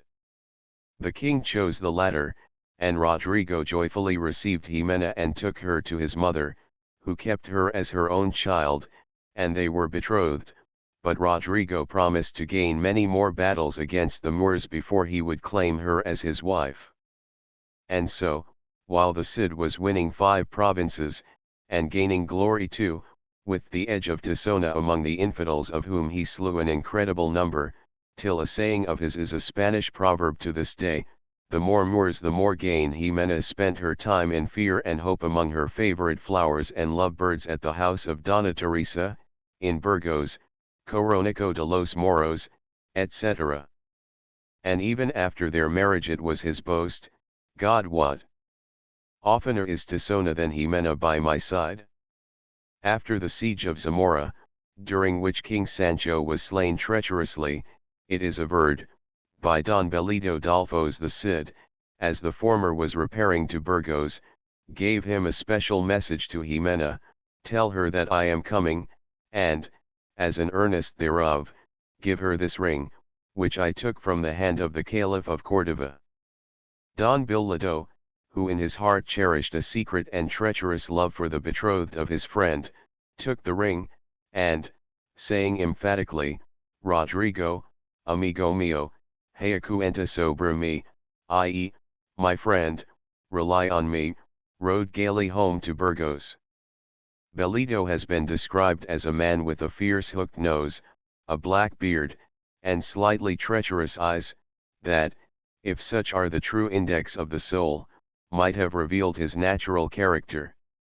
He gave the ring to Ximena, and told her that the Cid awaited her at Miraflores. She was surprised at this, but, never doubting the comrade of her intended husband, attended by two ladies, she set out for Miraflores, closely veiled. They rode white palfreys, with velvet caparisons embroidered with gold, and having silken bridles covered with little bells. Bellido and some ruffians, on whom he could rely, formed their escort, but they never reached Miraflores. In due time the Cid Rodrigo came to Burgos with his heart full of Ximena, his old love for her mingling with gratitude that she had forgiven him for the terrible wrong he had done her, and already he seemed to see her winning smile and her soft and lustrous eyes, that looked so truthfully under the long, dark lashes that fringed them. "Madre mia, where is Ximena?" he exclaimed, as he alighted from his horse. "At Miraflores, whither you sent for her," was the reply. "I sent no such message, there is some mistake." "Or treachery," said Donna Teresa, "my mind misgives me, or I distrust Don Bellido." "Can he have decoyed her away?" exclaimed the Cid, with alarm and rage in his voice and eye. But the old lady knew not what to think, and began to weep bitterly, and still more did she weep when sure tidings came that in revenge for repelling his addresses, the double traitor Bellido Dolfos had betrayed Ximena into the hands of Hayaja, the savage Caliph of Toledo. Rodrigo was beside himself with sorrow and dismay, but bethought him at once of his sword, and prevailed upon his new master, Alfonso VI, King of Old Castile, to besiege the city of Toledo, offering him all his knights for that enterprise. The report of this siege, and the cause thereof, a Christian lady of rare beauty and high rank, more than all, the betrothed of the Cid, being a captive in the hands of the odious Hayaja, brought many knights and princes from distant lands, particularly Raymond, Count of Toulouse, and two princes of the royal blood of France, of the branch of Burgundy. Their armies covered all the fertile plain amid which Toledo stands, on a steep hill, round the base of which flows the Tagus. In some places the spears of the infantry, whose massed columns seemed like a sea of glittering steel, stood thick as upright corn; in others were the squadrons of barbed horse, the knights and men at arms, all clothed in chain armor, bright as winter frost or polished silver, their many-colored plumes, their square banners, and swallow-tailed pennons streaming out upon the wind. High over all, with its towers and the minarets of its mosques, rose the then infidel city of Toledo, the upper part of which was then, as now, girt by Roman, and the lower part by Moorish walls. History tells us that when Alfonso VI had been a fugitive under the persecution of his brother and predecessor, Sancho, he had found an asylum at the court of the Caliph of Toledo, who treated him with hospitality and princely distinction, and now more than one Moorish warrior rode forth from the city to reproach Alfonso with ingratitude to his benefactor, and many a terrible and remarkable combat was fought under the walls of Toledo, among the defenders of which was Don Bellido Dolfos, who had renounced his faith and adopted the turban. In the combats before the city, the Cid was daily occupied, and many a Moorish warrior, horse and man, rolled in the dust beneath his lance or battle-axe, and his followers were enriched by the spoil, the rare weapons, the costly garments and jewels, that his hand won. At last there came a day, the anniversary of the victory won by Mohammed at Badres, between Mecca and Medina, when the Moors made a dreadful sortie from Toledo, led by the renegade, Bellido Dolfos, and closing in on every hand, the Christians met them with equal ardor and fury. The hand-to-hand fighting was terrible, and the Christian knights, led by the Cid, the Count of Toulouse, and others, dashed their horses through and through the living tide of Moors that surged around them. Gorgeous as a field of flowers, with their many-colored turbans and flowing garments, seemed the Moors as they kept shoulder to shoulder, guarding their heads with round shields covered with glittering bosses, their sharp scimitars flashing in the sun, their shouts rolling like thunder between the Tagus and the walls of Toledo, as they fought with demoniac strength and ferocity, but fought in vain. High over all the throng towered the Cid upon Baby Ca, its mailed flanks stuck full of arrows and even broken lances. Santiago y Serra España, he shouted ever and anon the old war cry of Spain, and he hewed on all sides with Tizona, till his sword arm grew weary, and the last who bit the dust beneath it was the traitor Don Bellido, after whose fall the Moors were driven headlong into Toledo. The siege lasted a year, during which Ximena and her 2 attendants occupied a noble chamber in the palace of the Caliph. Its ceiling was adorned with arabesques and fretwork, brilliant with gold and delicate penciling. In its center was an alabaster fountain of perfumed water, and round it were cages of gold and silver wire, full of singing birds, and there daily the 3 ladies offered up their prayers on their knees for the success of the Christian arms, and for their own release. After a year and a day Toledo capitulated, and Ximena was restored to the Cid, to whom all New Castile submitted, and who took possession of it in the name of Alfonso VI, and Madrid, then a small village, one day to become the capital of Spain, was for the first time in the hands of the Christians, and Hayaja was the last Caliph of Toledo. To narrate all the heroic deeds performed by the Cid after his marriage would require the space of a very large volume indeed. The great dominions he acquired for his royal master the latter increased by espousing Zaid, a daughter of the Moorish king of Andalusia, after which Rodrigo, at the head of his knights, subdued the whole of Valencia. No sovereign prince in Spain was more powerful than he, but he contented himself with the title of Cid, and never assumed that of king, though he might easily have done so. No warrior in Spain did more evil to the Moors, yet he occasionally joined the Beni Huds of Zaragoza against the Counts of Barcelona, whom he conquered twice. While he never failed in his word to a Christian, he mercilessly despoiled the Jews, from 2 of whom he raised money for war, by depositing with them 2 chests which were alleged to be full of plate, but which contained only stones and sand. His 2 daughters became queens of Aragon and Navarre. 5 years after the conquest of Valencia, worn out by incessant warfare, he fell ill, and was abed when tidings were brought to him that Bucar, the Moor, whom he had expelled from that kingdom, was advancing to regain it with a mighty army of horse and foot, but Tizona lay idly in the scabbard now. For 7 days preceding his death, the Cid would taste nothing but a little myrrh and balsam, and on the day he departed he took a solemn farewell of Ximena, his kinsman, and all his knights, whom he requested to carefully bury his old war horse Baby Ca, to the end that no dogs might eat the flesh of him whose hoofs had trodden down so much dog's flesh of the Moors. He bequeathed a coffer of silver to the 2 Jews, and desired that his body should be borne to San Pedro de Cardena, and laid beside that of his mother.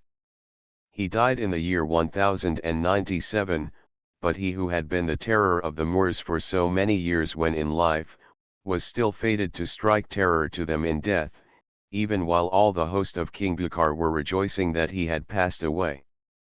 At midnight, 12 days after that event, the Christians prepared to abandon the city of Valencia of the Cid, as it is called to this day. His body, which had been placed, we are told, in a sitting posture, and left to stiffen between 2 boards, was placed on the back of Baby Ca, upright in the saddle, with the feet tied in the stirrups. To all appearance he was completely armed, a light shield of parchment, painted with his device, was hung on his left arm, the terrible Tisona was fixed bare and upright in his sword hand. Geronimo, Bishop of Valencia, led Baby Ca by the rein. Pedro Bermudez, with the banner of the Cid upraised, led the van with 400 knights. Then came the Cid's body, with Jimena and her ladies, guarded by 600 men, and when day broke, though the Moors were terrified to find that the Cid was there in his saddle again, a battle ensued, and King Bucar was defeated, but Valencia was lost, and the sorrowing warriors of Rodrigo continued their retreat to Old Castile and beyond the Ebro. At Olmedo they were met by his daughters, with all the knights of Aragon, clad in black cloaks, with hoods rent, and their shields reversed at their saddle bows, and with every religious and military solemnity incident to the time, they laid him in his grave at San Pedro de Cardena, and 2 years afterwards Gil Diaz, one of his most faithful followers, buried Baby Ca before the gate of the church there. In the course of 7 centuries and a half the remains of the famous Cid Rodrigo have been removed several times, the last occasion being by the French, in 1809, to the Espolón, or public promenade of Burgos, but in 1826 they were restored to San Pedro, where the tomb and effigies of himself and Jimena now remain in a small but noble chapel. In that chapel lie the bones of Alvar Fene Minaya, whom he was wont to call his right arm, of Pedro Bermudez, Ordino, Martin Peles, the Asturian, and many more of his captains and valiant friends. His statue, as the dread and terror of the Moorish curs, has a prominent place in the quaint gateway of Santa Maria, erected by Charles V at Burgos. In the time of Cervantes the saddle of Baby Ca was preserved in the Royal Armoury at Madrid, and Southey avers that he had personally seen and handled Tisona, now an heirloom in the family of the Marquis de Falces. On one side of the blade is graven, "I am Tisona, made in the year 1002, on the other is the legend, Ave Maria Gratia Plena Dominus Tuum. The Boy General. The Story of Jean Cavalier. The Boy General. The Story of Jean Cavalier. Gillet, you here? Why have you left the mountain of Saint Julian? To be with you, brother Jean, to fight for the Svens. With a beardless face and a feeble hand. I have about as much beard as you, mon frere, and if my hand be feeble, it has brought down many a wolf in Mialet and the Gavaden, replied Gillet, slapping the butt of his carbine emphatically. The speakers were young Gillet Cavalier and his elder brother Jean, who was then, at the age of 17 years, actually a general and second in command of the Camisard army, the insurgent Protestants of Languedoc, who fought many a battle with Villars and de Montrevel, the best leaders of the age, who, with Roland, led the great revolt in 1703, and who in his 20th year became a full colonel in the English army. Both were very handsome lads, and both wore the white tunic, in Languedocian, camisa, to distinguish themselves from their enemies, and hence their well-known name of Camisards. Both were well armed, with swords, silver-mounted pistols, and short carbines, but the elder wore over his shoulder the scarf of a French general, and in his white velvet cap the wing of an eagle.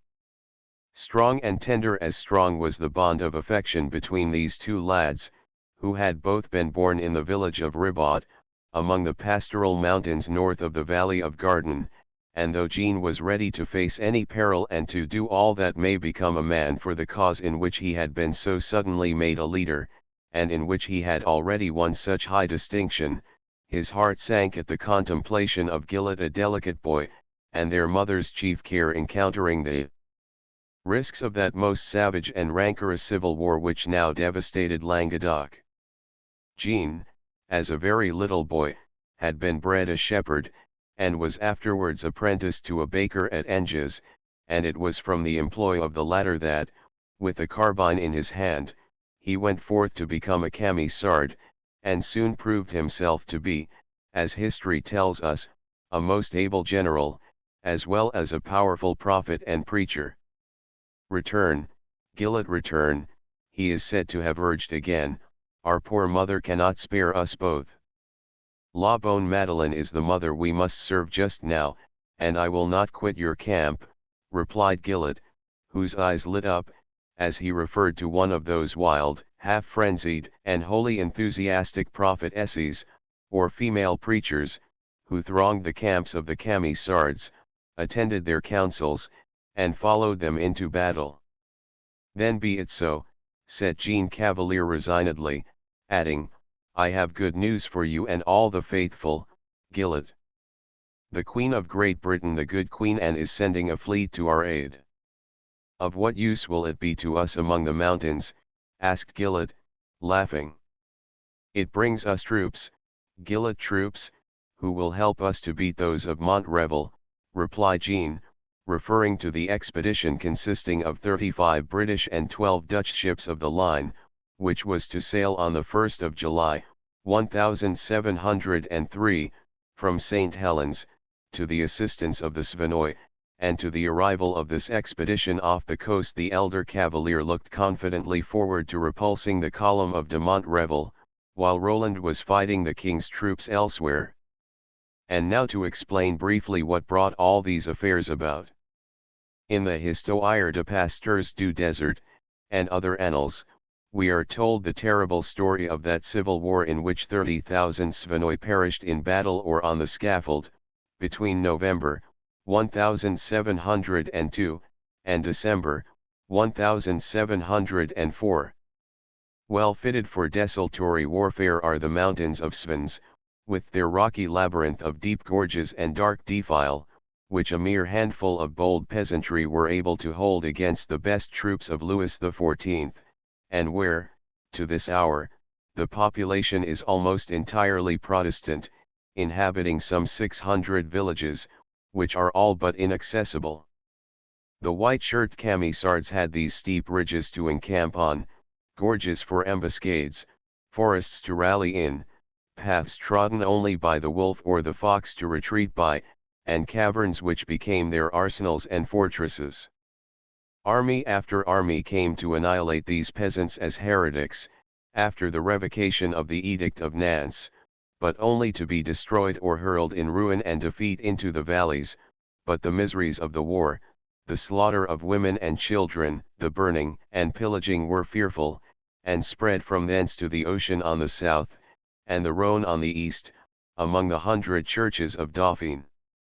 With much sublime piety and heroic valor the armed peasantry, as in the similar case of the Scottish Covenanters, combined a great amount of psalm singing and the strongest religious fervour, bordering at times upon fanaticism, and prophets and prophetesses, like La Bonne Madeleine, roused a wildness of enthusiasm never seen in France since the days of Joan of Arc. The spirit of resistance began to show itself, drawn forth by the recital of their wrongs, the denunciation of their tyrants, and the assurance of support from heaven. Conventicles were held, in spite of the terrors of prison, torture, and the soldiery, and in the open air among the rocks and caverns. Roland and Cavalier levied their troops from the different parishes, each of which furnished its quota of armed men and money, and fresh heroes to fill up the vacancies in the ranks. Many believed themselves to be sword or bullet-proof, while the seizures, tortures, executions by breaking on the will and burning alive, the common modes of punishing a Camisard, led to reprisals on their part, to the slaying of priests and the sacking and burning of Catholic churches. But in the spirit of outrage, the French troops were far surpassed by the guerrilla bands, called Florentines, in the pay of the Grand Monarch. Jean Cavalier thought of these things keenly now, as he gazed on the soft boyish face of his brother Gillett, when posting his column of Camisards in ambush one morning, ere dawn, to give a hot welcome to the royal forces under the Sieur de Montrevel, an officer high in repute for great valor, but merciless in his severity. The sound of the drums had died away, but the sheeny bayonets glistened in the sun, and the white Bourbon colors of the regiments, with their golden fleur-de-lis, were waving in the wind, as the column of royal troops began to penetrate a defile that was clothed with the olive, the vine, and the fig tree. The church and hamlet there had perished by fire, the place was desolate, not a human being was visible, and without halting, the troops pushed on, with an advanced guard to feel the way, in front, till they reached a portion of the defile where the impending rocks were higher, the way narrower, and the trailing vines had given place to the dense, dark, and woody luxuriance of forest trees. The flower of the column was composed of one of the 4 battalions of the ancient regiment of Champagne, raised so far back as the reign of Henry II. "Halt!" cried the officer of the advanced guard, whose quick eye had detected the bright flash of steel amid the green branches. In another moment, a combination of fearful sounds burst like a storm upon the silent air, while the soldiers halted, panting with the exertion of climbing the long and steep ascent. An enormous fragment of rock, dislodged from above, crashed with the sound of thunder into the defile below, a mass that must have annihilated the entire advanced guard, had the officer not halted it in time. Other masses of rock and rubbish came thundering down, barring all advance, while more than 1,000 voices made the defile re-echo with the shouts of fierce exultation, mingled with a religious hymn. On the fallen rock in front there was suddenly seen a female, the good Madeleine, kneeling in an attitude of frenzied supplication, her arms thrown wildly up, her hands clasped, her black hair floating loose, her drapery streaming on the wind, and by her side stood Cavalier.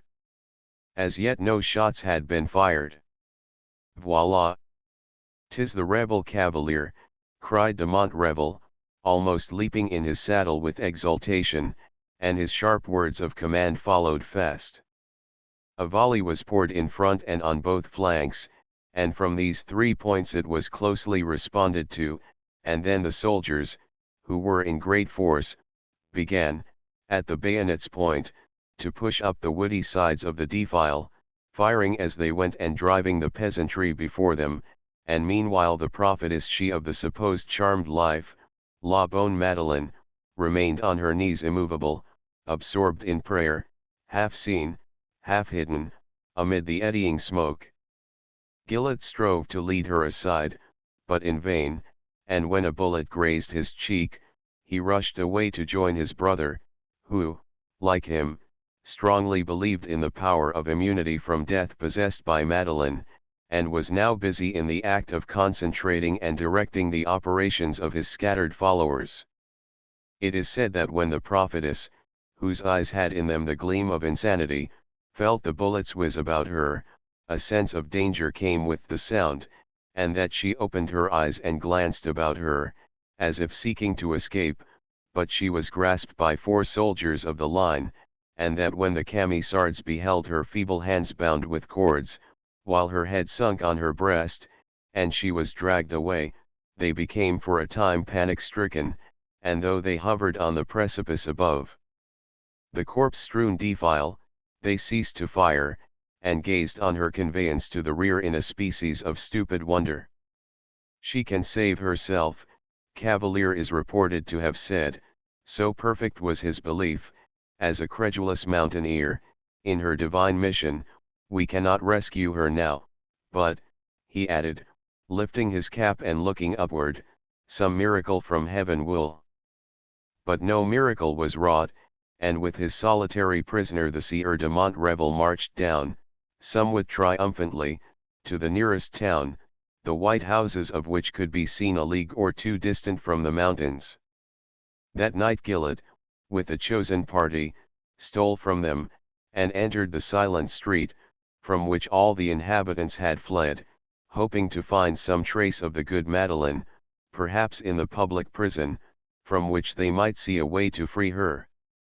But Montrevel and his men had departed, leaving in the marketplace a fearful object, which greeted the eyes of Gillett and his followers when daybreak came in. Suspended by the neck from a gibbet in the center of the place hung the body of their prophetess in its well-known drapery, and literally full of bullets, as the departing Florentines had made a target of it. She had been a beautiful woman, whose husband and children had been cruelly destroyed before her, and sorrow had doubtless turned her brain.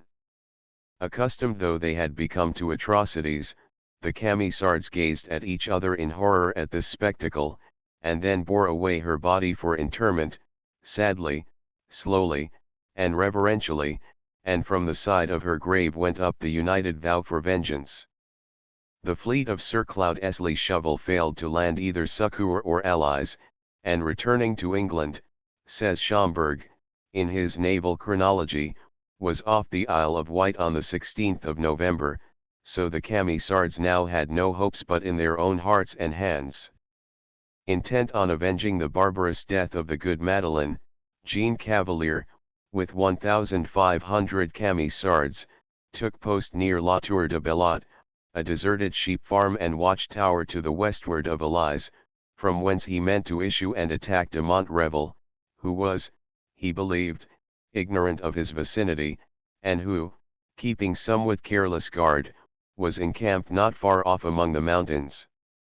In the afternoon the Camisards were plentifully supplied with food by a wealthy miller on the Garden, whom they believed to be true to their cause.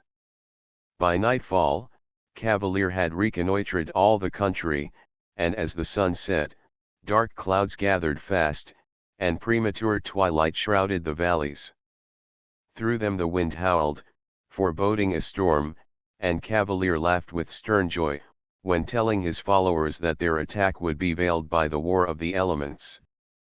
He had laid out his plans with wisdom, and alone, and a little apart from his troops, was waiting the time to give them the signal to move, when from all points around the Tour de Belot burst forth a half-random storm of musketry, and the boom of cannon announced that the king's troops were upon him. "We are betrayed," cried Gillett, rushing bareheaded to his side. "By whom?" "The miller of the Garden," replied Gillett, passionately. And so it was, ere the Camisard outposts had been able to give the alarm, they were cut to pieces, and only Cavalier and a few of his men were able to sally from the tower before it was invested on all sides. Gillett and others were shut up in it. Furious were the efforts made by Cavalier, efforts urged by filial love and despair to drive back the soldiers and relieve those in the tower, from the windows and every cranny of which its slender garrison poured a deadly fire for 8 hours, till their ammunition was expended, and then the edifice was set on fire. 290 perished in it, says history, 100 Camisards lay dead outside, and around it were 1,200 of the king's troops killed or wounded. Compelled to retire some distance, yet fighting every inch of the way, Cavalier beheld, with horror, the tower sheeted with fire.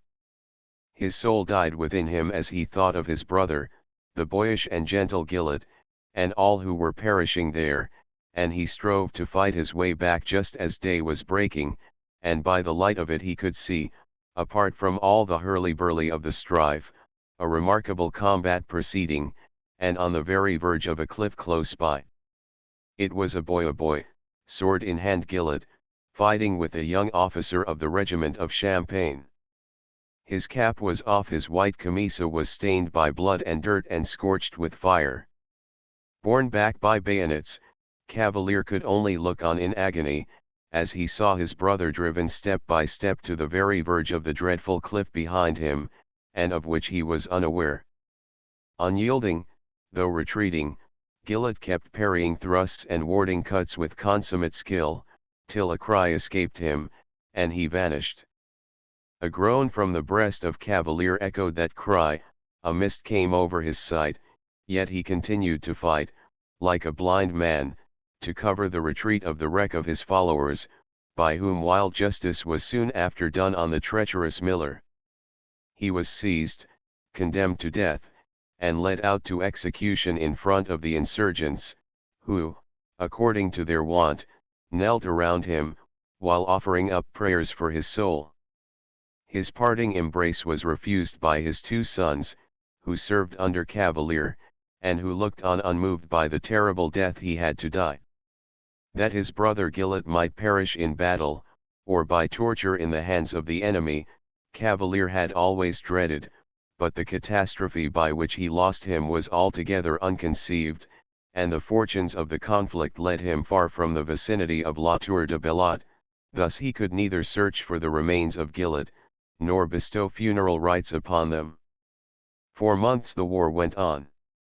The bright valor and cool judgment of Cavalier, the boy general, for such he was, exalted him still more above all other leaders of the Camisards, and especially so when he succeeded in utterly defeating a considerable body of the royal troops at Martinark, under the Sieur de Montrevel, who commanded them. The 6th of April, 1704, saw Cavalier again betrayed by one he trusted. At the head of 900 foot and 300 horse, all well equipped, he entered the Vonnage, or Valley of Noise, so called from a little town of that name, in the fertile district westward of Nizams, intending to waylay the Maréchal de Montrevel, who was on the way to Montpellier, but was himself lured into a dreadful ambuscade, and surrounded on all sides by the royal troops, including a great body of King James's Irish, who had recently fought at the Battle of the Boyne. On all sides burst forth from amid the shelter of trees and hedgerows the withering fire of musketry, the boom of the cannon, and the hissing showers of grape. These made by the sudden scene of carnage, and by numbers 6 times exceeding his own, Cavalier, perceiving a design of the enemy to completely cut him off, wheeled his column rapidly round under the hottest fire, and in the face of a charge of bayonets drew off his men, retreating in echelon, a masterly manoeuvre of the baker's boy, which drew forth the admiration of the Maréchal Duc de Villars. Eventually, however, his retreat was cut off, the royal troops occupied every height, every avenue and pass that remained, and nothing was left for him now but to cut his way out at all hazards, or die. He was not long in choosing. Throwing aside his magnificent uniform and white plume, he put on a common dress, we are told, and ordering his comrades to close their ranks, made a headlong dash at the enemy. Notre Dame de Frappe mort, was the shout of the regiments of Champagne and Normandy, as they brought their bayonets to the charge, but Cavalier broke through the first line. In the attack on the second, he was singled out when discovered, and a soldier seized the bridle of his horse, but had his hand hewn off by a young Camisard wearing a scarlet scarf over his white camisa. He was next grasped by a dragoon, whom he pistoled, but now, beyond appeared another line and a whole squadron of dragoons barring his way to the Pont de Rosny, the only issue. Panic struck, his fugitive horsemen poured madly down upon it sword in hand, forgetful for a time of their leader, who was in the rear, and who would probably have been cut off but for the young Camisard in the red scarf, his brother Gillet, of whose escape anon, who suddenly appeared upon the ground, his brother, a boy 10 years old, says the French account, who drew his horse across the bridge, and with a pistol presented to the fugitives, summoned them to defend their chief and not abandon him. Cavalier, with the remainder of his force, escaped into the forest of Caen. This battle extended over all the ground from the mill of Langlode to the town of Noise. Of 1,000 dead who lay on the field, 1/2 were Camisards. During the whole of the conflict one of their prophets, named Daniel Gouy, stood on the summit of a rock, amid 6 female enthusiasts, 3 of whom were afterwards shot, invoking the god of battles to favor their cause.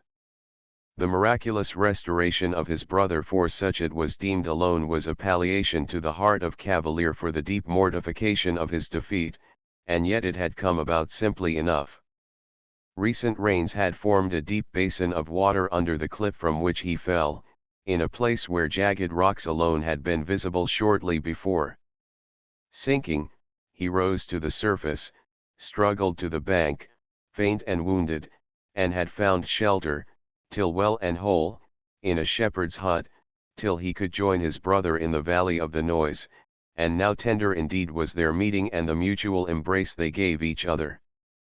But brief time had they for mutual explanations, as ere long the report of musketry began to wake the echoes of the forest, and Daniel Gui came rushing in with tidings that the Sieur de Lalande was putting to the sword the entire inhabitants of the village of Uzet. Entering it suddenly, he had found a bullock newly skinned, and bales of hams, bread, and sausages made up for the men of Cavalier, whom he at once traced and attacked with vigor, and defeated with the loss of 170 men. Final vengeance now fell on the unhappy villagers of Uzet, which, together with a cavern close by, was found to be full of the wounded, ammunition, medicine, and stores of Cavalier's forces. This sealed the fate of the former, and every human being lying there was slaughtered, including the helpless creatures in the cavern. Such was the awful system on which this war was carried on. Cavalier's commissariat was supplied by requisitions upon districts, irrespective of their faith, and when not given with goodwill, he was compelled to write thus to the chief magistrate of the place: Comme vous ne manquerez point de nous préparer demain le dîner, sun pain d'être siège mis au feu et à sang, Cavalier. But it was while he was still struggling manfully and bravely to maintain a desperate cause against the whole force of the French army that the crushing intelligence came to him of the fall of his compatriot, Roland Laporte. This was on the 13th of August, 1704, at Castelnau, near the Nez, a river which in winter rolls down from the mountains in a mighty flood. His presence there would seem to have been betrayed to the Duc de Villars. At midnight, when he and his companions were fast asleep, the sentinel on the tower had suddenly heard amid the stillness of the hour the distant noise of horses approaching at a furious gallop, and gave the alarm just as a column of cavalry was entering the town. Half clad and half armed, the Camisards rushed to the stables, and mounting their horses barebacked, rode off without saddles, bits, or spurs. Thus they were soon after taken in a deep hollow way, and compelled to halt and dismount. Planting his back against an aged olive tree, Roland made a desperate resistance to every summons of rendezvous. Basse les armes coquin, replying by a blow of his sword, or shots from his pistols, a row of which he carried in his girdle. He slew several dragoons, ere one by a musket shot brought him down, by a mortal wound, on which his comrades threw themselves above his body, and were seized and bound. On the 16th of August his body was dragged at the tail of a cart into Nizams and burnt, while 5 of his companions were broken alive on the wheel around his funeral pyre. Many Camisards perished thus here, the most memorable executions being those of Catinat and Ravenel, who were burned alive, almost within sight of the battlefield on which they had defeated the Comte de Broye.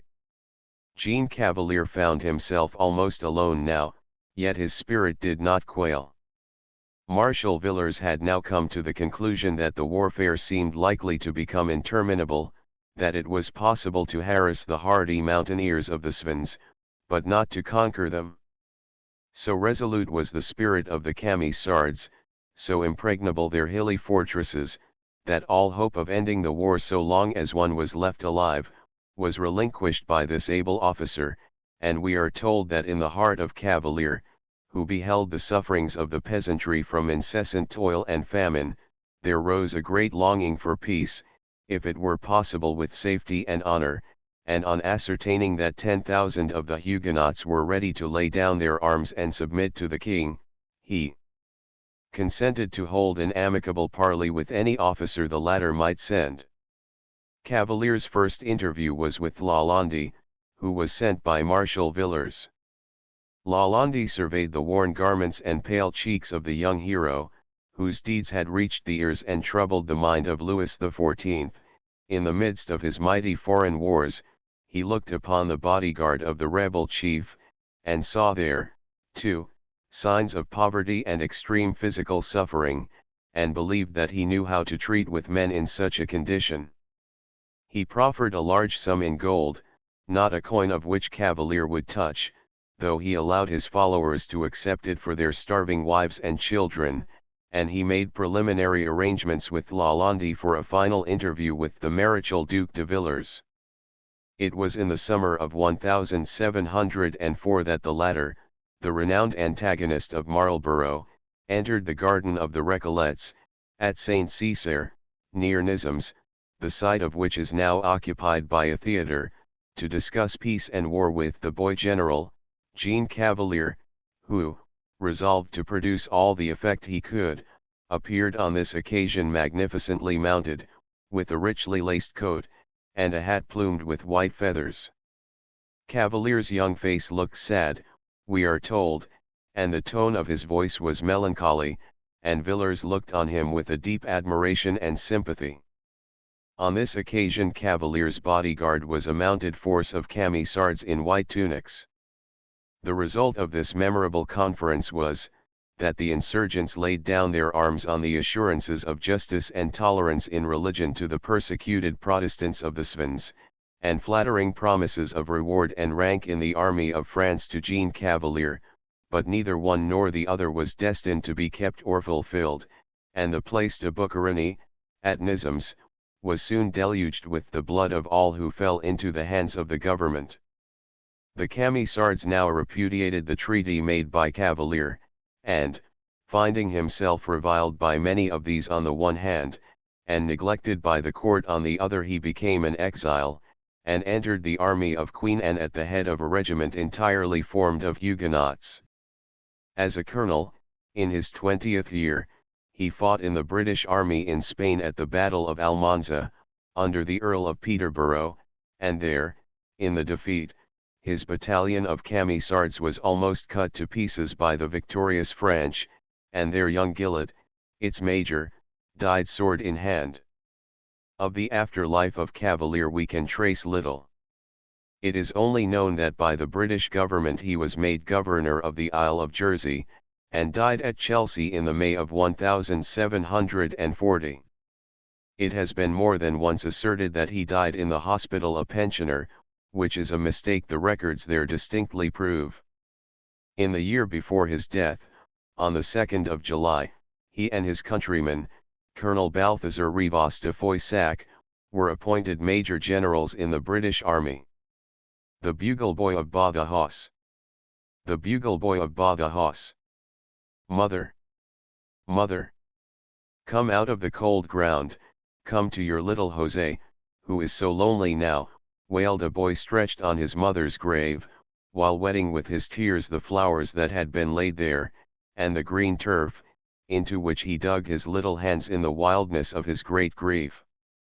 It was in the cemetery of the Penha convent at Sintra, and when ravaged Portugal lay wasted and bleeding under the feet of the French army, led by Marshal Junot, the Duc d'Abrance, to Lisbon, in 1808, a period that seems long ago now, yet was fresh enough in the memory of our fathers. It was on a glorious evening in autumn, and the hill of Sintra, the base of which is clothed with wood, but which terminates in loose crags and splintered pinnacles, was bathed in warm light, while every fissure was covered with amaryllis and aglow with crimson geranium, and giant evergreen oaks and cork trees were intertwined with vines, all adding to the beauty of the scene. On one hand towered up the hill with the Penha convent, on the other were the ruins of a Moorish castle, but the sunshine and the scenery were lost on the orphan boy. He saw only his mother's grave, and all the rest of the world seemed dark to him indeed. "Look up, my boy," said a voice, as a hand was kindly laid on his neck, and, rising from the turf, he found himself face to face with an officer of Cazadores, or Portuguese light infantry. He was a handsome and pleasant-looking man, clad in green uniform faced with scarlet, and wearing silver epaulets. "Who lies here that you weep for?" he asked. "My mother," replied the boy, in a tone of infinite tenderness. "And your father?" "Was de Castro, the guerrilla chief, whom the French shot at the gate of the Torre Vilja. You have heard, perhaps?" "Yes, he was taken prisoner in Lisbon, a brave fellow, I knew him well," replied the officer, with kindling eyes and lowering brow. My mother never held up her head afterwards, and 3 days ago she left me and they brought her here," said the boy, with a fresh fit of heavy weeping, as he pressed his knuckles into his inflamed eyes. In tatters, and dusky in complexion, yet rich in color, like the beggar boys of Murillo's famous picture in the Dulwich Gallery, he was a handsome little fellow, with a clear olive skin, sparkling eyes of the deepest hazel, and thick, wavy black hair. "Have you no brother or sister?" asked the officer, patting his uncovered head, for poor Jose was without hat or cap. "None now. I had a sister once. And she was carried off by the French voltigeurs, and was never seen again." "Poor Teresa," said the boy, in a gasping voice. "And have you no home, my little fellow?" "None, but the church porch." "Then come with me, and I will find you another." "Where, Señor?" "Under the colors of His Majesty Pedro III." The boy's face lighted up. It was too soon for him to despair yet. He had youth and hope, youth, with which the linen folds seem robes of purple, the chaplet of cow's lips becomes a monarch's crown, and the wooden bench is as an ivory throne of empire. So little Jose Francisco de Castro, for such was his name, gave his hand in confidence to Captain Dom Pedro de la Beira, and became a bugle boy in the 7th Regiment of Cazadores, among the Portuguese troops under the gallant Marshal Beresford, and destined to cooperate more immediately with that division of the British Army which, led by Lieutenant General Sir John Hope, took possession of Lisbon in 1808. A curious combination of wrath and exultation made José's heart beat tumultuously on the day he first assumed his uniform, and he slung with a green cord over his shoulder the bugle with which he was to summon his comrades. He had an admirable ear for music, and soon mastered all the many bugle calls requisite for the maneuvers of light troops in the field, and by his coolness and bravery, while yet in his teens, became a prime favorite with his captain, with his colonel, the Viscount de S.A., whose orderly bugler he became, and with the whole of the 7th Cazadores he became a species of regimental pet. When the Battle of Salamanca was won by Wellington in the glorious summer of 1812, when we attacked the Duke de Ragusa, and when Park's Portuguese column was foiled in the first attempt to storm the Arap Isles, two steep, rugged, and solitary hills that overlooked the plain, it was José's bugle sounding the rally amid the hottest of the fire that caused the southern hill to be re-won, and when Marshal Beresford was unhorsed and wounded in the leg, while charging at the head of the 11th Light Dragoons, and again while leading a Portuguese brigade, it was José de Castro, a bugle boy of the 7th Cazadores, that helped him to remount, as the Portuguese telegrafo of that week records.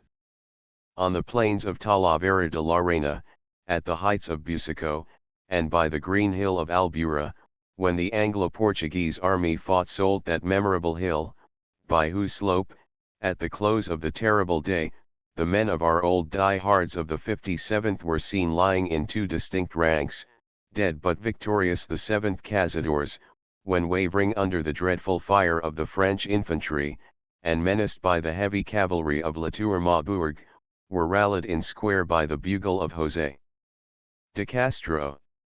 He was ever foremost in the path of danger, says the Jornal de Comercio of Lisbon, and the notes of his bugle were heard in many of the desperate onsets and bayonet charges of those well-fought fields.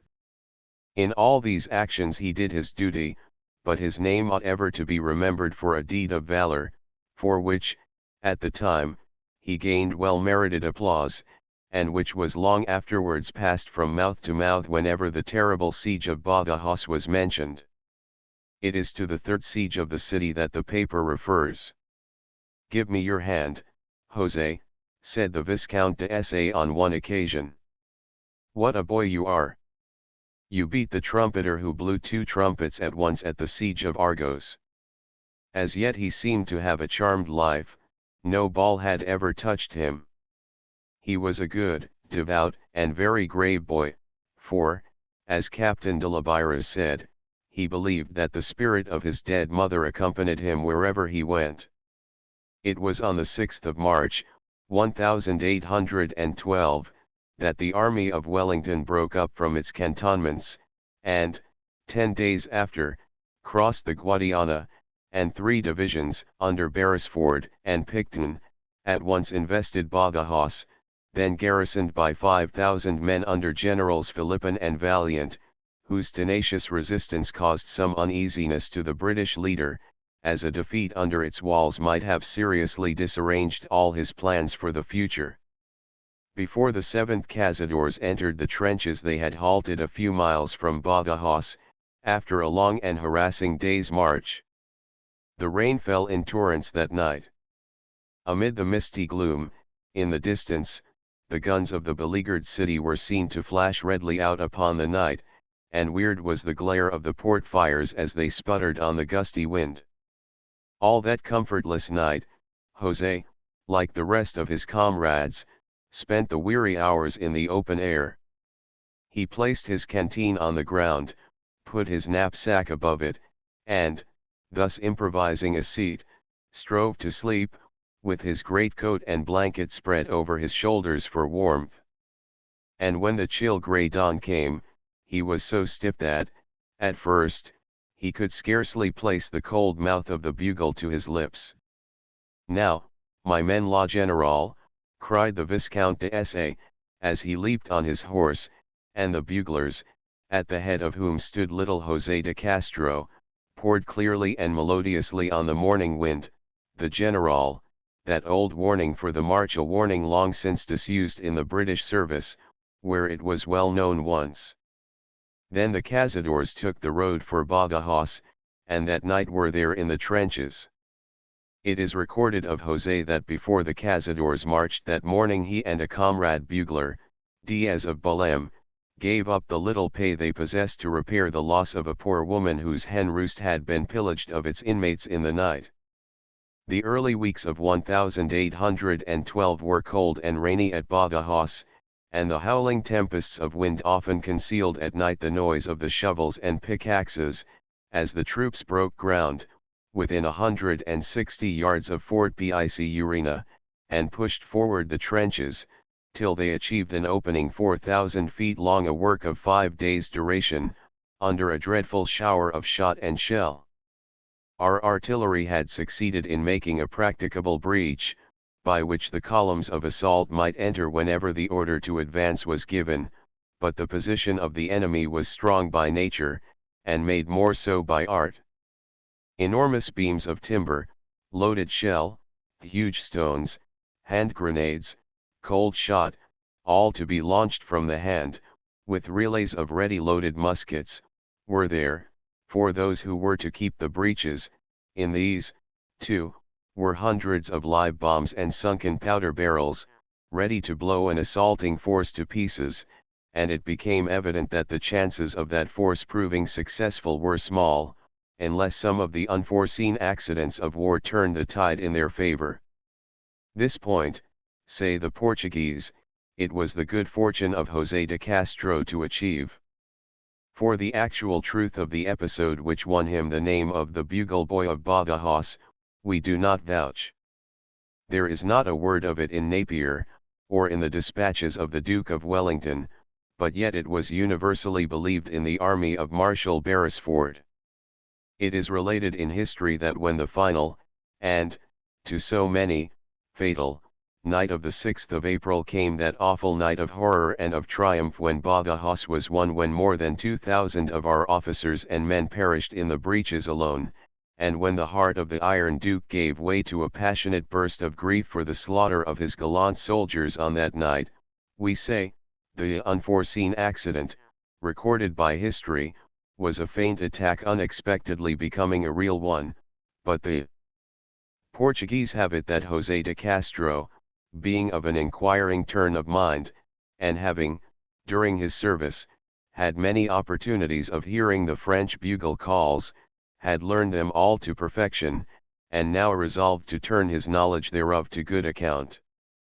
After a lighted carcase, composed of the direst combustibles, and of giant size, had been flung blazing from the walls by the French, compelling the assault to be anticipated by half an hour, when the stormers neared the great breach, José and his comrade, Diaz of Belém, advanced with the rest of the cazadores. When Diaz was in the act of taking some brandy from his canteen, a 16-pound shot took off his head. Yet, bugle in hand, José kept on, resolved to put in practice the scheme he had formed, and with which he had acquainted his colonel, the Viscount de S.A., and his captain, de la Byra. As leaves are swept before a tempest, the stormers came sweeping up the rough debris of the breach covered with dead and wounded men, encumbered by these at every step, shells bursting, shot and grenades falling among them. Their shouts were terrible, the yells of the French more terrible still. Up, up they went, till they found the perilous gap was crossed by a glittering, dreadful, and impassable chevaux de frise, composed of sword blades, keenly edged and sharply pointed, fixed in ponderous beams, chained together, and strongly wedged in the shot-riven ruins. Beyond it were masses of the French pouring in their deadly fire, sweeping the gap with sheets of lead as the wind sweeps a tunnel. Under the chevaux de frise the gallant José contrived to creep unseen, and, getting beyond it, to conceal himself among a heap of dead.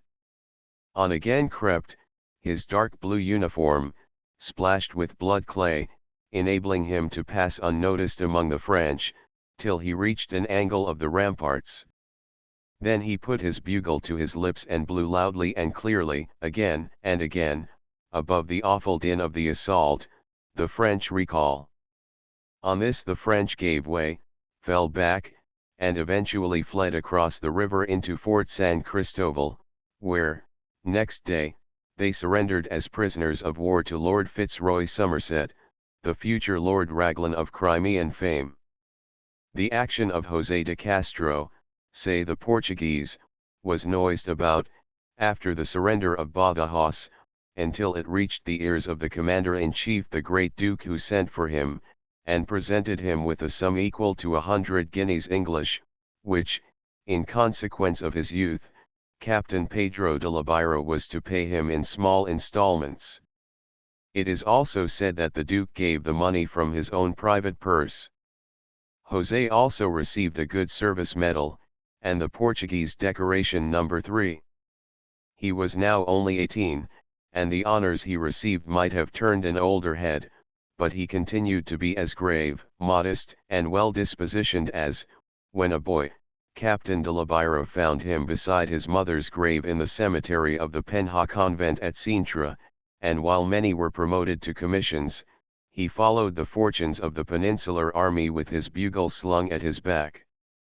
That bugle was heard on the plains of Vitoria, and among the passes of the Pyrenees, where de Castro was wounded and conveyed to the town of Elizondo.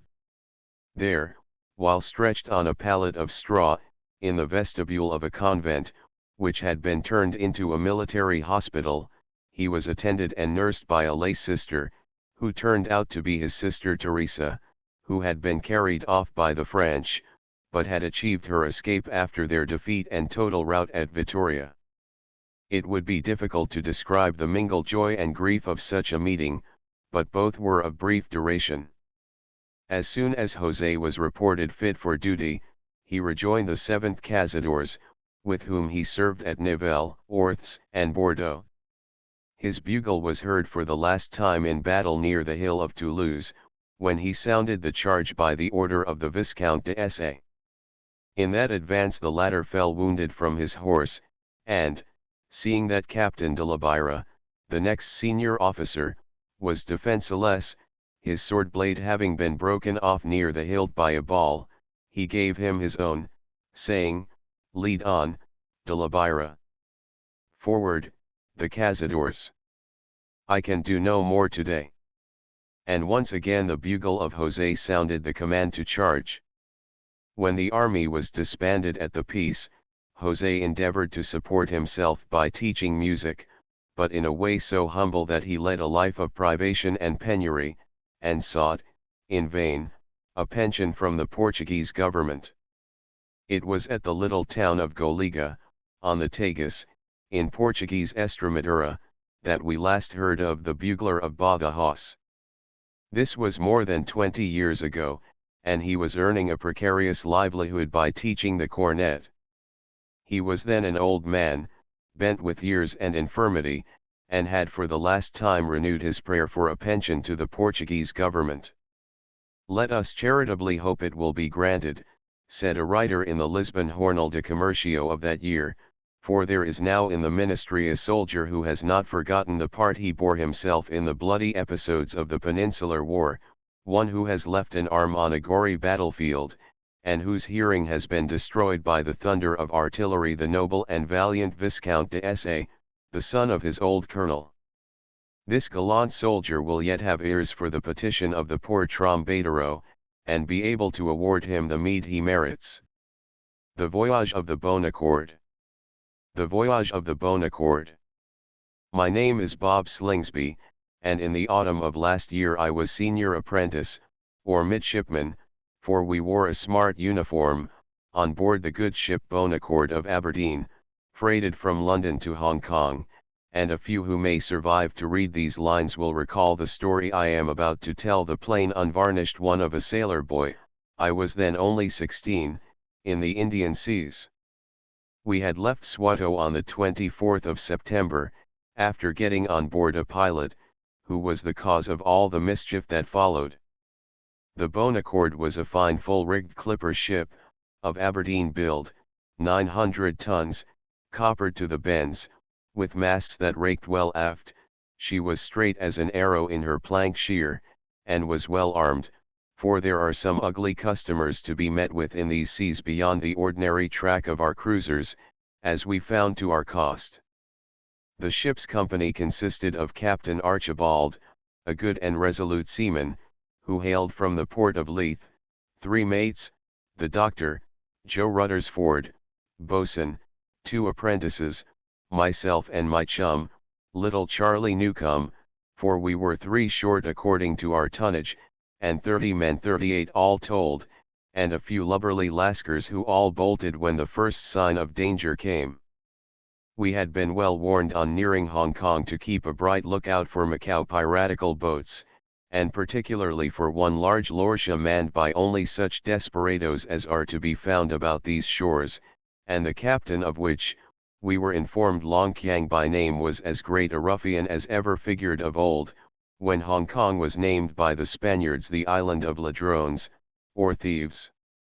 In a copy of the China mail brought on board at Aden, we read a description of Long Kiang, which told us that he had been pierced and scarred by many wounds, that one of his eyes had been scorched out by gunpowder, and that his left arm, having been severely shattered by a shot from a swivel gun, had never been properly set. The fragments had worked themselves out, and this gave him the singular appearance of having an arm and elbow adhering to the shoulder by the flesh and tendons alone, yet this arm possessed double the strength of his right, and it was his boast that he had slain more men by it than with the other. We made the name of Long Kiang a kind of joke, a bogey on board during the voyage through the Bay of Bengal and into the China seas, and had nearly forgotten all about him, when without other adventure than a foul wind or so we reached Swatow, some 50 miles distant from Hong Kong, and after anchoring for a little time, left it, as I have said, on the 24th of September, with a light fair wind, and by sunset had made an offing.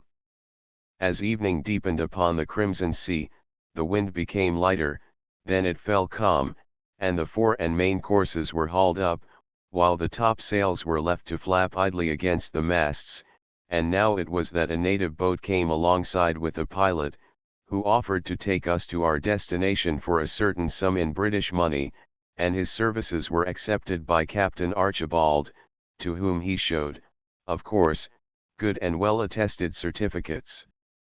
No trousers covered the long, lean, mahogany-colored legs of this official, an ample abba was rolled round his body, and a tattered keffiyeh, of no particular hue, thrown loosely round his head, partly muffled his face, so that we could see but little of his features.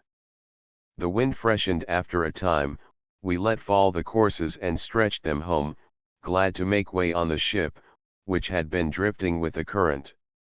Instead of standing by the binnacle and giving instructions to a steersman, the native pilot grasped the wheel unaided in his powerful hands, and from time to time it seemed to me that he cast his eyes oftener to the shore than aloft to keep the canvas full.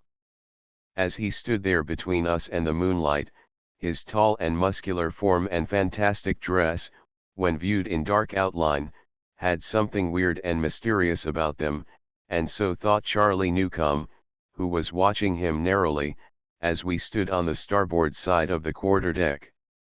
The mate of the watch was forward, looking after the ground tackle and large anchor, and the captain was below, when suddenly Charlie, on whom the tall, stark figure of the stranger seemed to make an impression, twitched my sleeve and whispered, "Look, Bob. Look now. By Jove. Isn't he like who? Long Qiang, that we talk so much about, the fellow described in the China Mail." "You've got Long Qiang on the brain," said I, laughing, but the laughter ceased when I did look. The light breeze had partly deranged the Arab-like keffiyeh that enveloped his head, and by the rays of the binnacle lamp we saw that he was minus the left eye, that the whole of that side of his face was distorted as if scorched by powder, and for a moment or two the strange malformation of his left arm was distinctly visible, as he gasped one of the underspokes of the wheel. "It cannot be," said I. "How about his certificates, Charlie? Another man's papers stolen, no doubt. If he should, after all, be Long Qiang," I began, and then paused, for as I spoke the name seemed to catch his ear, and he turned on me his solitary eye, which in the moonlight glistened redly, like that of a rattlesnake. A knife of portentous length was in the same sheath with his chopsticks, a knife suggestive of cutting other things than yams or salt junk. "Won't you youngsters turn in?" said the mate, coming aft. "You are both in the middle watch." "Thank you, sir, not just yet," said I, for, truth to tell, we were disposed to be wide awake as weasels. Long Qiang had been such a standing joke during the latter part of our voyage, at least after leaving Aden, that neither of us, whatever we thought, ventured to tell our fears or suspicions to the mate, or to the men forward. While we were talking to the mate, the captain, who had come on deck, called him to the port side of the ship, which was going before the wind, but very slowly. The captain was a tall, stout, and well-built man, with a florid complexion and a mass of iron-grey hair, luxuriant as when in youth, and likely to be so for years to come. There was an air of sturdy Scotch power and strength of mind and body about him that showed at once his resolute will and energetic brain. He and the mate of the watch were in close conference at the port quarter, and looking at some object with an interest that soon became anxiety after they had resorted to the use of a night glass, on seeing which the tall pilot grinned and showed all his white teeth like a row of dominoes. "It is a lorcha full of men, and evidently dodging us a Macao lorcha, too," said the captain, in a low voice. "You see that craft," he said suddenly to the pilot, who had evidently for some time affected not to do so. "Si, yes senor," he replied in the broken lingo peculiar to Macao. "And what do you think of her?" "That PC boat makee fighty if you meddle with her," he replied quietly, in what is called pidgin English in these regions. "Oh, she will she?" exclaimed the captain. "Bring the starboard tacks aft. Keep the ship away a few points." But the breeze was so light that the lorcha was able to pass and repass us with ease, on each tack coming nearer us, and, indeed, it became but too evident that the steersman handled the ship in such a way that in a short time the stranger would be quite able to overhaul us. She was already within half a mile of us when Captain Archibald roughly accused the pilot of treachery, and ordered the third mate to take the wheel. Ere he could do so, the native uttered a shout, quitted the spokes, letting them revolve at will, throwing the ship in the wind, and then he leaped overboard. An exclamation burst from all, for had the breeze been fresher the topmast would have snapped off at the caps and left us a helpless wreck, but the captain, quick, ready, and powerful, caught the wheel in a moment, brought the ship again upon a wind, and without looking whether the traitor who had left us sank or swam, ordered the ship to be close-hauled, as she was clipper-built, and to be steered full and by. Some of the watch said the Lorcha had picked up our pilot. Charlie and I now spoke, and not a doubt remained in the minds of all that we had been deceived by Long Qiang, who, using the papers of some man he had robbed, and very probably destroyed, had steered the ship to a part of the coast of Swatow, where his vessel and men had been concealed in some bay or creek. By 9 p.m. the Lorcha, which we knew must be manned by the ferocious half-breeds who are the sons of Chinese and Tartar slaves, with a mixture of Kaffir and Portuguese, the refuse of Macau, was so close, that in the moonlight we could see them distinctly, and reckoned that she must have at least 70 of these on board, and all armed to the teeth. Charlie and I had read much about pirates and wild adventures, and had longed to meet some, and now the time had come with a vengeance. The Scottish firm to whom the Bon Accord belonged had wisely armed her well. "Now, my lads," cried Captain Archibald, as all the small arms were brought on deck, and the crew mustered aft the mizzenmast, "obey me, act well and steadily, have faith in yourselves, for without it no man succeeds." A cheer responded, and under the care of the old boatswain, who had sailed with Archibald for more than 20 years, the guns were cast loose and loaded, and as some of our fellows belonged to the Royal Naval Reserve, they were at no loss how to go to work. In common with several others, Charlie and I had revolvers, but somehow, as I loaded mine, my heart was beating wildly, and, like Charlie Newcomb, I thought of my mother, far away in Kent, as I had never thought of her before. If captured, we knew that every soul on board would perish by a miserable death. Of a peaceful escape we had no chance, as the wind was so light, and many a glance was cast aloft to see how the sails drew. The Lorcha was stealing steadily after us in our wake now, for doubtless Long Qiang had told his crew of our guns, and knew that while she was kept astern they would be useless. Already the pirates were so close that we could hear their voices, and see knives, bayonets, and tulwars glittering among them, and towering amid the throng the tall and muscular figure of the ferocious Long Qiang, so we could have no doubt of the intentions of his followers now. "She will soon be under our counter, sir," said the old boatswain, "and, as we have little or no steerage way on the ship, our 8-pounders will soon be useless. Then let fly the starboard gun, and bring her to on the wind." Bang went the gun, its white smoke curling over the moonlighted water. A yell rose from the Lorcha, and a red, flashing, and spluttering fire of musketry responded. No one was hit as yet, but white splinters were knocked off the woodwork on deck. "Fill the yard heads. Stand off, reload, and then bring to again." This maneuver was repeated more than once. Bang! Bang! Went the 6-pounders from the port quarter. The yells were redoubled, and as every man who was not at the guns was busy with his breech-loading rifle, the work soon became hot indeed. While lying close to the gunwale, Charlie and I fired at random with our revolvers under the open leeboard, yet the whole situation was so strangely sudden, so unexpected and improbable, that it seemed as if all this peril was happening not to me, Bob Slingsby, but to someone else. Close by us was the captain, busy with his Winchester repeating rifle. The yells of the infuriated pirates, maddened by the slaughter we made among them, became every moment closer and more appalling, and united with the sound of the firing, made such a din that we could not hear ourselves speak. In the foretopmast of the Lorcha they were now getting their horrible stinkballs ready, while, by the use of sweeps, they came close under our stern, and we could see their fierce, dark visages, their glowing eyes, and white glistening teeth.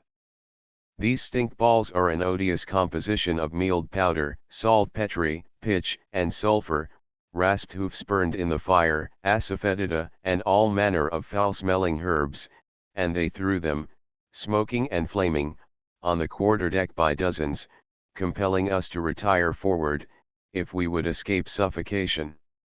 Several of our men had now fallen, killed, or wounded, and the crew of the Lorcha came swarming up the mizzen chains, over the quarter, and rushed on madly with swords, knives, and fixed bayonets, and then it was the Lascars vanished by running below, or leaping overboard. In vain our stoutest seamen strove to stem the tide by bayonet and rifle, and the scene became to me agonizing and terrific. The whole deck became slippery with blood. Captain Archibald, bleeding from a wound, was shot again in the forerigging. "Oh, my wife, and bairns," he cried, and fell dead on the deck. The chief mate fell next, another and another fell, and I found myself seeking shelter from the bullets near the forecastle bitts. Who had fallen or who escaped I knew not, but the crew of the Lorcha were now in full possession of the Bonaccord. 2 or 3 dark faces appeared above the topgallant forecastle. Shots were fired at me, and with a prayer on my lips I fell into the sea, and then thought all was over with me. Mechanically I swam, and the miscreants kept firing at me and some Lascars who were in the water. An oar belonging to the Lorcha was floating near me. I grasped it, and got close to the fore chains. All voices on deck, save those of the captors, had ceased. The firing was at an end. A few dead bodies, thrown overboard, plunged heavily into the water near me, and raised great phosphorescent circles and bubbles of water in the gorgeous moonlight. The breeze had freshened a little, the reef points had ceased to patter upon the white sails which now curved gracefully out, and as the ship began to make a little way upon the water, I grasped the iron work under the fore chains, and was carried with her. Suddenly a rope's end was lowered within my reach, and I heard a voice saying, in pidgin English, "Co me up me no killy you." I looked upward, and saw the terrible face of Long Qiang, with an indescribable gleam in his solitary eye, as it regarded me. Aware that it was either for life or death, and that I might as well trust him as perish by a bullet or of drowning by exhaustion, I allowed myself to be drawn on board, and one of the first sights I saw was the body of poor little Charlie Newcomb, lying near one of the main deck guns. Many dead and wounded pirates lay about. On deck, I found myself the only living white. Long Qiang grasped me by the arm with one hand, a long knife glittered in the other, and in a mixture of broken Portuguese and pidgin English, which would seem ridiculous to read, but was very terrible for me to hear, he questioned me about the ship, where she was from, what was her cargo, and where any money was stored. Finding that I was unable to give any account of the latter, Long Qiang, whose fierce eye when he was excited seemed to emit sparks as if struck from a flint, a peculiar phenomenon, gave me a terrible blow with the hand of his boneless arm, and, falling senseless, I remembered no more. Meanwhile the Macao men completely sacked the ship. Rice, biscuit bags, beef barrels, the fowls in the coops, wines, spirits, bedding, clothes, all loose ropes, and everything portable were carried on board the Lorcha, and setting fire to the cabin, intending to destroy all trace of the ship by burning her to the water's edge, they finally shoved off to the Lorcha, and getting the spirit casks aboard, began, like savages as they were, to make merry and have a night of it, and a night they had of it, that they little anticipated. About 11 p.m. I recovered, and found myself alone in the silent ship. The Lorcha lay off about a quarter of a mile distant, floating on the calm and lonely moonlit sea, over which came the united noise of laughter, singing, and shouts, as the orgies were continued in her bunks below and on deck. The odor of burning wood drew me to the cabin, which I found full of smoke, but on lifting the skylight, as well as the wound I had received would permit me, I found where the fire was smouldering, and after extinguishing it by a bucket or two of water, began to look about me with a heart torn by anxiety and apprehension. Lamps, chronometers, compasses, everything, were gone, but had they remained, of what use would they have been to me? On the blood-stained deck, where still some bodies, slashed and mutilated, were lying, their pallid visages looking doubly pale under the moon, I crawled forward, concealing myself under the bulwarks, to avoid being seen by the occupants of the Lorcha, which was floating like a log upon the water. In the forecastle bunks and elsewhere, to my intense joy, I found 7 of our own men, all more or less wounded, coming forth now from their places of concealment, the old boatswain among them, but all doubtful what to do or how to act, for the slightest sound or movement in the ship might bring these wretches on board of her again, so we all cowered together in the forecastle, considering the future, and listening to the shouting and singing on board the Lorcha. These seemed to grow fainter the nearer she was drawn towards the Bon Accord by the current, and some time after midnight they totally ceased, and the deepest silence reigned upon the sea, for the breeze had died completely away, and we heard only the slow flapping of the topsails, and the pattering of the reef points above our heads. Old Joe Rutherford, our boatswain, who was certain, he said, that every man jack of them was drunk as a lord, now resolved to take measures that would rid us of them effectually ere day dawned, and, acting under his orders, we put them in practice thus: the port quarter boat was softly lowered, on the side that was not next the Lorcha, and he, with 2 men and myself, with oars muffled, pulled swiftly, yet noiselessly, off to her. All our revolvers were loaded, and Joe, the boatswain, had with him the largest and sharpest auger he could find in the carpenter's tool chest, and a fierce, triumphant expression shone on his grave, grim Scotch face, which had a chin and eyebrows that expressed resolution and firmness of purpose. Never shall I forget the keen and aching anxiety and excitement of that time, as we crept towards the hateful Lorcha, and at every stroke of our oars, at every respiration, expected to see some of her merciless crew start up and fire on us, but all remained still as death on board, as we got close under her starboard counter. Our first mission was to cut away and scuttle her only boat, and while the boatswain, with strong hands and brawny arms wrenching round the cross handle of the auger, bored a succession of large round holes between wind and water with a few below the latter, 2 of our men with knives cut away all the starboard shrouds or stays, and as we left her, and pulled away to our own ship, the sea was pouring into her, and we knew that unless the artificial leaks were discovered and plugged she must surely go down. "Thank heaven, the breeze is freshening," exclaimed Joe, as we regained our unfortunate ship, and hoisted in the quarter boat, and, weak and faint as we all were from wounds, soon Joe himself made sail on her. During all the hours of that eventful morning we struggled to trim the ship, to coil up and clear away the loose ropes and running rigging, to throw overboard the dead men of the Lorcha, which was now settling down fast by the stern in the light of the waning moon, and every moment her bow and bowsprit seemed to tilt up higher in the air. At last, just as day began to break, a great commotion seemed suddenly to take place on board. Cries and shouts floated towards us on the freshening breeze, and we could see Macaomen, Chinamen, and Kaffirs rushing wildly to and fro, looking evidently for their vanished boat, and then their united yells rent the sky, as the Lorcha gave a great lurch to port and anon went down with every man on board of her. Many swam about for a time, but all sank in succession, for the land was far distant, and we were standing off north and by east before a pleasant breeze. Next morning we fell in with a native fishing boat with a crew of 3 men, who agreed, for the sum of 5 British sovereigns, to pilot us into Hong Kong, where we duly arrived, and came safely to anchor in the famous Red Harbour, after a voyage that none of us are likely to forget. We had some strange adventures on the way home, and with these I shall close my story.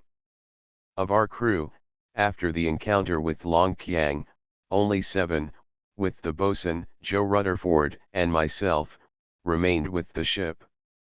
We got a new captain, and made up our number again to 38 hands, all told, from the company of a bark that had been cast away in the East Lama Channel, and after they were shipped an interesting event occurred.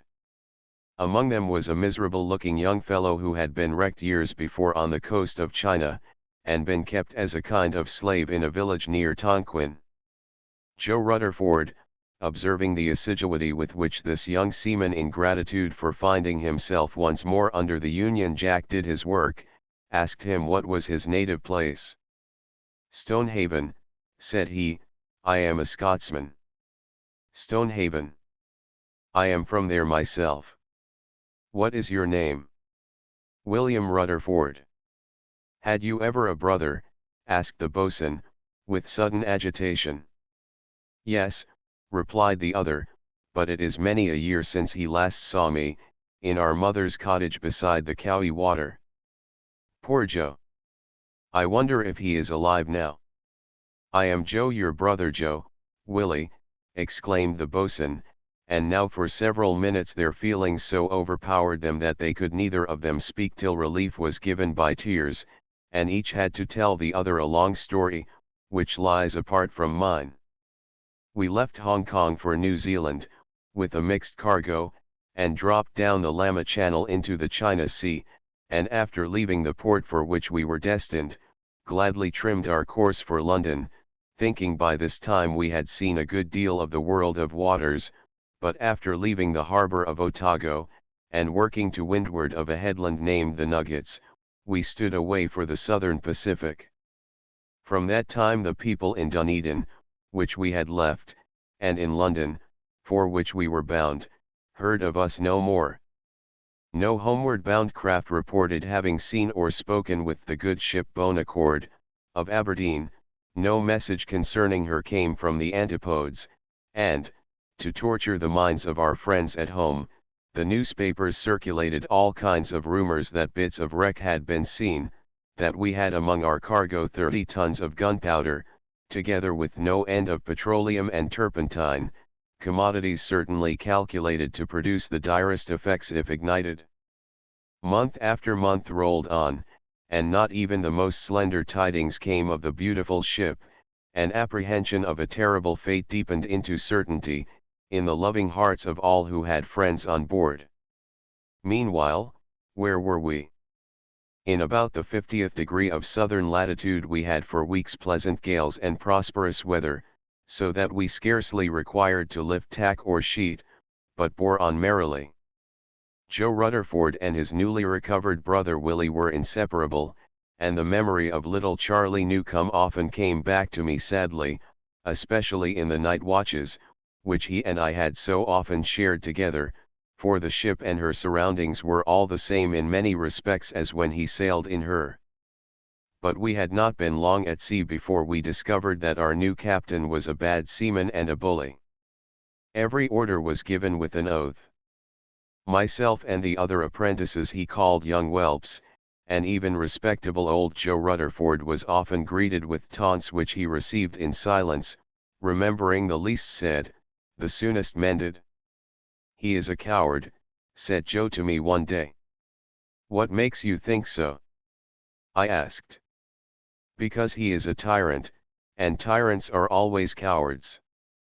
We'll never have a captain again so good as brave old Archibald." In that latitude a curious incident occurred to us.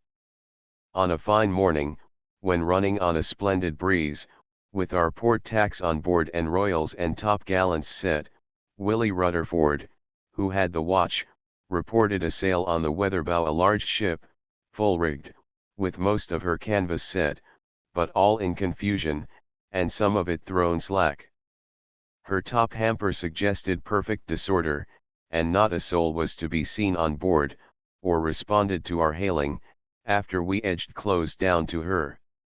We hove to, threw the mainyard in the wind, and Joe Rutherford, the first mate, and 2 hands, of whom I was one, boarded her in the dinghy. I shall never forget the nervous, anxious, exciting and yet eerie emotions felt, as we clambered up the side of that silent ship. She proved to be a new one of some 800 tons burden, laden with silk and indigo, to the value of £150,000, as her papers showed, bound from Calcutta to the Cape, but how she came to be in these southern waters surpassed our comprehension. The oddest thing of all was that there seemed to have been a panic on board, for the deck and cabins were strewed with the clothes of ladies and children, jewel cases, jewels, and Indian shawls lay everywhere, but the chief part of the baggage had been taken away. Still more extraordinary was it to find that she had been scuttled in every compartment, evidently for the purpose of sinking her. Private letters, that we had no time to examine, lay strewed about, and cloaks and coats, bonnets and caps, yet hung on the hooks in the cabin. But what was her story, or the fate of those who had abandoned her, or why they had done so, we were fated never to know, for though our captain was in the highest glee at picking up so valuable a derelict, and proposed to put a few of the crew on board, and sail in company, a heavy gale came on after sunset, with thick clouds, and when day broke she was nowhere to be seen, and must have gone down in the night. And now I come to the mystery of our disappearance. Our voyage had been an exceedingly prosperous one till we reached the vicinity of the Crozet Islands, in the South Pacific.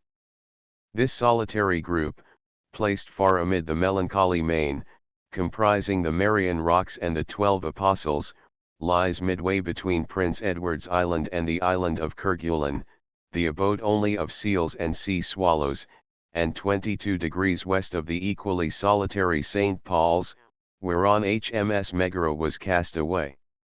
The Crozet Islands are all of volcanic origin, wild, rugged, and horrid in aspect, and nearly inaccessible. Their mountains rise in conical peaks to an elevation of from 4 to 5,000 feet, and are covered by perpetual snow, while dense fogs frequently envelop their bases. Before we came to this dangerous vicinity we had encountered a gale, but it had spent its fury, and was subsiding. The prospect, however, of the winter evening sea, for though the month was July, it was the season of midwinter there, was cheerless, a darkening sky, and nothing living in view but a seabird or two, swimming and skimming over the white tops of the grey waves. It had become evident to all on board that the captain's work as navigator disagreed with that of the mate and Joe Rutherford. He was out of his reckoning, but was wroth with anyone who dared to hint that he was so, and, to allay his chagrin, drank large quantities of spirits. With night dense fogs came down upon the sea, the captain walked the deck excitedly, keeping a glass of spirits standing near him on the binnacle head. He often looked aloft, and talked to himself. At one of these times, a little dog he had ran between his legs and nearly capsized him. With a fierce oath he took the poor animal up by the neck, and threw it into the sea.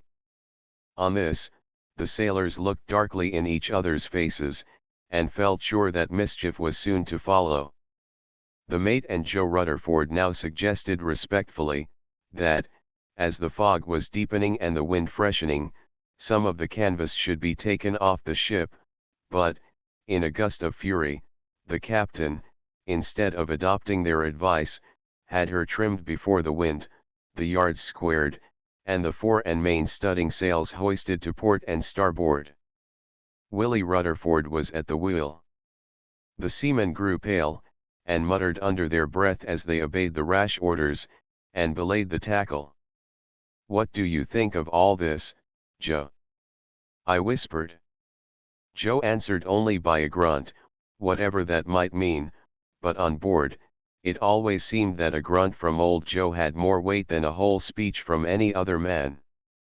"I think we should take some of the canvas off her," said he to me, after a pause, loud enough for the captain to hear. On this, the skipper turned round furiously, but before he could say anything, there went up a cry through all the ship from stem to stern. I think I hear it still.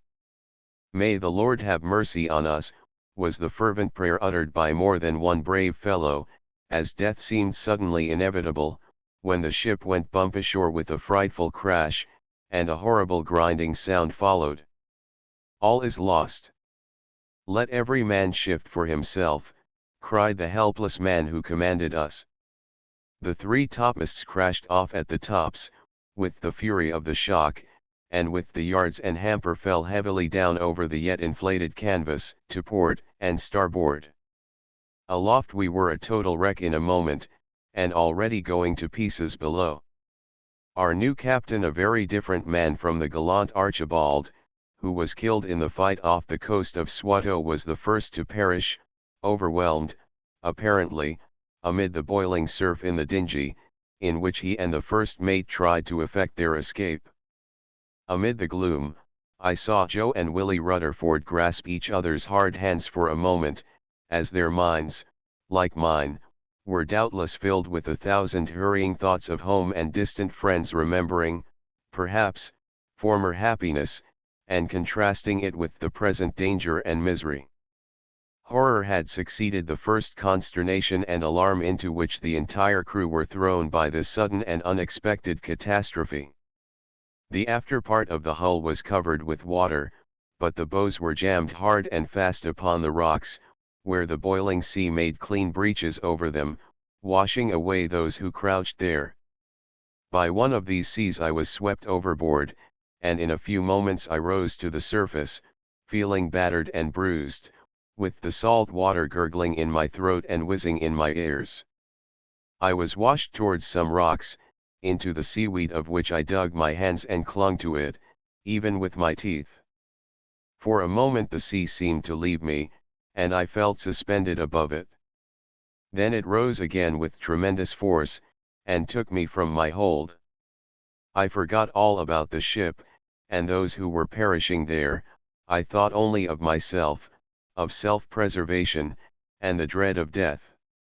In that supreme moment of terror and agony I seemed to live a lifetime. Again I rose to the surface on the summit of the wave, which washed me along the slippery face of the rocks, and ere it descended I caught some seaweed again, above the point where I had been before, and again the water left me, suspended in air, and gasping for life. Sea after sea rose again, but none reached me now, and the waves only hissed and burst against the rocks below me, as if infuriated at having lost their prey. Once more I began to respire more freely, and hope grew in my heart, the hope that I might yet live. Then the dread that I might be sucked down by some wave more powerful than the rest caused me to make an effort, which then seemed to me superhuman, to gain a footing, and slowly and laboriously I climbed upward to where even the highest spray fell far short of me, and in my heart I thanked God that I was safe, though where, or on what isle, I knew not. In the mist and darkness I ascended some 50 feet to a species of dry plateau ere I ventured to stop and rest, and then I heard what, amid my own trouble and terror, had partly escaped my ear, the roar of the breakers below, with the shrill shrieks of our perishing crew. "For pity's sake help me, whoever you are," cried a voice a little below me, and, extending a hand to one of our people who had reached a shelf of rock, I assisted him upward, and he proved to be Willie Rutherford, sorely battered and bruised, having been dashed repeatedly against the cliffs, and now we began to ascend higher together. I asked for Joe, the boatswain, but Willie only knew that they had been torn asunder by the waves that had swept him overboard, and he had not seen him again. Panting and often breathless, drenched and sodden, clinging to the rocks, we continued to ascend, so far that even the booming of the sea began to sound faint, and then we lay down together, worn out, yet past all thoughts of sleep, to await the coming day and whatever might betide us.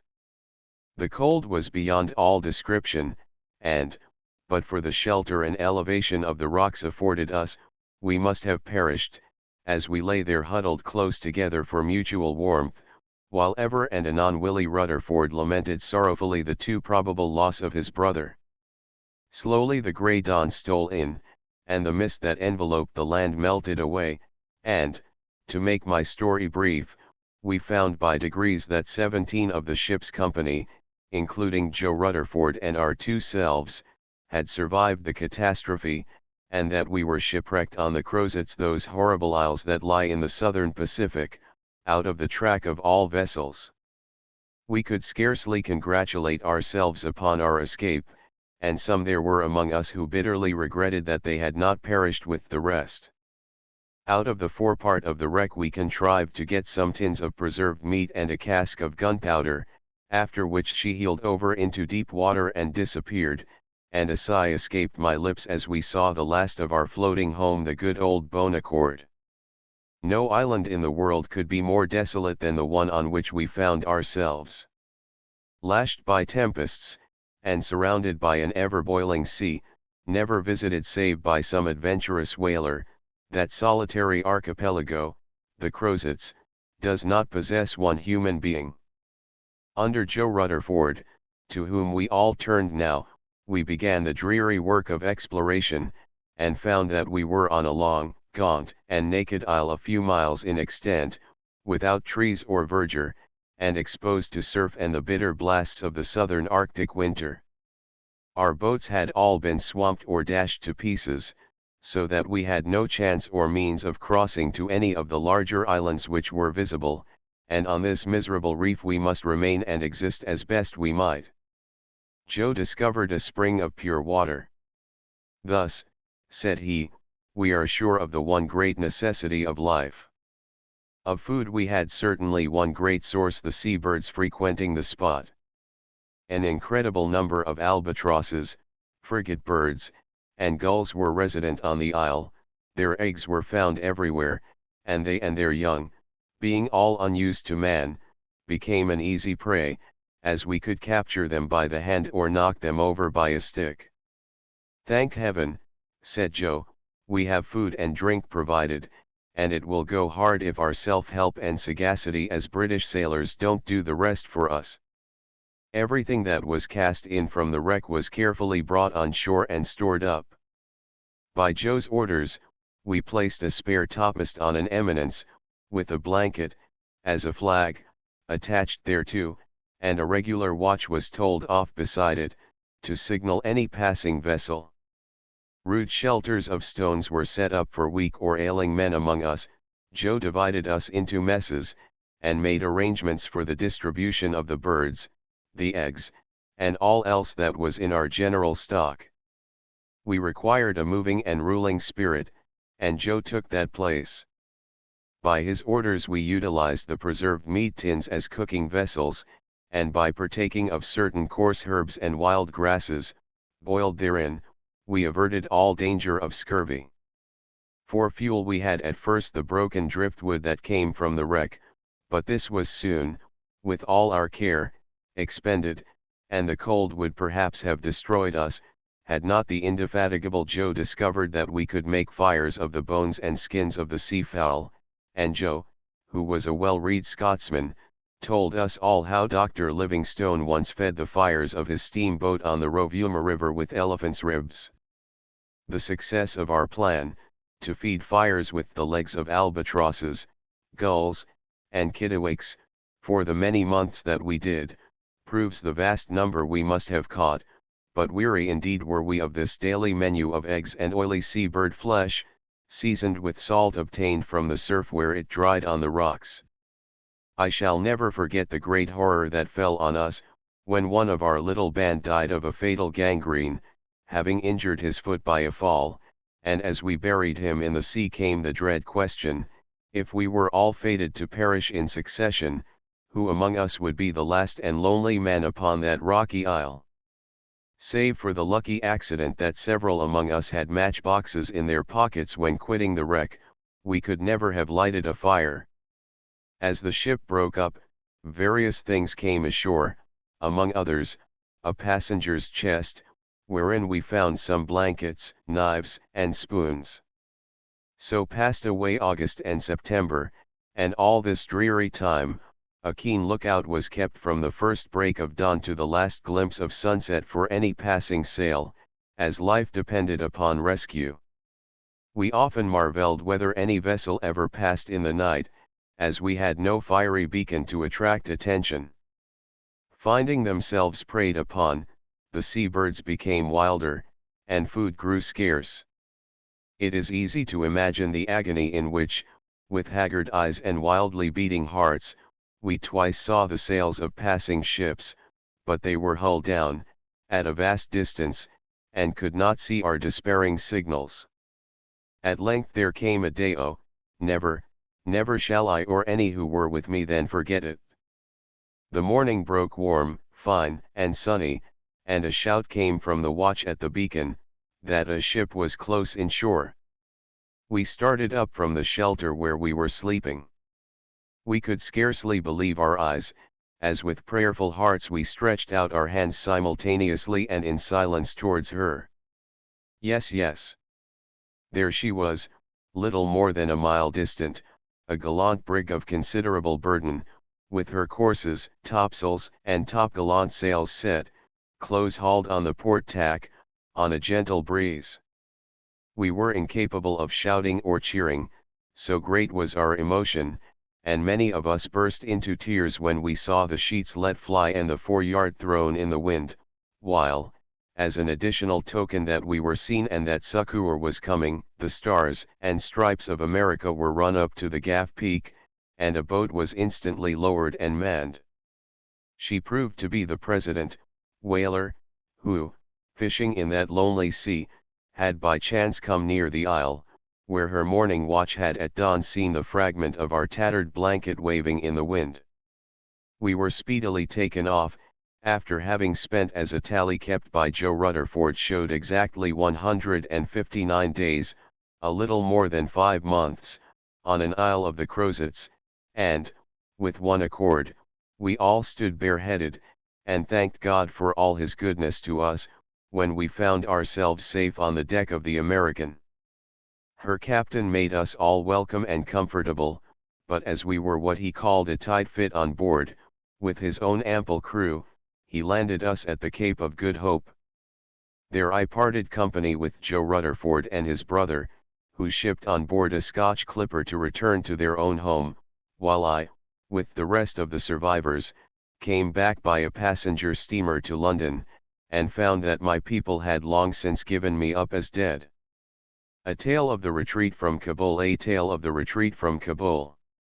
In the month of October, I won't mention the year, it seems so long ago, my then regiment, the gallant old 13th Light Infantry, with the rest of Her Majesty's troops who had the ill luck to accompany us, were in the cantonments of Kabul.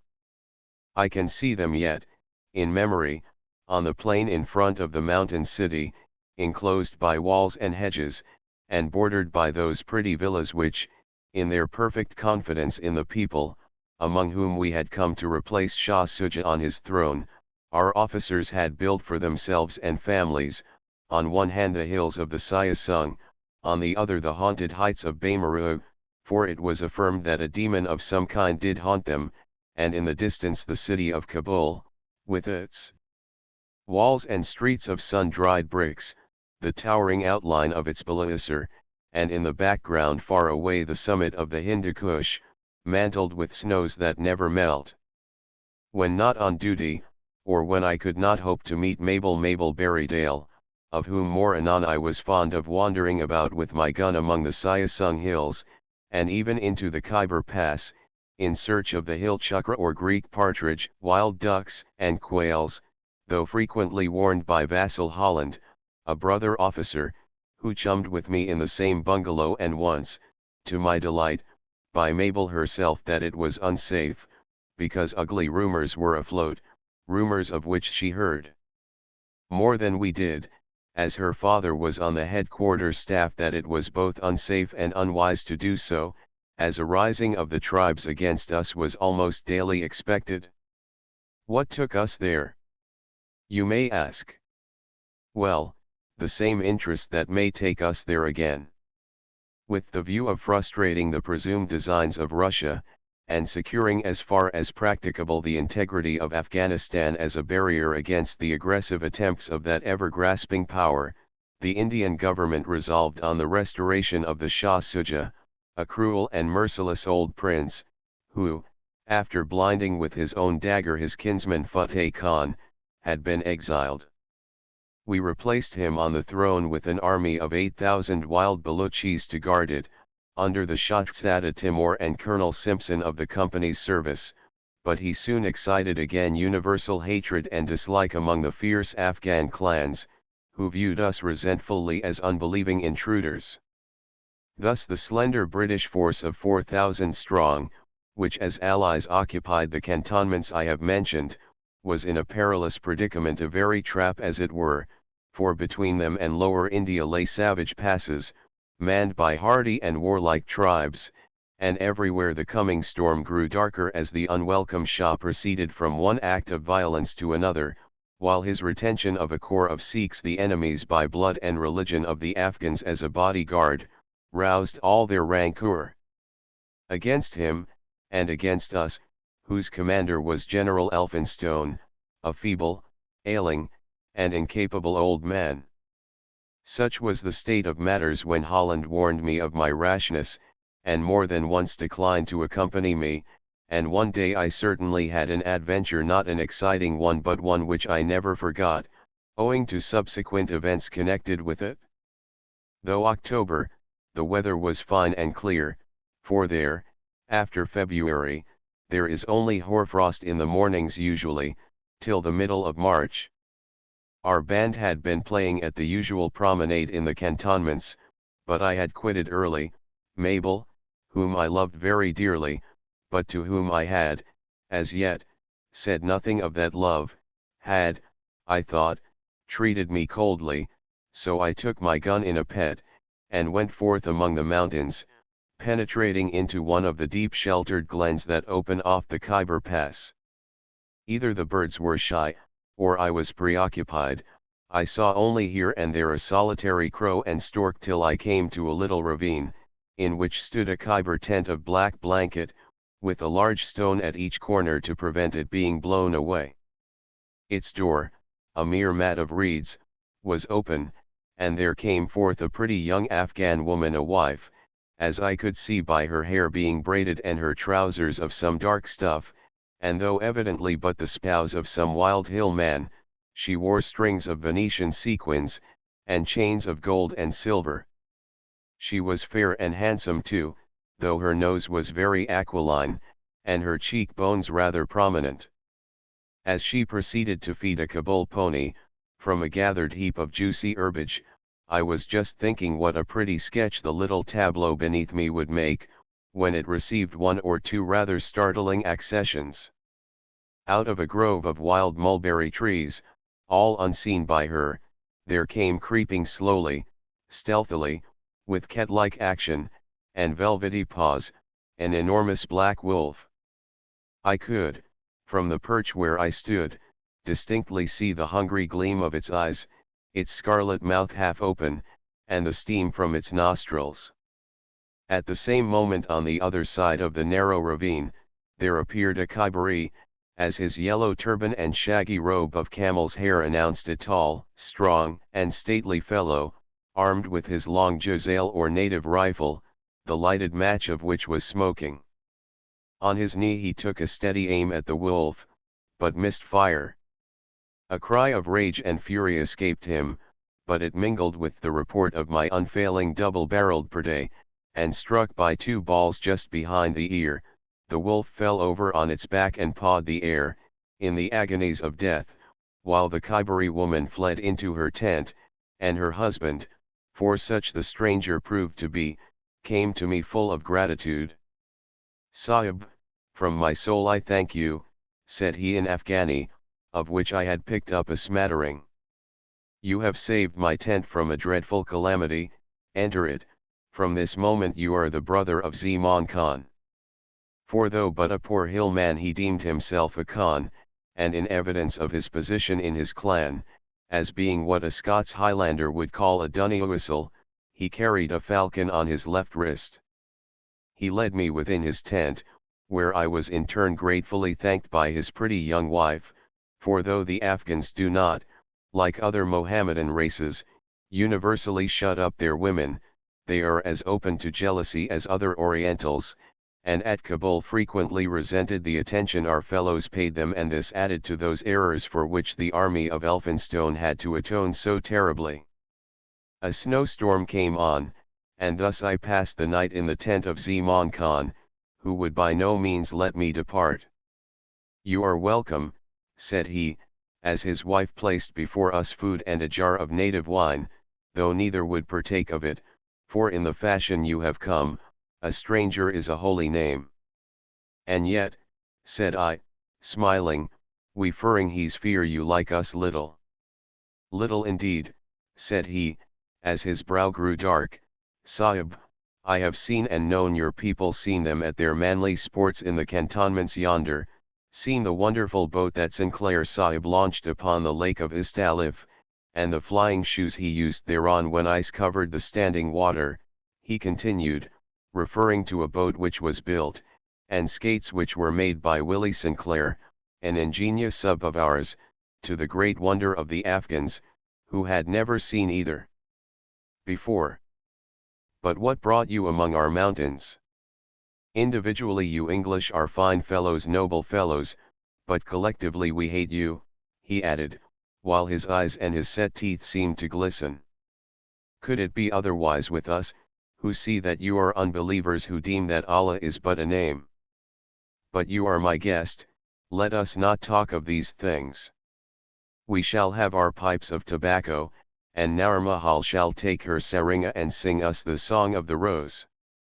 She brought us cherry stick pipes, obediently assumed her native guitar, and sang to us, as her lord and master suggested. The night passed pleasantly, for the tent was in a sheltered spot, and I got up betimes to return to the cantonment, escorted part of the way by Zaman Khan, to whose wife I presented one of the pretty charms that hung at my watch chain. As we parted within a mile or so of the cantonment gate, he again expressed his gratitude to me, but said to me impressively, and with a low earnest voice, "If you can quit this place for Kandahar or Jalalabad, go at once, go, and go quickly. In 3 days, perhaps, it may be too late. The hills will then be alive with men." "You say either too much or too little," I exclaimed rather angrily. "I have said what I have said. The web of your existence has been spun of the thread of sorrow, and the sword of the Afghan will rend it asunder. If a rising of the natives is attempted," said I, "we shall not leave one stone of yonder Balasar standing on another." "Be it so, but," he added, pointing to the stupendous mountains, "you cannot destroy these, the fortresses given by God to the hill tribes of Afghanistan. And Akbar Khan has sworn an oath that your whole host shall perish save one man, who will be only spared to tell the fate of his comrades." I had already heard something of this before, and it had been a source of laughter, but for a time only, in our mess bungalow in Kabul, and that evening, when Vassal Holland and I were discussing my adventure, through the pleasant medium of brandy pani and chinsura cheroots, he laughed loudly at the threat, like a heedless and handsome young fellow as he was, and stigmatized Zaman Khan as a melodramatic old donkey. After traversing the Bolan Pass under Willoughby Cotton, storming Ghazni and then taking Kabul, "We won't be so jolly green as to take fright at the Afghans," adding, "and now to talk of something else. I may mention that your absence during the storm last night, and from parade this morning, caused much speculation in the lines, and, if it is any gratification to you, not a little in the villa of the Berrydales." And he lay back in his long armchair, and watched alternately the rings of smoke from his cheroot as they ascended to the straw roof of the bungalow, and the expression of my face. Was Mabel indeed interested? I asked, with heightened color. More than interested, agitated. But I don't wish to fan the flame, for I fear it will be no joke to be the husband of such a girl as Mabel Berrydale. Joke, I should think not, Holland. What then? A great joy. But to what do your remarks point? To begin with, her love of dress. Pshaw! Every pretty girl has that, and she is lovely. In her opinion, her father, the colonel, or any father, is only the medium for supplying luxuries and pleasures, and to act as chaperone, if nothing more attractive can be had. A husband would soon come to be viewed in the same light. Pleasures, luxuries! I exclaimed, there are deuced few of either to be had at Kabul. But you, the fortunate, happy, and accepted of her cousin Bella, should not talk thus. You have surely been refused by her. Refused, exclaimed Holland, laughing. Yes, said I angrily. I never asked her, even before I saw Bella, yet many an afternoon I have enjoyed her society very much. I should think so, she would make a pleasant companion for a longer period than any Afghan afternoon. You mistake the girl entirely, in deeming her, as I know you do, vain, trivial, heartless, it may be. Holland only continued to smoke in silence. Tonight at Lady Sale's, I shall put it to the issue, if I can, said I. Both will be there. Allow us then to don our war paint. The clawhammer coat, and waiter-like costume denominated full dress, was not then etiquette in India. Thus, we both set out in full uniform for Lady Sale's reception, which, though given so far away from Western civilization as the slopes of the Hindu Kush, was pretty much like any other. The drawing-room of her villa was made up as like one at home as possible. The ladies of the garrison, and of the CS, had all becoming toilettes, and native servants, in white turbans, were gliding about with silver salvers of coffee and wines. A buzz of conversation pervaded the room, and though the band of ours, the 13th Light Infantry, discoursed sweet music in an anteroom, the tenor of the conversation, in certain knots that gathered around the manly and gentle-looking Sir Robert Sale, the Commander-in-Chief, General Elphinstone, and the luckless envoy Sir William Macnaghten, sad and thoughtful in aspect, was the reverse of lively, for great events were on the gale, and each hour told the varying tale. Dost Muhammad Khan, late ruler of Kabul, was remaining a peaceful prisoner of the British government, but Akbar Khan, the most brave and reckless of his sons, had preferred a life of independence amid the wilds of Ludhiana, and now he was said to be among the Khyber Mountains, concerting means for the extermination of the meddling Ferenghis, as he called the British, whom he had vowed to exterminate, all save one man.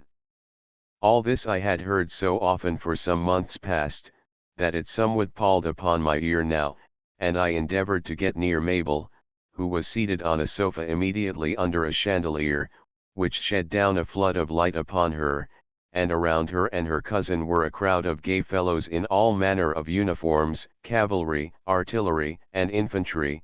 Thus, I could barely touch her hand, and answer some questions concerning my adventure in the pass last night, questions which I saw she asked with dilated eyes, and considerable concern, when I had to give place to some one else, with whom she plunged at once into an animated conversation, as if to hide the momentary interest she had shown in me. This deeply piqued me, all the more as vassal, in all the happy confidence of an accepted lover, was stooping over the pretty head and snowy shoulders of Bella, and eyeing me from time to time with a provoking smile. Mabel and I were on awkward terms. Her lover she knew me to be, though I had never declared myself, for 2 or 3 reasons, among the most weighty of which were monetary expectations from home. Thus we had piques and little jealousies, even fits of coldness, that made our almost daily intercourse in the limited circle of the Kabul cantonments perilous work truly. Her face was indeed a sweet and winsome one, and once or twice, as a mass of her golden brown hair, which her ayah had failed to adjust properly, fell suddenly about her neck, she gave a petulant shrug of her white shoulders, while her beautiful hands were upraised to confine the coils, showing thereby the taper form of her arms and the contour of her bust and waist, while many a sub looked fondly and admiringly on. Other handsome girls were present, and it was really something wonderful to see so much fair English beauty there in Afghanistan, at the very back of the world as it were. Her cousin Bella was a soft, yet sparkling little brunette, whose father had fallen at the storming of Ghuznai, since when she had lived under the wing and care of her aunt, Mrs. Berrydale. To simply eye her admiringly from a distance was not the role I had intended to adopt, but I resolved to wait my opportunity, when there might be some break in the circle around her, and was passing into the inner drawing room, which was nearly empty, when I trod upon a pocket book. It was a bijou affair, tiny, scarlet morocco, and gilt a lady's evidently. To whom could it belong? I looked round for Lady Sale, but she had left the room. The owner's name would doubtless be inside. Ere I could think of opening it, the book opened of itself, where a leaf was turned down, and where I saw my own name, written more than once, with another added thereto, Mabel Clinton, Mrs. Robert Clinton. I trembled with astonishment and joy. She had been wondering how the name would look written, and written it was, in her hand, with which notes of invitation had made me perfectly familiar. I heard the hum of voices in the next room, the sounds of laughter, and the crash of the band in the ante-chamber beyond, as one in a dream, for the discovery now made was rather a bewildering one. That I had a place in her heart, that she was more than interested in me, and that she linked the idea of me with herself, I would not doubt, despite her occasional coldness and coquetries with others, but how was I to use the knowledge so suddenly, so unexpectedly won? It was alike dangerous to keep or to return the book, though surely she would never dream that I had opened and read it, but the hand of fate had done the former for me, and if thrown aside, it would be found by others, and become a source of secret joking in the cantonments, so I placed it in the breast of my uniform, and seeing her left almost alone for a moment, hastened to capture her, and offer her my arm, which she accepted at once, and we proceeded slowly to promenade the rooms. "You have not been near me tonight," said she, fanning herself, though the air was cool enough. "It is so difficult to get near you, you are always the center of a circle in whose unmeaning gaiety I have not the heart to join." "You scarcely compliment me in saying this," said she, coloring a little. "I was fond of gaiety, fun, what you will, when in central India, and down at Calcutta, but here we have been triste enough. Kabul is simply horrible.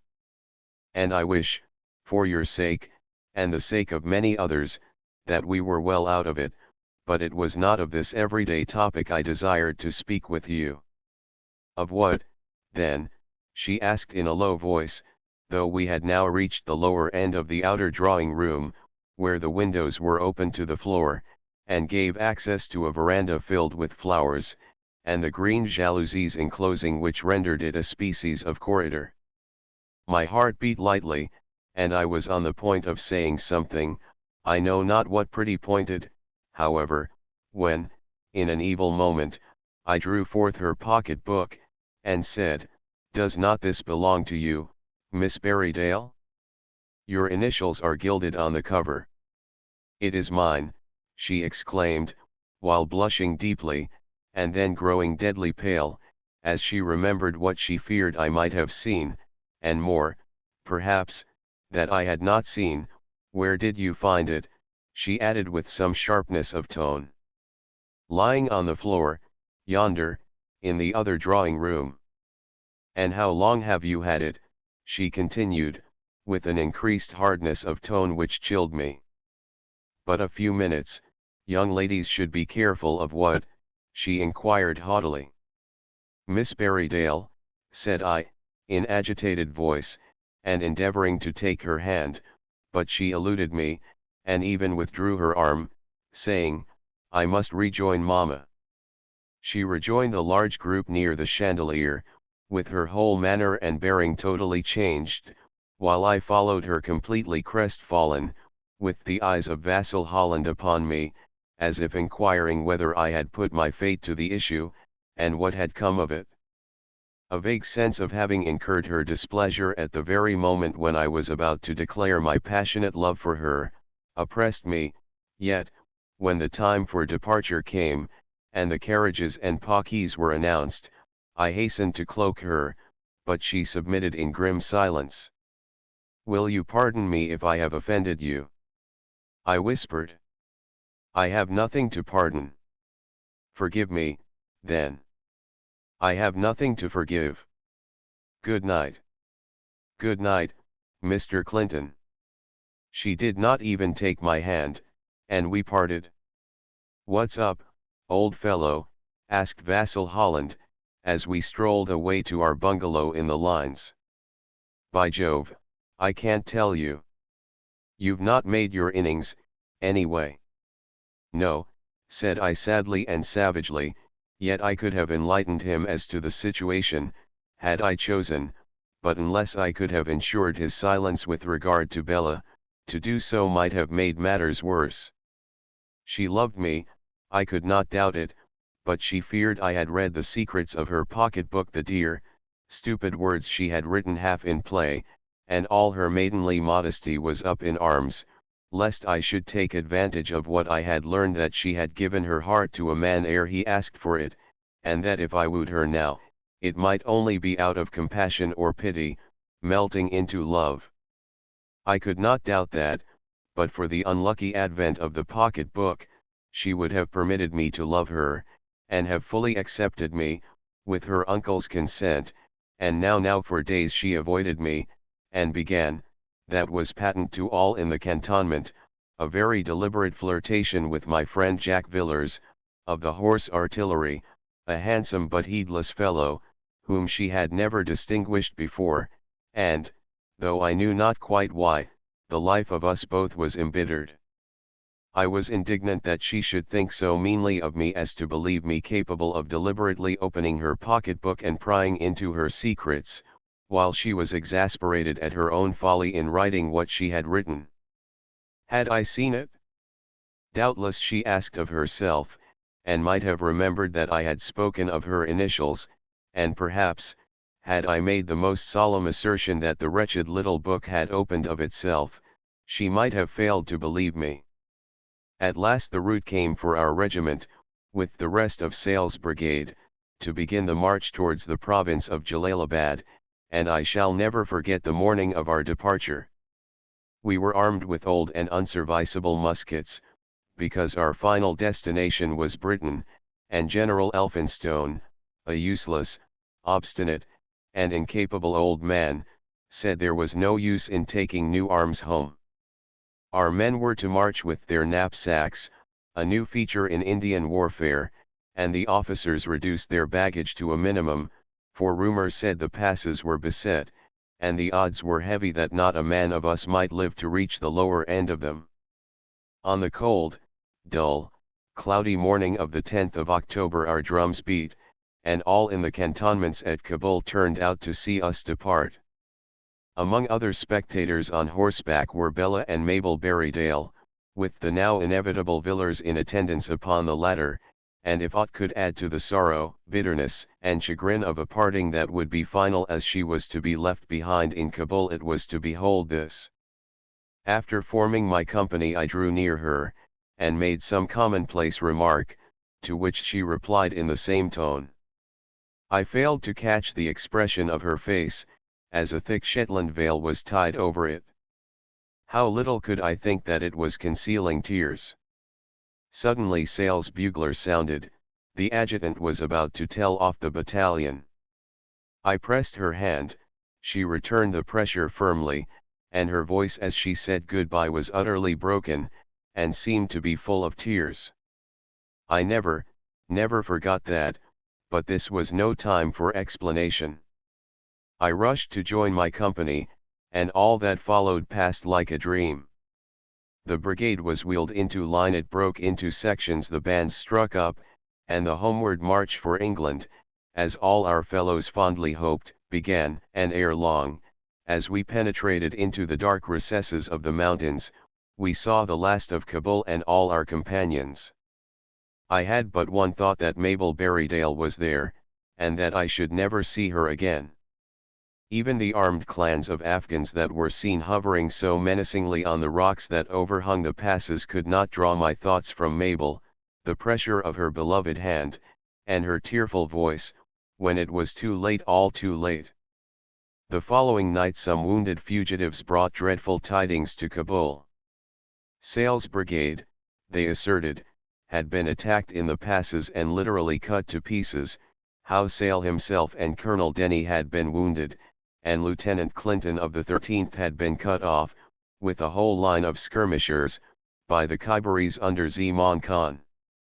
My poor Mabel fell fainting on Bella's breast when she heard of all this, and she now for the first time knew, what I knew not, and never might know, how really dear I was to her. The startling tidings brought to Cabul were not without some grains of truth.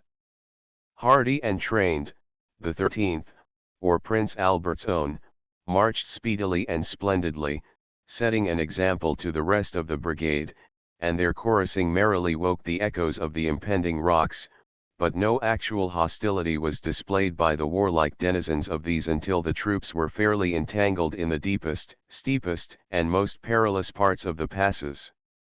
Then the cliffs above us seemed to become suddenly alive with men, chiefly yellow-turbaned Khyberis, who opened a storm of fire upon us that told with dreadful effect, strewing the whole tortuous path from front to rear with killed and wounded.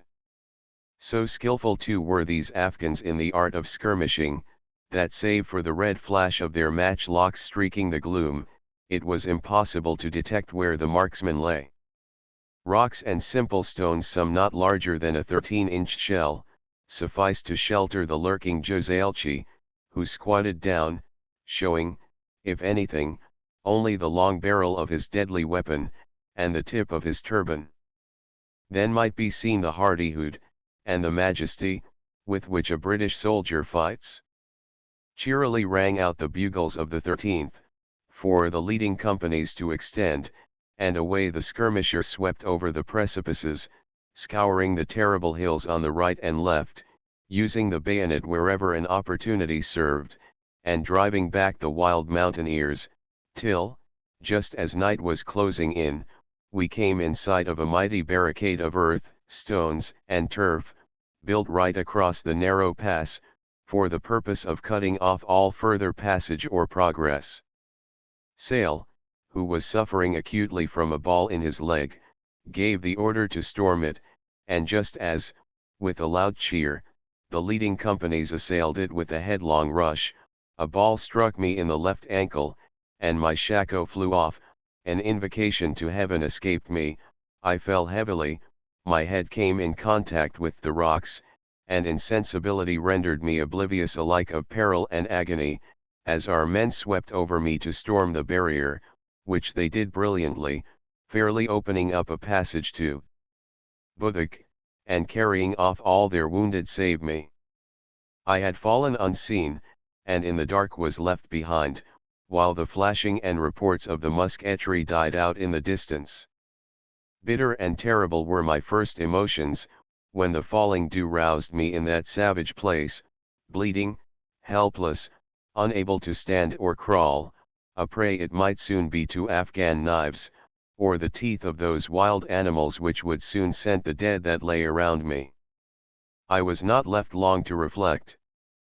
I had just bandaged my wounded limb with my handkerchief, when a party of Afghans passed. One uttered a hoarse cry, and was about to decapitate me by one slash, when another interposed, and I found myself the prisoner of Zaman Khan. Death to the Feringhi, cried the astonished Afghans. "Hold, I command you," said Zeman, "he is my brother. Is he not one of those who would send our chiefs in chains to the Queen of the Ferenghis in London? He is my brother."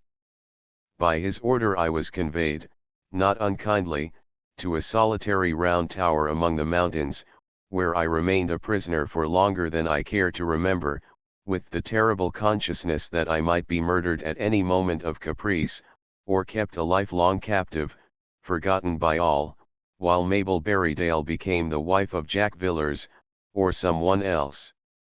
My adventures after this were so numerous that they would crowd a 3-volume novel. The ball in my ankle I contrived to snip out myself, nearly fainting as I did so. I then bound up the wound, which grew well rapidly, while that in my head was bathed and bandaged tenderly by the deft little hand of the wife of Zeman Khan, who was full of pity for me, with much of gratitude for the service I had done her, and thus I had perhaps more of her society than the Khan might have relished, but he had much wild work to do among the mountains, and it was from her that I heard of what was doing at Kabul. "Sahib, your people will never escape, it will all be as Akbar has sworn," said she in her soft Afghani, as she drew near me and spoke in a low cooing voice, lest others might overhear, in these rooms that had only hangings and no doors. 60,000 citizens in Kabul, and all the mountain tribes around it are ripe for insurrection, and wait but the voice of Akbar. But our soldiers are brave, and our envoy is wise. "Was, you mean, Sahib, how is he dead?" "Yes," replied Narmahal, shaking her head, while all the sequins flashed and glittered among the coils of her splendid dark hair. "He was lured into a conference with Akbar, my husband Zeman and other Khans, by whom he was dragged away and beheaded, in the face of your whole troops, who are now hemmed up in their lines, a prey to hunger and despair, while the passes are full of snow, and all the country up in arms." I scarcely believed all this at the time, but she never told me aught save the strictest truth. Hunger, cold, and peril. Poor Mabel! Thought I. On how little will a lover dwell with delight? The pressure of her gloved hand at parting, her broken tearful voice, which said more than 1,000 words, and the remembered signature, all seemed to make her mine, and yet I never might see her more. I must have been reported among the killed, and as such wept for by poor Mabel, and in time to come would be mourned by my dear old mother in England far away. Every item of intelligence that reached that lonely tower was communicated to me by Narmahal, but, I began to perceive, only when the grim Zeman, with his baggy breeches, black fur cap, and shawl with its armory of daggers and pistols, was absent. I began to perceive, too, that she was enhancing her great natural grace and beauty by a costume such as she had not worn in the tent, with a white silk camise and pink silk trousers, and a thin veil of muslin embroidered with gold, the use of which she managed with great coquetry, especially when she idled over the strings of her saringa, and she made wonderful ourades under her long dark eyelashes, when singing the Song of the Rose, and other ballads in her softest Afghani. "Sahib," said she one day, coming to me with her dark eyes quite dilated, "pardon and departure in peace has been offered to your people, if they will leave all their women in the hands of the Afghan chiefs, but they have refused, and only one cry is heard in their camp. And that cry is, 'Let us fight our way down, sword in hand. A few of us at least shall reach Jalalabad.' But they will never reach it," she added sadly. "Aziz Khan and Zeman Khan have beset their homeward path with 10,000 wild Kohistanis, and the Ghilzis, the fiercest of Afghan warriors, hold the heights that overlook it." I started to my feet as I heard all this, as if I would be gone, but I threw myself back on the camel's hair divan in a species of despair, as I knew that the tower was guarded by men with loaded Josale that would kill at 800 yards. She regarded me wistfully, and drawing near nestled like a child by my side. "Has the Sahib a wife in yonder camp, that he looks so sad?" she asked shyly. "No. A sister, perhaps." "I have none." "That is well, you will have none to weep for." "How?" "Because, whether given as hostages in peace, or taken as spoil in war, the Ferengi women will become the Gholams, the slaves of the Afghan chiefs." My blood ran cold and hot alternately as she spoke, and something like an imprecation escaped me. She laid a hand upon my arm, and drawing nearer, said in her most winning voice, "But what is all this to you?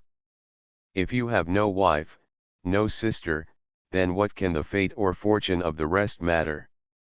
The name of Mabel rose to my lips, but died there, for a new light broke upon me with the knowledge of what my preoccupation of mind, during all October and the subsequent weeks, had prevented me seeing, that, influenced by pity, gratitude, and the singular respect with which I, as a gentleman, treated her, a respect to which she was all unaccustomed, the wife of Zaman Khan actually loved me, and the knowledge of this filled me with only confusion and dismay, for if he discovered the fact, our lives were forfeited, and already some of his household might be suspiciously cognizant of it. "What is all this to you, I repeat?" she asked, her clasp on my arm tightening. "More than I can tell you," said I, covering my face with my hands, and striving to think. "Be comforted, in losing your friends, you have not lost all who may love you, you have still me," she added in a low voice, as she laid her head in a nestling way on my shoulder. This was coming to the point with a vengeance, and adding incalculably to the perils that surrounded me, and how was I to temporize with this hot-blooded and impulsive little Oriental, whose sudden love might quite as rapidly change to bitter hate? "My God, could I but escape!" I exclaimed. "You can, but on one condition." "Oh, name it." "Take Narmahal with you," said she imploringly. "She would die if left behind." "And die she shall," said the low, concentrated and terrible voice of Zaman Khan, with a grim and terrible expression of face, suddenly appearing in the curtained doorway. A low wail escaped Narmahal, who sank at his feet. "I have heard all," said he sternly. "All?" I repeated mechanically, and thinking the word might be my last. "Yes, all, Sahib, and blame not you." "Whom, then?" I asked. "Her," he replied laconically. "She has done no wrong." I urged, "I call heaven to witness." "Silence, Sahib."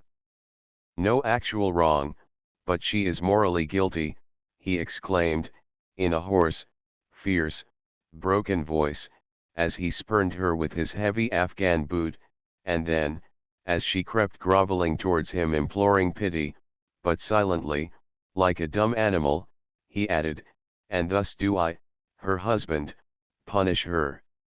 Then, quick as lightning, he drew, from among the bundle of weapons in his shawl girdle, a dagger, and plunging it in her bosom, killed her on the spot. A crimson torrent flowed over her white camise, while the horrible dagger remained in the wound. I say horrible, for the weapon was constructed in such a manner, that after being thrust into the body the blade, on touching a spring, separated into three, thus rendering extraction impossible. This tragedy appalled me, and I looked wildly round for a weapon, resolved to sell my life as dearly as possible. Zaman Khan saw the action, and smiled bitterly. "Your life is forfeited," said he, "but not while under my roof. I swore to be your brother for saving the life I have just taken, though I might have obeyed the 4th chapter of the Quran, and immured her till death came, but such a process would be too slow for me," he added, grinding his teeth. "You have eaten of my bread and salt, and to that salt I shall be true till we meet among the mountains, and then woe unto thee, Ferengi." Your people are departing, go forth and join them, but their fate and yours is sealed. Go, I have said. All that passed afterwards seemed like a dream to me then. I gladly quitted that chamber of horror, where the poor girl wife lay weltering in her blood. A horse was given me, and a heavy tulwar or native sword. A wave of the hand towards the hills was all the farewell accorded me by Zaman Khan, and turning my back upon the solitary tower, I rode in the direction he indicated, which proved to be the Kurd Kabul Pass. Night was closing in among these stupendous mountains, which were then all covered with snow, but as I rode on partly at random, thinking chiefly that I might be pursued and destroyed by Zaman Khan and some of his followers, the sound of firing in front began to reach my ear. It became quickly louder and louder as I proceeded, and ere long there opened before me the long dark vista of a snow-covered gorge, on both sides and in the center of which thousands of muskets were flashing redly out amid the gloom, while their reverberated reports mingled with a most horrible medley of sound. The British troops were being attacked, I could not doubt it, and I rode on madly and furiously to join my comrades. This was the night of the 8th of January, and, as I afterwards learned, it was but 2 days before that our whole garrison in Kabul had begun one of the most disastrous retreats ever recorded in the annals of war. It had been finally arranged by Colonel Berrydale and the rest of the staff that, on the payment of 1,400,000 rupees to Akbar Khan, Zaman Khan, and the chiefs of the Kuzil Bashas and Ghilzis, that our troops were to march unmolested. Yet the first named ruffian again recorded his terrible vow, that every Briton should be exterminated save one, who was to have his hands and feet cut off, and be placed thus at the mouth of the Khyber Pass, with a written notice to deter all Firangis from entering Kabul again. The helpless sick were left behind, the ladies and soldiers' wives were all in doolies or on horseback, and the number of souls who quitted the camp is estimated at 16,500 in all. As the troops marched on, they were hemmed in and impeded by the hordes of Afghan horse and Jozailchis, who with yells and shouts dashed recklessly through the ranks, in fierce and savage mockery at the wailing of the Hindustani camp followers, who saw their wives and children slaughtered before their eyes, or borne off, the prey of mounted warriors. HMS 44th, with horse and artillery, under Brigadier Ainquitil, formed the advanced guard. The 54th, with some other horse and 4 guns, covered the rear, on which a fire of musketry was opened from the captured cantonments. Soon the attack was general on every hand, and the retreat became a disorganized flight. Horse, foot, and artillery men, women, children, baggage horses, and ponies, were all wedged together in the narrow way, where the corpse-strewn snow soon became a bloody puddle, while a storm of matchlock balls poured down on the helpless column as night closed in, and none could say who had escaped and who perished. The aged and dying Elphinstone, with the ruin of his army, halted amid the falling snow, without tents and food, by the margin of the Lagur stream, hoping on the morrow to clear the Kurd Kabul Pass, but it was already in possession of Akbar and Zaman Khan. With dawn the flight, for such it was, began again. Among the wounded was Lady Sale, who had a ball in her arm, and as Mabel had her horse shot under her, Colonel Berrydale mounted her on his own, and fought on foot, till a ball, unknown to his daughter, laid him low.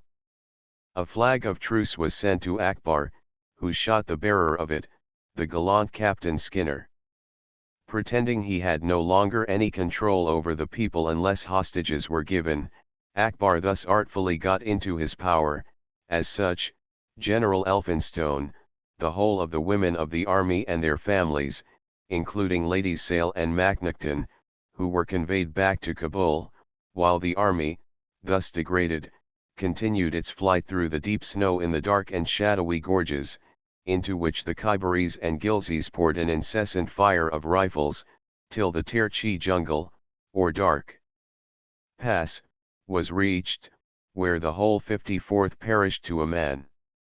There it was I contrived to join our 44th, or what remained of it, for in one group 200 of it had fallen, and then I learned those dreadful tidings, which made every heart in Britain throb, that the women of the army, among them my Mabel and her cousin, had been surrendered to the Afghans. In all the world's history, said Jack Villars, there will be no retreat recorded like this. That from Moscow had its survivors, this from Kabul will have none. But Havasharud, old fellow, it is all I have saved out of my baggage. The terrible march was continued, and on every side the rocks re-echoed the cries of death to the Ferenghis. Death to the infidel dogs, while the wounded were always stripped and horribly mutilated. After a brief halt, at which some ponies were shot, flayed, and eaten raw, on we struggled again, on and on, under a shower of shot that decimated us at every step, until we reached a place called Jugduluk, by which time every officer of rank had perished, and there, on a knoll, under Jack Villars, myself, and another, the wretched survivors, men of all arms, made a last despairing stand against the enemy. "Keep by me, Clinton," cried Villars, brandishing his sword, "we can die but once." He had barely spoken ere he fell forward on his face, choking and dying, with a ball in his chest. Cheering wildly, we stood shoulder to shoulder, as if to welcome death, many of us faint and bloody with open wounds, but showers of matchlock balls rained on us, and the roll of death increased as the men fell across each other in heaps. The sudden fury with which we resisted here checked even the ardor of the hordes that assailed us, and we were permitted to struggle down the pass, leaving the dead or the dying at every step, till the 13th of January, when 20 officers and 60 privates, the sole survivors of Elphinstone's army, unable to proceed further, made a halt on a knoll at Gundamuk, near a grove of cypress trees. To all this violation of the laws of war, this terrible treachery and lust of blood, was added a sense of deadly horror as to what would be the fate of our gently nurtured European women at the mercy of men so savage. Imagination ran riot, the heart grew still, and we could but hope that ere this, death had put an end to the sufferings of all. My poor Mabel!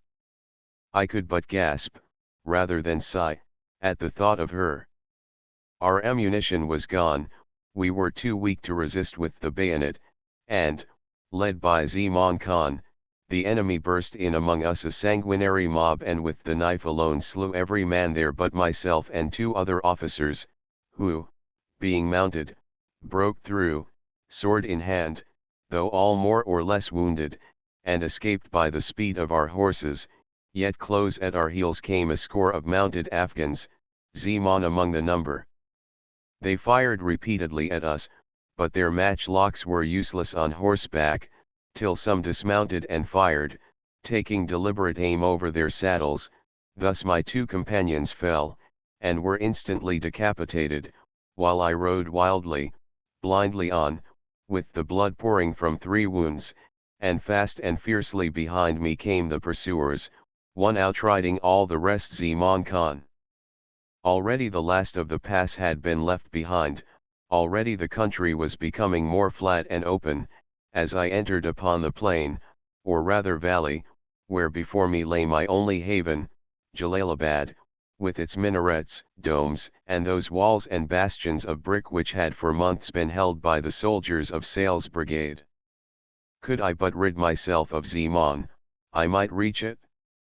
I checked my horse, and taking a Parthian aim at my chief pursuer with the last shot in my pistol, saw him fall from his saddle and dragged away rearward in the stirrups by his terrified horse. The act gave the others time to near me, and I must have perished within sight of the city but for a few cavalry who were sent out to succour me. I had been seen by Colonel Denny of ours, who made that remark which is now historical. Akbar Khan has sworn that but one man shall escape alive, and, by heaven, yonder he comes. In Jalalabad my wounds were dressed. I had food, succour, and rest for the body, but not of the mind, for almost the first tidings that vassal Holland had for me concerned our lost ones. The ruffian Akbar had dispatched the hostages, as they were named Lady Sale, Lady Macnaghten, and their fair companions towards Turkestan, to be there sold as slaves and bondwomen to the Uzbek Tartars, greater savages, if possible, than the Afghans themselves. By this time the general was dead. He had expired in the tower of Zeman Khan. I now remembered the words of Naur Mahal, on that evening which proved so fatal to her, that whether given as hostages in peace, or taken as spoil in war, the Ferengi women will become the gholams, the slaves of the Afghan chiefs. So they still live, vassal, said I, with a groan. Yes, but for what a fate, for what a fate. I would rather hear that my poor Bella were dead. 8 months passed after this, 8 months of acute horror and terrible anxiety to all who had, as we had, a tender interest in the lost, and common humanity made all sympathize with such as Sir Robert Sale, who had a wife and daughter in such butcherly hands. How these months were passed, and all we did, if detailed, would far exceed the limits of my story. Suffice it, that we joined the army of vengeance, as it was named, the army that again marched, but in triumph, up those terrible passes which were literally paved with whitening human remains and the bones of horses and other baggage animals. The army which drove the Afghan tribes like chaff before the wind, fought victoriously the battle of Tizain, and raised a shout of triumph when it came. Again in sight of Kabul, when the standard of Akbar Khan was trod in the bloody dust, and the flames of ruin enveloped the great Balasar. This was on the 12th of October, just about a year from that night when I had seen Mabel Berrydale, in all her girlish beauty, at Lady Sale's, and we had the unlucky adventure with the pocket-book. Ages seem to have elapsed since then. I have news for you, gentlemen, said the white-haired Sir Robert Sale, whose services dated back to the wars against Tipu Sahib, as he came hurriedly one morning into the place which we had improvised as a mess bungalow, in the now ruined cantonments. Most welcome news, he added emphatically, as his voice broke and tears filled his eyes, and doubly so to a husband and father, like me. Thanks to the courage, diplomacy, and daring of Sir Richmond Shakespeare, at the head of 600 Quzilbash lancers, the whole of the ladies have been rescued, when en route to Turkestan, and are now on their way to join us here. He fairly broke down as he said this, and covered his face with his handkerchief. A half cheer rose from the group in the bungalow, where there was not an eye unmoistened. Then Sir Robert looked up and said, "In a few minutes we shall march to meet them. There go the bugles of ours. See," he added, with a sparkling eye, "how the 13th are rushing to the muster place, actually belting themselves as they come along." Under Sir Robert's orders, in less than an hour we had left Kabul behind us. With the 13th Light Infantry he had the 3rd Light Dragoons, now Hussars, the 1st Bengal Cavalry, and a train of mountain guns, to keep any wandering horde in awe. Light were the hearts of the soldiers as they marched along. Cheerfully had they ever marched to battle and siege at Ghazni, Jalalabad, and Kabul, but more cheerfully did they now depart on their errand of mercy and succour, and they marched with a rapidity I have never seen equalled, save in the advance on Lucknow. Vassal Holland was more hopeful than I was. Dreadful doubts suggested themselves to me from time to time. I might hear that Mabel Berrydale had died months ago, that she might have been abducted for the rarity of her beauty, and that an impenetrable veil obscured her fate. Akbar was said to have appropriated one of the captives. Heavens, if it proved to be Mabel! Her figure came before me as I saw at last, the memory of her voice choked in tears, and the tremulous pressure of her hand, while the warning bugles blew, and it was too late to speak, too late to explain. Ere long a dark group appeared advancing, with glittering spears, out of a valley, as Sale's command attained the crest of a hill. It was Sir Richmond, with the ladies and the lancers. A shout burst from the soldiers, and actually breaking their ranks, they rushed forward, and with loud cheers greeted all, but chiefly Lady Sale and her widowed daughter. In another moment I had both Mabel and Bella in my arms, till Vassal drew the latter from me. Many now met friends from whom they had long been parted, as if in death. Wives threw themselves into the arms of husbands, daughters embraced fathers, and the artillery fired a salute that shook the hills of Gibeah. "Papa, I do not see Papa," said Mabel anxiously. "Lay your head on my breast, darling, and I will whisper all." "He is dead, then, and poor Mamma too is gone." "I have no one in the world but me, darling," said I, as I kissed her tears away and assisted her to remount. Here ends my story. We were to have been married when we returned to Old England had not events occurred which I cannot tell you now, but the results of which are swiftly passing away, and I shall be soon able to call her my own after long years of waiting, having had enough and to spare of Afghanistan and the Khyber Mountains. Dick Staples of the Queen's Own, Dick Staples of the Queen's Own. When I came back, boys, after my fighting in India was over, you laughed at my old red coat, for I had no other, a trifle tattered, I dare say it was, as well it might be, after all I had gone through in it latterly, but you never forgot, boys, that it was the old red rag, that tells of England's glory.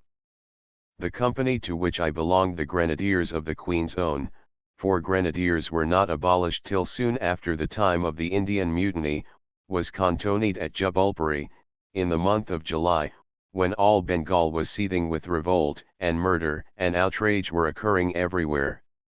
All was quiet as yet in Jubulpuri, which I may tell you is in Berar, on the tableland of the Deccan, but ugly rumours came from time to time about the 50th and 52nd Bengal Sepoy regiments, who were stationed at Nagod, the nearest post to us, and which, of all the Bengal army, were eventually the last to revolt. Neither tongue nor pen can describe what we, the handful of Europeans among the millions of India, endured at that terrible time, when the souls of fathers and mothers, of husbands and wives, daily grew sick with anxiety, while the atrocities of Delhi and Kanpuri, and more than 100 other places, made our soldiers go mad in their longing for revenge. But all that is history now.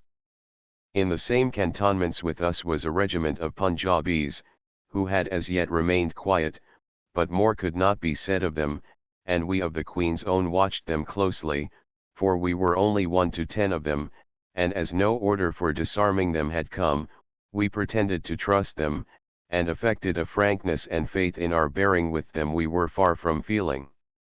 Thus, cantonment life went on pretty much the same as usual, the parade after gunfire, the officers and ladies riding or driving on the course, or the former idling in the verandas of the bungalows, sipping iced drinks or brandy pani, studying the last Bengal Herkaru or the thermometer, and the pandas cooking their food, rice and chilies, chapatis and ghee, under the glaring sun, in their own lines, and careful that the baleful shadow of no European passer should, during the process, fall across it. Our chief fear was that the approach of some 1,000 natives and deserters, led by Kaur Singh, steeped in slaughter and flushed with conquest and crime, might in an hour change the face of things, and find us fighting for bare existence with the very men who shared the garrison duty of the cantonment with us. Captain Basil Heron, who commanded us, a handsome man, in the prime of life, a great favourite with us all, and the leader in all manly sports and schemes for our welfare, with Captain Dalton, who commanded the Punjabis, began to take quietly some measures to render the Residency, the only brick edifice there, more defensible than it was, a place wherein to place the European women and children in case of emergency. Captain Heron had a wife, a fair and delicate English girl, and one little child, on whom they both doted, and when I saw the expression of haggard anxiety their faces wore, and the faces of others who had such charges to love and protect, I thanked heaven that then and there I had neither wife nor child to care for, nor aught to look after but my old brown Bess.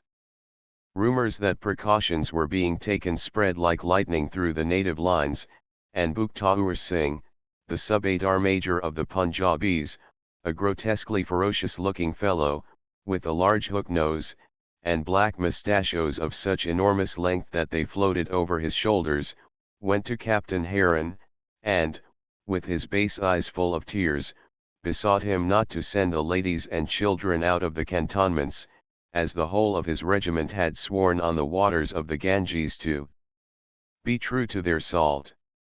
Captain Heron heard this promise doubtfully, but Mrs. Heron, who sat there with her baby crowing in her lap, its fat fingers clutching at the golden curls that clustered round her forehead, besought her husband to believe him. But although he salaamed and bowed very low indeed, my particular chum and comrade, Bill Brearley, who had been more than 12 years in India, expressed to me his firm belief that this was all acting, and that the time was at hand when we might look out for squalls. And I was sure Bill was right, for I had been on duty as an orderly in the veranda on the evening when Buktaur Singh quitted the captain's bungalow, and there was no vestige of his crocodile's tears as he passed me, but a broad grin spread over his brown face, and a cruel leer came into his eyes as he paused for a few seconds, and listened to the voice of Mrs. Heron, who was singing at the piano. Despite the promises of Buktaur Singh, Captain Heron, as senior officer, posted a piquet at some distance from the cantonments on the road to Nagod, to cut off communication with the two regiments there at least, to prevent any concerted movement being arranged, and all postal matters being then at a standstill. We knew little about what was going on around us, but heard only vague and terrifying rumors. On a night early in July, I was detailed for the piquet on the Nagod road, and Captain Heron resolved to accompany it, though it was under Mr. Drayton of ours, a middle-sized and handsome fellow, with a delicate-looking face, and much of that self-esteem and imperturbable confidence of character peculiar to many young Englishmen. He had seen service, too, and had on his breast the Crimean medals. As we paraded in front of Captain Heron's bungalow, he came forth with his sword and revolver, and his pretty young wife clinging to his arm. "Are you compelled to go, Basil?" she asked. "No, yet somehow I feel impelled tonight, but retire, Rose." "Good night, dear, you look tired. To bed, and pleasant dreams to you. You have your flask and the sandwiches, and your greatcoat?" "Everything." "How thoughtful you are. Good night, and kiss baby for me." We marched out through the lines, but Mrs. Heron, who had some sad foreboding, watched the piquet as long as it was in sight. Heron and Drayton chose their halting place and threw out their advanced sentinels a considerable distance in front of the piquet. Of these, I was one, and my orders were, on the advance of any armed party, to fall back softly and silently, and communicate the alarm. Alone on my post there, keeping watch with the stars, and the whole sweep of country before me, memory went back to the old, or rather the young, days of my boyhood, even to yonder old mill, when I worked there, the rabbits in the brake, the squirrels in the trees, the nuts and berries in the hedgerows, till suddenly the galloping of a horse roused me, and I cocked my musket. The sound came from the front. Another moment and the rider was before me, and reined up. He evidently had heard nothing of the piquet, and was enraged to find me barring the way. By his uniform he was a subedar of the 50th BN Infantry, and mounted on an officer's horse. "The parole?" said I. "How should I know it?" "I have just come from Nagod," said he, in broken English, adding, "Stand back, Kaffir." "Oh ho!" I exclaimed, as the epithet warned me at once of enmity, and grasping his reins, "What news have you from that quarter?" I asked. "Only that the faithful have risen at last, and not one of the accursed Gurlog, i.e., white people, will be left alive, not even the youngling at its mother's breast, and all in Jubulpuri shall perish too," he added through his clenched teeth, while his eyes blazed with fury, and he attempted to draw his sword, but ere he could do so, and as his horse rose on its haunches for an onward bound, I jerked the powerful curb with such violence to the rear, that ere the sword had left its scabbard, man and horse were prostrate on the road, the former stunned and senseless. In a moment more I was in his saddle and galloping back to report to Captain Heron all I had heard from the envoy of the mutineers. The piquet had barely got under arms when a great hubbub was heard coming on from the front, but no appearance of armed men, though the moon had now shone forth. It was chiefly the rolling of wheels and clatter of hoofs, and ere long there came up a wild and terrified throng of European fugitives from Nagad, dishevelled women, exasperated men, and wailing children.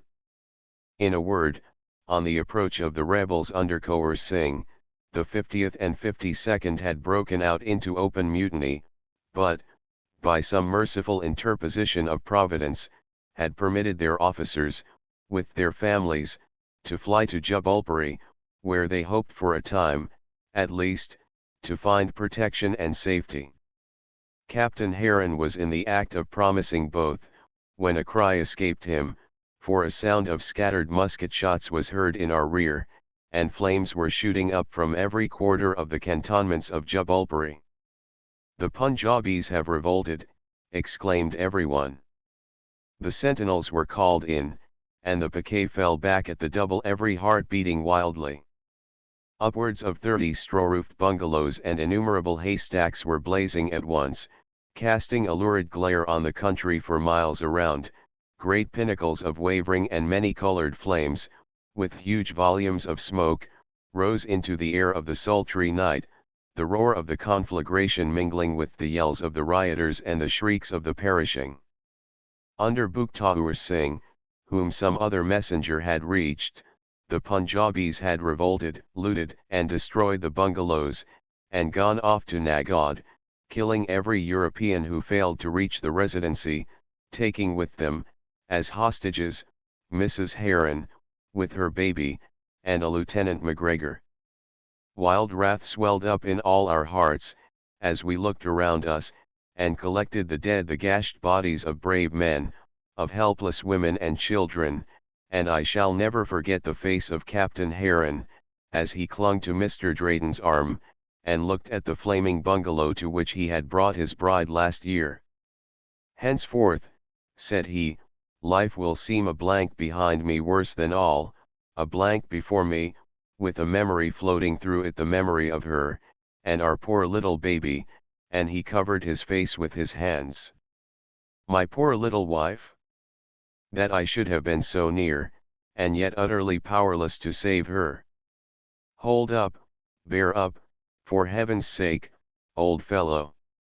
I heard Drayton say, "Surely even these wretches will not have the heart to hurt a hair of her head." But Basil Heron answered only with a groan, yet not a tear escaped him. His grief and horror seemed too deep for even tears. Every man of the Queen's Own there, felt that he could face death or anything to rescue her and make him happy, but too probably only unavailing vengeance was left to us. However, we had no time for much reflection. We took up our quarters in the Residency, all that were left of us, resolved, if attacked, to sell our lives as dearly as possible. We entrenched and fortified it to the best of our means. The verandas were bricked up, leaving only loopholes to fire through. Sandbags were placed all round the roof, which was flat. We staked the ground all about it to prevent a rushing attack, laid in grain for 3 months, and got 2 field pieces planted in front of the house, to command the approach. We had in our care 10 ladies, a number of sergeants and writers' wives, and ever so many children. In all we numbered now only about 50 fighting men, including officers, to furnish guards night and day, as we were in hourly expectation of an attack. Poor Captain Heron, the ghost of his former self, superintended all this, but day by day went past without tidings of his wife and child, and he would rather have known that they were lying, where so many others lay, in the burial pit close by, in rest and peace, than endure the awful uncertainty that he did as to their fate. After a time we heard that the rebels and mutineers of that quarter were all massed, and living riotously, under the ex-Subedar Major Buktaur Singh, in a place called Kutanji, 10 miles from Jubulpuri. They numbered several thousands too strong for us to attack, and not even to save his wife dared Captain Heron risk the lives of his soldiers. And now it was that my comrade, Bill Brearley, came so manfully to the front. He was a queer fellow, Bill, and early in life had been, so the Queen said, a strolling player. He was always merry and laughing, sang a good song, and was up to all kinds of larks, so now he volunteered to go to Kutanji disguised as a budmash, one of the idle and rascally sort of irregular soldiers who loaf about bazaars, and are up to all kinds of mischief, and as such try to obtain some tidings of Mrs. Heron. 50 guineas all I have in the world are yours for any news you bring me, Brearley, even if they be evil, said the captain, in a broken voice. Sir, I don't do this for money, replied Bill, but for love of yourself and the poor young lady, who was so kind to me when in hospital down with jungle fever. I risk my life daily for a shilling, why should not I do so, once at least, for her? God bless you, Brearley, said the captain, wringing his hand. God bless you.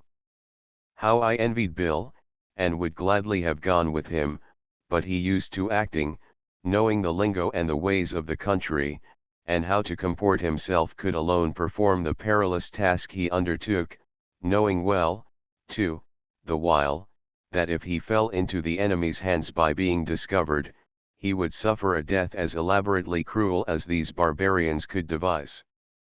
He attired himself in a blue silk kurta, over a muslin shirt, a yellow-colored chintz was wrapped round his shoulders, he wore a green turban and white cummerbund, or sash, in which he placed a brace of double-barreled pistols carefully loaded. His face and neck to the shoulders and his hands to the wrists were colored with lamp black, the cork he used being dipped in oil to cause the color to adhere, and thus disguised, he left the residency, singing as he went, sing hey, sing ho for the army o. Sing hey for the fame of the army o. A shilling a day is very fine pay, then buckle and away for the army o. And we watched him, as, after the heat of midday was past, he took, alone, the road that led to Kutanji. 3 days passed, and as there was no sign of poor Bill coming back, we began to fear the worst, that the niggers had discovered and cruelly killed him. After perils or risks that might be spun out into a volume, Bill got past the outposts and sentries of the rebels and found himself in Kutanji, ostensibly a budmash willing to serve, for money or mischief, Buktaur Singh, or anyone else. Riot and disorder seemed to prevail in every quarter, though for their own safety the rebel sepoys maintained a kind of discipline, and had guards and sentries posted. On all hands were seen the plunder of villas and bungalows. In the bazaar, 3 European heads were hung in a bhusa bag, or forage net, and Bill looked at them with anxiety lest one might prove the head of her he had come to seek tidings of. 3 days were passed without progress being made, but on the 3rd he succeeded beyond his expectation. When loitering near the gate of the fort, which overlooked the town of Kutanji, he jostled unexpectedly a sepoy in the uniform of an officer, all save a huge green turban, who was about to enter the gate. Chulo Sahib.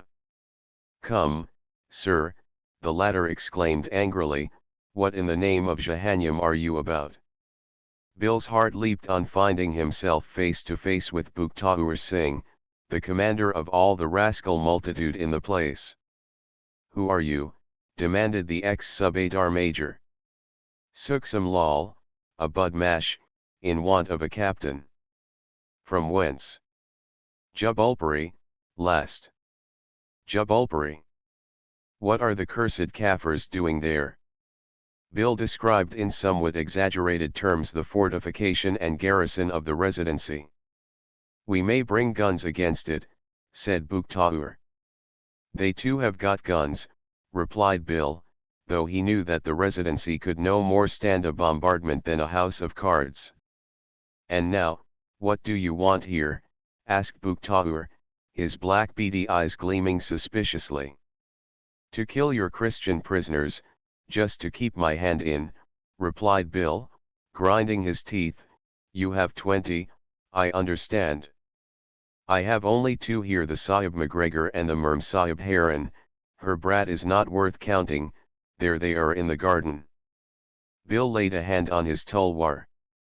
Not so fast, my friend, said Buktaur, with a grin, for she is to be my wife, and if matters go hard with me I may want the Sahib's head. So they live yet, thought Bill, as he entered the garden of the fort, but dared not approach them, though looking sharply at them, and viewing the strong defences of the place, and the avenues that led to it.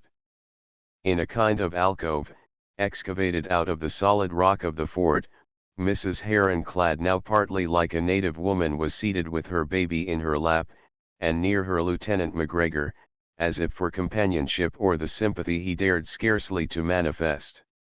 He was in the rags of his uniform, and both looked haggard and wasted with the anxieties and troubles they had undergone. Bill drew near her, but at that moment a sepoy came to Buktaur for orders. Don't start, Mrs. Heron, he whispered, or seem to see or hear me. I'm Billy Brearley, of your husband's company. He is well and unwounded, and counts every hour till he can rescue you. Bill then drew back, for now Buktaur Singh came hastily and suspiciously forward. Mrs. Heron looked up. Astonishment, gratitude, and hope were expressed in her eyes by tears, but not a ray of joy shone in them, and honest Bill Brearley felt his heart wrung as he looked on the poor lady, and saw now that the baby she held in her lap was dead. He mentioned this to Buktaur Singh. Kuch Purwani, never mind, replied the latter, laughing to see her bending over it in the depth of her misery, and playing with his little white hands and flaxen curls. My little Basil, she kept repeating, my little sunbeam gone. But safe now, safe from peril and suffering, safe with the Good Shepherd. And I am here. As if to show his weariness or contempt of this, the ferocious Buktaur Singh snatched the child from her, and, with an imprecation, cast it into the alligator tank in the center of the garden. She uttered a wild shriek and fell forward on her face senseless. McGregor started to her assistance, but was driven back by the sharp bayonet of a sepoy sentry, and Brearley, finding that he was powerless to give any aid whatever, quitted the place, and with a sob for vengeance in his throat, took the way back to Jubulpuri. Bill mercifully remained silent as to the fate of the child, but poor young Captain Heron was never weary of questioning him as to it and the unhappy mother. It is a sore trial to me, Brearley, said he, in a broken voice. Yes, sir, he replied, but he who sends the trial sends the strength to bear it too. Bear it like a man, urged Drayton. But I must also feel it as a man, replied poor Heron, unconsciously quoting the words of Macduff. And now came tidings that filled us all with grim and stern joy. The movable column of the Madras troops, under General Miller, was on the march from Duma to attack the rebels in Kutanji, and drawing out from the residency every man fit for service, Captain Heron set off to join him, and I can remember how, on the march, he kept near the section where Brearley was, for the latter had seen and spoken with the creature he loved most on earth. A ghastly and haggard man, Heron looked now the shadow of his former self. Though it was only a 10 miles tramp, and, leaving knapsacks behind, we had only our greatcoats and blankets to carry. I shall never forget that day's march to Cuttinge. It was one of thirst and toil, with all our canteens and water bottles empty. We pushed on under a noonday sun, under which the parched earth seemed to pant like a living creature. The streams were dried up, and all that was green had become yellow and sickly in hue. The sky seemed a furnace, the sun a globe of fire. Clouds of dust surrounded our line of march, and sand spouts rose at times. The ravens and kites gaped with wide open beaks by the wayside, and the alligators lay hidden to the muzzle in their oozy tanks. Fissures gaped in the soil, the birds were hushed, and insect life stood still. The Bhachup, or Great Silence, as the Hindus call it, reigned around us, and we had 3 cases of sunstroke, yet we pushed manfully on, and when evening drew near found ourselves in front of Cuttinge. The first shot might be the death knell of Mrs. Heron and all other Christian prisoners, so the emotions with which her husband surveyed it as he marched the remains of his company into the assigned position may be imagined. The outworks of the fort were armed with cannon, which opened on our columns as soon as they were within range, and to which ours were not slow in replying, and making a considerable slaughter of the infantry that lined the summit of the walls and towers, which their return fire seemed to garland with flashes and smoke. We of the Queen's, as a flank company, had the Mini rifle, which by force of habit we still called Brown Bess, and in closing up we took cover under every bush or stone, and picked off the rebels by steady pot shots delivered from the knee. We carried the outworks by a furious rush at the point of the bayonet, and then slewed round a couple of the heaviest guns, by which we blew in the gate of the keep, or central fort. Beyond was a traverse, over which the rebels were firing. A tempest of balls swept through the arch as the wind sweeps a tunnel, and there fell many of ours, and among them poor Bill Brearley. Our loud hurrahs replied to the yells of Dean Dean. Faith, and death to the Kaffirs, the Feringhees, the Gurlog, while maddened by Bang, Opium, and Curus, the infuriated sepoys met us hand to hand, but only to go down on every side, for, with our bugles sounding the advance, we stormed the traverse at a rush, and spread all over the garden within the square fort. We fought our way desperately. "Remember the ladies, remember the babies," were our cries. Near the alligator tank lay the bodies of a European man and woman. They were those of Lieutenant McGregor and Mrs. Heron, before whom he had thrown himself twice, as she was cut down by the tulwar of Buktaur Singh, and the blood was yet flowing from her wound when we found her. As for the poor officer, he was found, as the general reported, with a hole through the neck, both arms broken, and his body perforated by upwards of 30 wounds. I was an old soldier even then. I had been in many battles, and seen much of death and suffering, but I felt a choking in my throat as I saw Basil Heron, kneeling, sword in hand, by the side of his wife for a moment, ere he rushed away, intent on revenge. Hemmed in a corner, amid a heap of dead and dying, he ere long found Buktaur Singh, and, though I did not see it, close and terrible was the combat that ensued between them. At last I have him. God, I thank thee, he exclaimed, with a fervour that mingled with just indignation, and he ordered Drayton to stand back, and the soldiers, who were ready to shoot the reptile down, to leave him to his own fate. Buktaur was armed with a ponderous tulwar, edged like a razor, and Heron, fortunately for himself, had not one of our regulation tailor's swords, but a straight good cutting blade that his father had used in central India. His teeth were set, he panted rather than breathed, his cheek was pale, his eyes were blazing, and sparks of fire flew from their swords at every stroke. But fate was against Buktaur Singh. He received in his body a succession of cuts and thrusts that brought him, with blood flowing from every vein, upon his knees, and when his turban fell off, by one trenchant slash Basil Heron clove him from the brain to the chin, and with his foot fiercely he spurned the corpse as it sunk before him. Asterisk asterisk asterisk asterisk asterisk asterisk where is she, he gasped hoarsely of me and others, as he staggered back to the side of the alligator tank, and found that his wife had disappeared inside the fort. Calm yourself. We have laid her on a charpoy, poor girl, said Drayton. My poor Rose. My poor Rose, moaned Heron, as he covered his face, and the hot tears streamed through his fingers. Through a place where 150 of the 52nd alone were lying dead, he was led into a darkened room, where, after the roar of the storm and capture, all seemed dreadfully still. On a charpoy, or native bed, lay Rose Heron, and Sheikh Abdul Ali, a native doctor, was bathing and binding up the wound, and, nerving himself for what he had to look upon, her husband drew near, and with trembling hands drew back the mosquito curtains. Was he dreaming? Was it a mockery or a delusion that he saw Rose there, not dead, not even dying, but with her eyes seeking for him, blood already mantling in her pale cheek?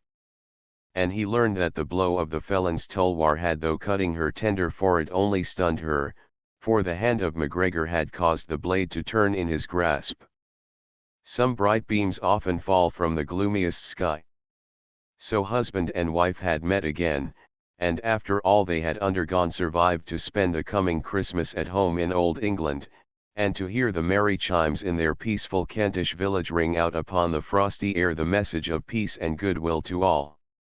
The story of Lieutenant James Moody of Barton's Regiment. The story of Lieutenant James Moody of Barton's Regiment. The exploits of this adventurous but forgotten Scot, who nearly perished miserably on an American scaffold, like Major André of the Cameronians, surpassed in some respects even those of Captain Calhoun Grant, the famous scouting officer of Wellington, so extolled by Napier in his History of the Peninsular War. During the progress of the strife with our revolted colonists in America, he rendered himself famous by the skill and audacity with which he intercepted many of their mails and brought them into New York, then the British headquarters after the Battle of Long Island. In May, 1780, when an ensign, with 4 trusty soldiers, he penetrated into New Jersey, for the purpose of surprising Governor Livingstone, who cruelly oppressed the Royalists, but failing to achieve his capture, his next idea was to blow up the magazine at Succassina, which also proved abortive, as he found it guarded by above 100 bayonets. On being joined by a few soldiers who had been taken with Burgoyne at Saratoga, he entered the mountainous county of Sussex, in the principal jail of which, he learned, several prisoners were confined for their loyalty, and among them a poor soldier of Burgoyne's, who had been doomed to death, merely for being a royalist. Moody determined on achieving the release of this man and all the other prisoners. Selecting 6 men, he came to the jail door late at night, and his business was demanded by the keeper from an open window. "I have here a prisoner to put into your custody," he replied. "Is he one of Moody's fellows?" asked the jailer, at a venture. "Yes, exactly so," replied the ensign, giving the name of some noted Tory in the neighborhood, and desiring the keeper to come for him. The latter declined, saying that Moody was about, and he had orders to admit no man after sunset. "I am Ensign Moody," said that officer sternly, "I have a strong party with me, and if you do not surrender your keys, I will blow the place about your ears." His men now imitated the Indian war whoop, and shouted, the Indians have come." On this the jailer, his assistants, and even many of the townspeople, fled to the woods. Moody then burst into the jail through the window, and found the condemned soldier in his cell fast asleep. "There is no possibility," says Moody's narrative, now out of print, "of describing the agony of this man when he saw before him a man in arms, attended by persons he was utterly at a loss to recognize. The first and only idea that occurred to him was, that, as many of the friends of the government had been privately executed in prison, the person he saw was his executioner. Moody released and carried off with him all the prisoners, including the soldier, who, by a strange freak of fortune, was afterwards taken again during the war, and hanged in the same prison, and in virtue of the old sentence, though we are told that his only crime was an unshaken allegiance to his sovereign. This seems barely probable, as another soldier, a Scotsman named Robert Maxwell, was executed at the same time for robbery and plunder. On the 6th of March, 1781, when Moody was still an ensign, the Adjutant General, Oliver de Lancey, of the 17th Light Dragoons, successor in office to the ill-fated André, proposed an expedition into the rebel country, for the purpose of intercepting the dispatches of Mr. Washington. Moody instantly undertook the task, and marching his party 25 miles that night, concealed them in a morass, but the guide lost heart, which so enraged Moody that he would have shot him, but for the sake of his wife and family, and was compelled to return to New York. Colonel de Lancey was much disappointed. The guide was made a prisoner, and on the 11th of the same month Moody set forth again, and reached the Haverstraw Mountains, which overlooked the Hudson, amid a snowstorm, and by the 15th he captured the dispatches and their bearer, but so great were the hardships undergone that some of his men perished of cold and hunger. For this, Moody, who had been 1 year a volunteer, and 3 an ensign, was promoted to a lieutenancy. About the middle of May the Adjutant General, being in want of intelligence, suggested to Moody the capture of another rebel mail, and on the night of the 15th he set forth with 4 well-armed men, and after proceeding many miles, he found himself beset on 3 sides by a considerable number of the colonial troops, who, having secret intelligence of his movements from New York, were then in ambush awaiting him.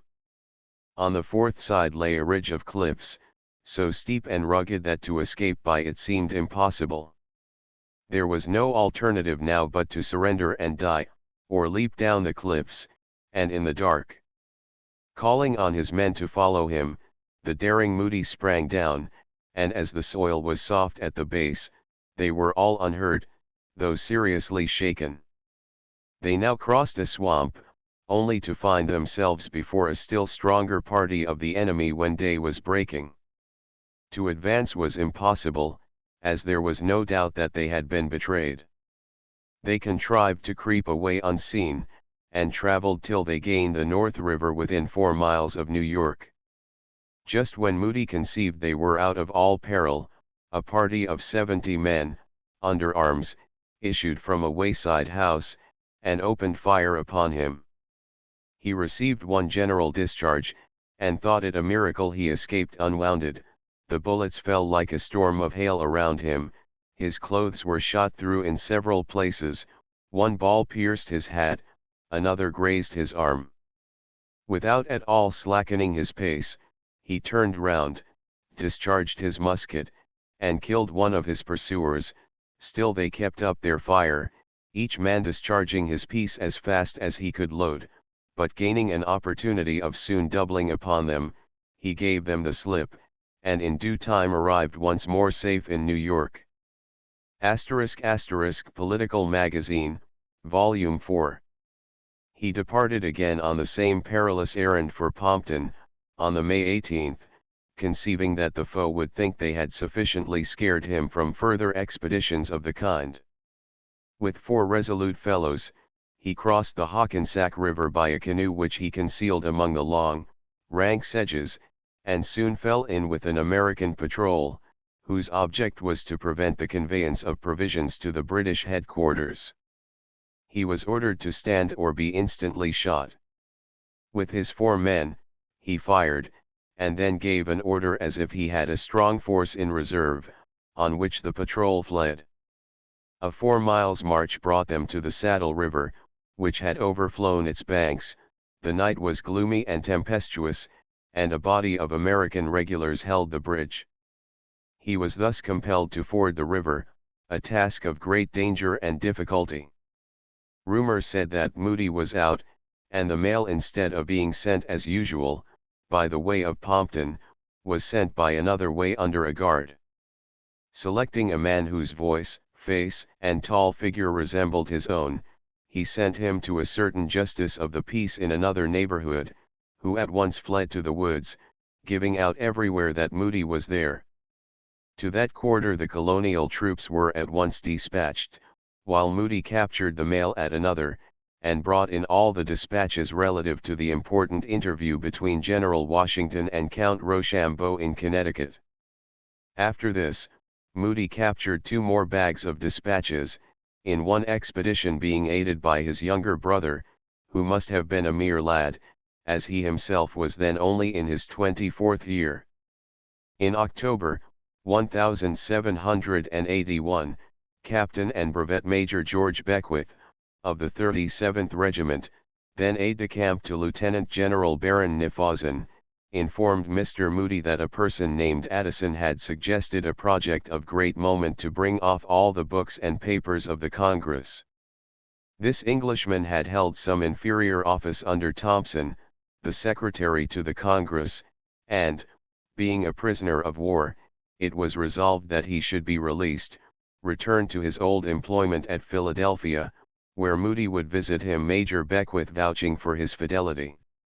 Moody undertook this perilous duty with the full knowledge that Addison might deem him well worth betrayal, thus he stipulated that the former was to be kept in ignorance that he had undertaken it. Moody took with him only his brother John and another Scotsman, named Mar, on whom he could rely, and a night the 2nd of November and place were appointed where they were to meet the traitor Addison, in the vicinity of Philadelphia. They met him duly, but Lieutenant Moody kept a little in the background lest his figure, which was a tall one, might be recognized by Addison, who was at once accosted by his brother and Mar.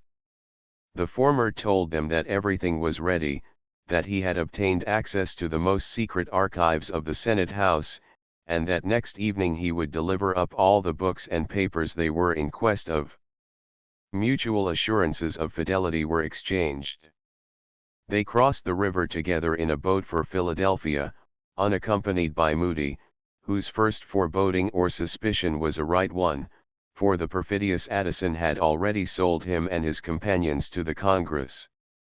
Pretending that the precise time at which their plans could be executed was dubious, Addison suggested that Lieutenant Moody should remain at the ferry house opposite the city till they returned, and before departing he told a keeper of it that the visitor was an officer of the New Jersey Brigade, which the woman understood to be the force of that name under Washington. To avoid notice, Moody affected indisposition, and remained in a room upstairs, but with his arms ready, awake, and on the watch. Next morning he overheard a man saying to another, "There is the very devil to pay in Philadelphia. There has been a plot to break into the Senate House, but one fellow has betrayed 2 who are now taken, and a party of soldiers are coming to seize a third, who is concealed somewhere hereabouts." On hearing this alarming intelligence, Moody took his pistols, rushed downstairs, and escaped. He was not 100 yards from the house when he saw the soldiers enter it. He attempted to gain shelter in a thicket by leaping a fence, but found the latter lined by cavalry, and got concealment in a ditch, under the overhanging weeds and shrubs. There he lay for some time with pistols cocked, and heard the soldiers pass and repass within 10 yards of him.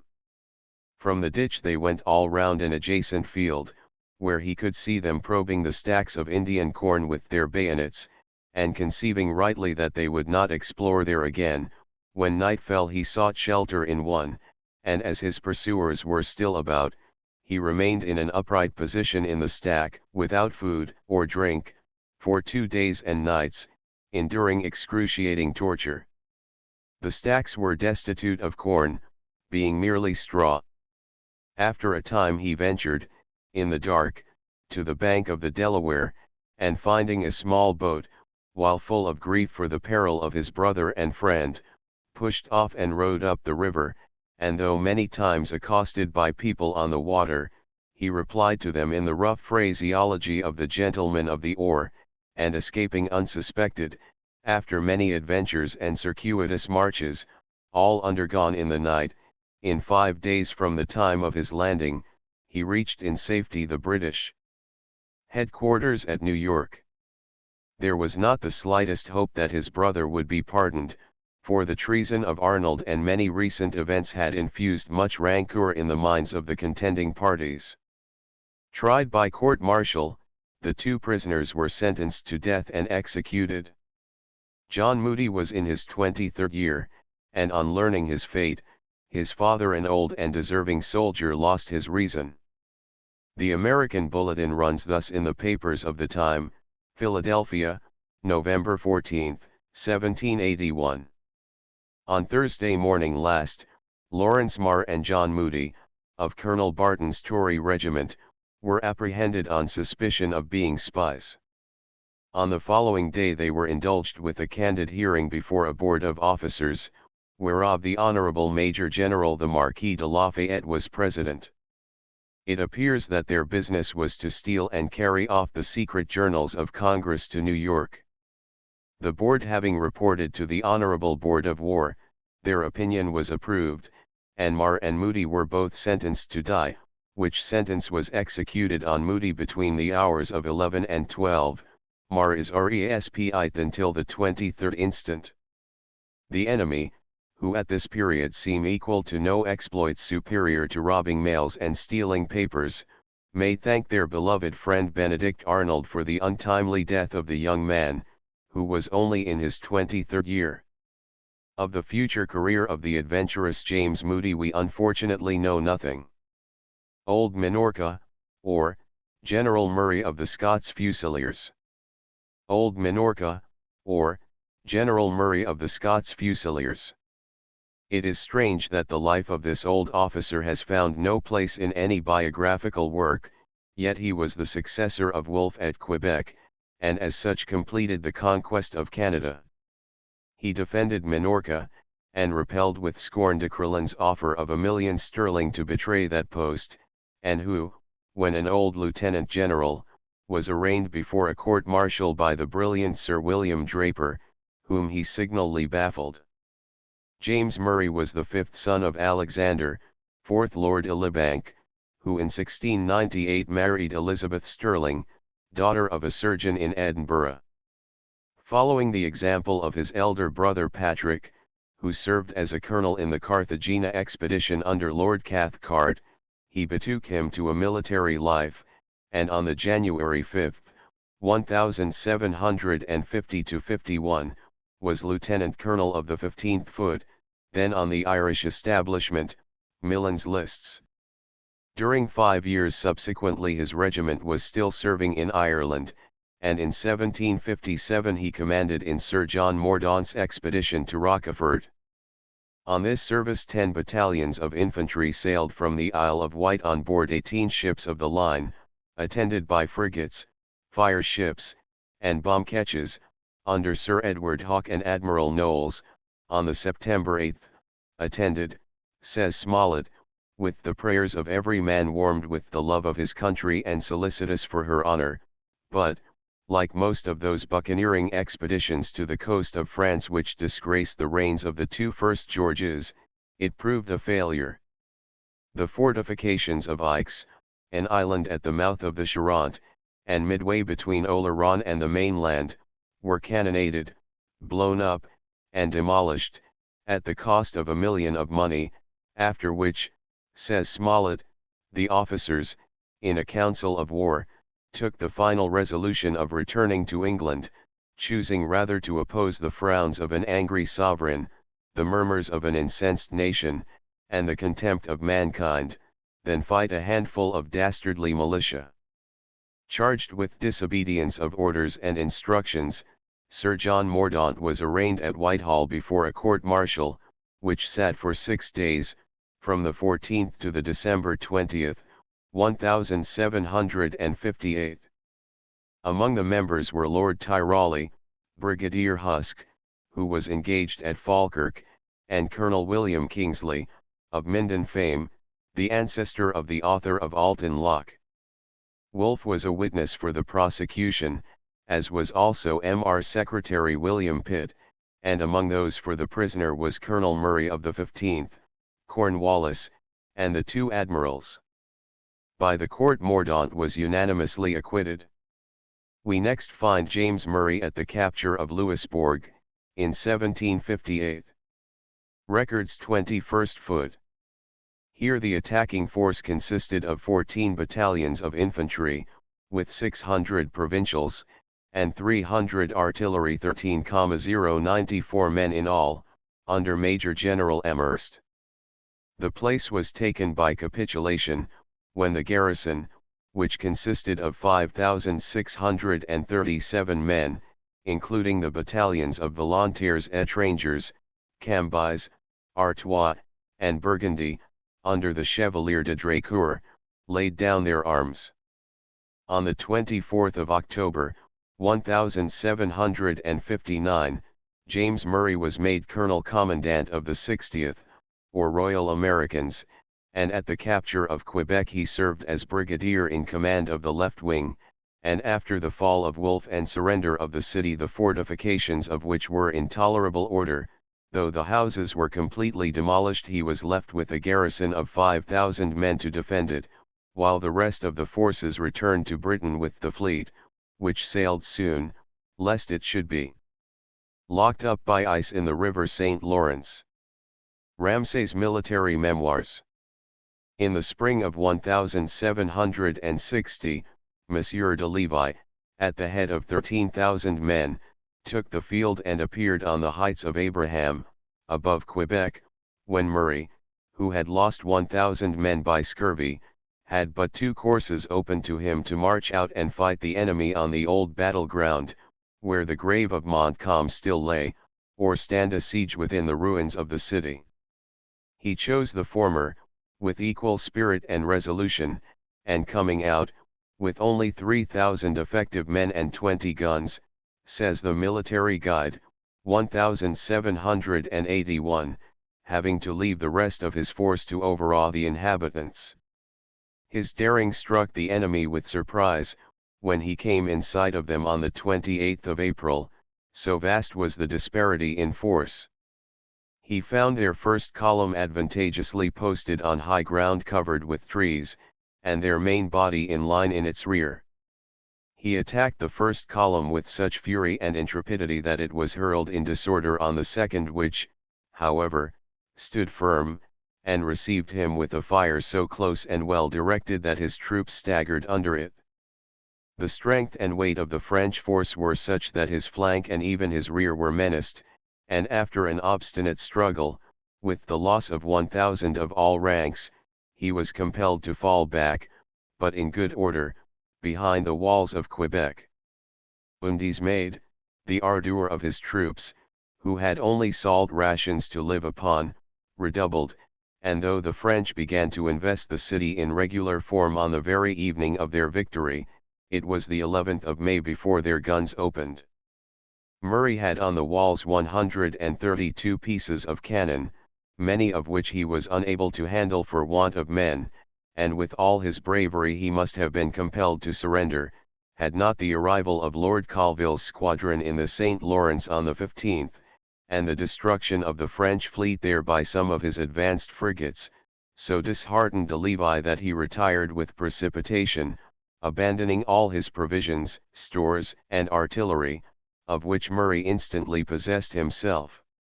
Montreal was the only place of any consequence now held by France in Canada.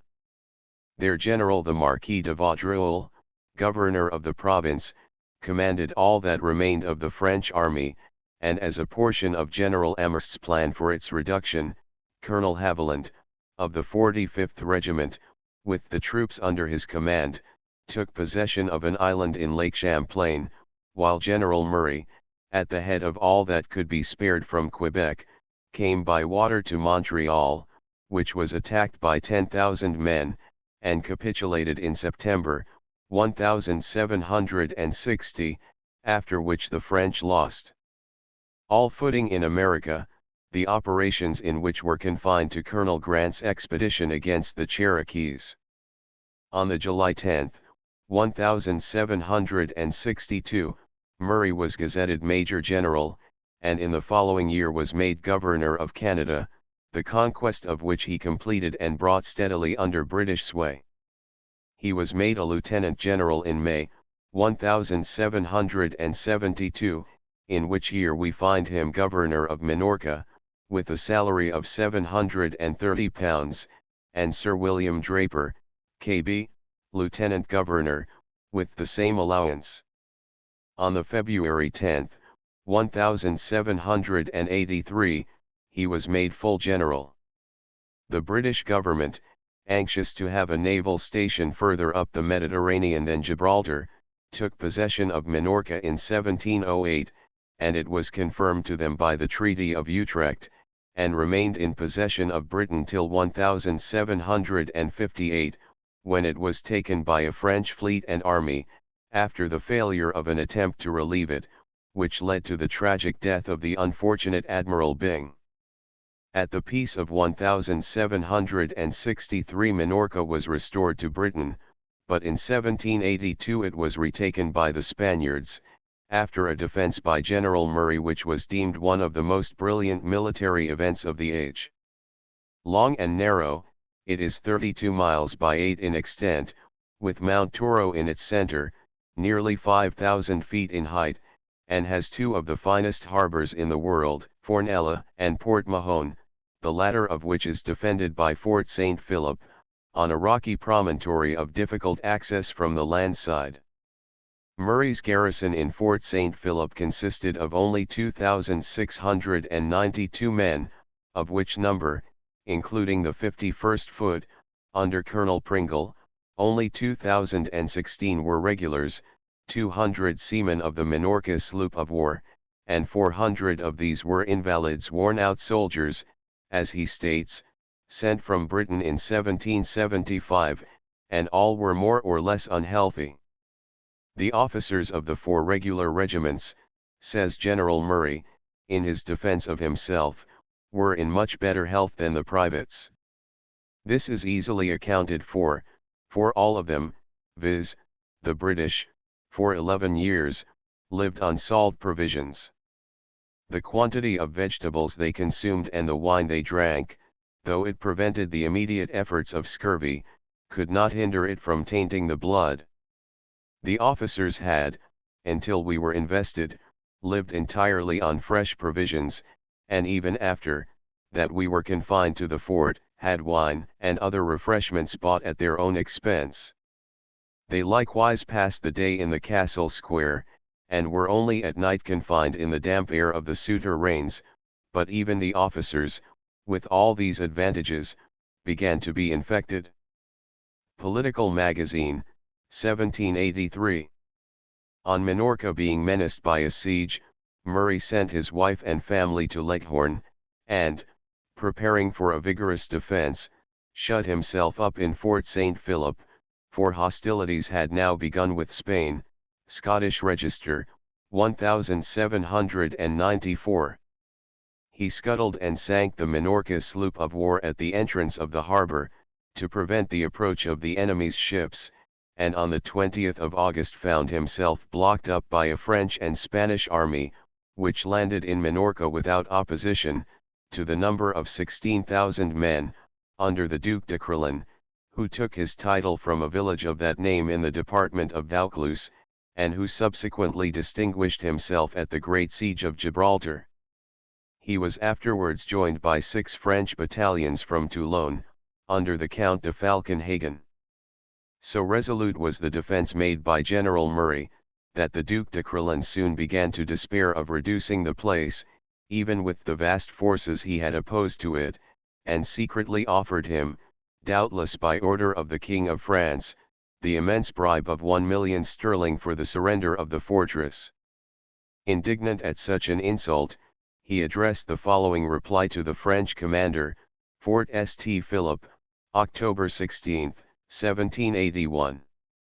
when your brave ancestor, so celebrated in the memoirs of Sully, was desired by his sovereign to assassinate the Duc de Guise, he returned the answer that you should have done when you were charged to assassinate the character of a man whose birth is as illustrious as your own, or that of the Duc de Guise.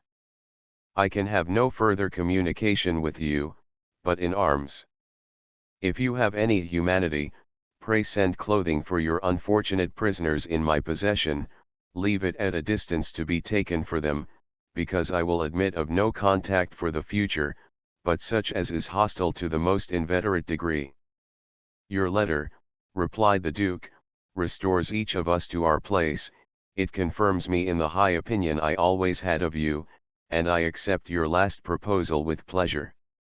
As ammunition was becoming scarce, on the 15th of the same month the general issued an order that cannon were not to be fired at single men, for the younger officers of the garrison, becoming weary of confinement, were wont to turn their guns at baggots, or figures dressed like men, which the enemy exhibited in ridicule of our ineffectual firing, and, curiously enough, this order was one of the chief charges brought against him, by Sir William Draper, at a subsequent time. By the 5th of February Murray's garrison, by the ravages of inveterate scurvy, was so reduced, that only 660 men were fit for duty, and out of these 560 were tainted with the disease. No words, says Captain Schomburg, in his Naval Chronology, can paint the heroic valor and resolution of the brave troops of this garrison, which had to capitulate. Such was the uncommon spirit of the King's soldiers, to quote the Honourable James Murray's dispatch, that they concealed their disorders and inability, rather than go into hospital. Several men died on guard, after having stood sentry, their fate not being discovered till called upon for the relief, when it became their turn to mount again. Perhaps a more noble or more tragical scene was never exhibited, than the march of the garrison of St. Philip through the Spanish and French armies. It consisted of no more than 600 old and decrepit soldiers, 200 seamen, 120 of the Royal Artillery, 20 Corsicans, and 25 Greeks, Turks, Moors, and Jews. The two armies were drawn up in two lines, forming a way for us to march through. They consisted of 14,000 men, and reached from the glacis to Georgetown, where our battalion laid down their arms, declaring that they had surrendered to God alone, having the satisfaction to know that the victors could not plume themselves on taking a hospital. Such were the distressing figures of our men, that many of the Spanish and French troops are said to have shed tears as they passed them. His casualties were 108. The Lieutenant Governor of Minorca, Sir William Draper, K.C.B., a famous officer in those days, the conqueror of Manila, who erected on Clifton Downs a beautiful cenotaph to the memory of the Old English 79th Foot, disbanded in 1763, thought proper, on the return of the garrison to Britain, to accuse General Murray of bad conduct during the siege, of profusion and waste of money and stores, of extortion, rapacity and cruelty. On these startling charges, the general was brought before a court-martial at the Horse Guards, in November, 1782, the proceedings of which were taken in shorthand by Mr. Gurney. The president was Sir George Howard, K.B., and among the members was Lieutenant General Cyrus Tripod, familiarly known as Old Trap, the friend of Wolfe.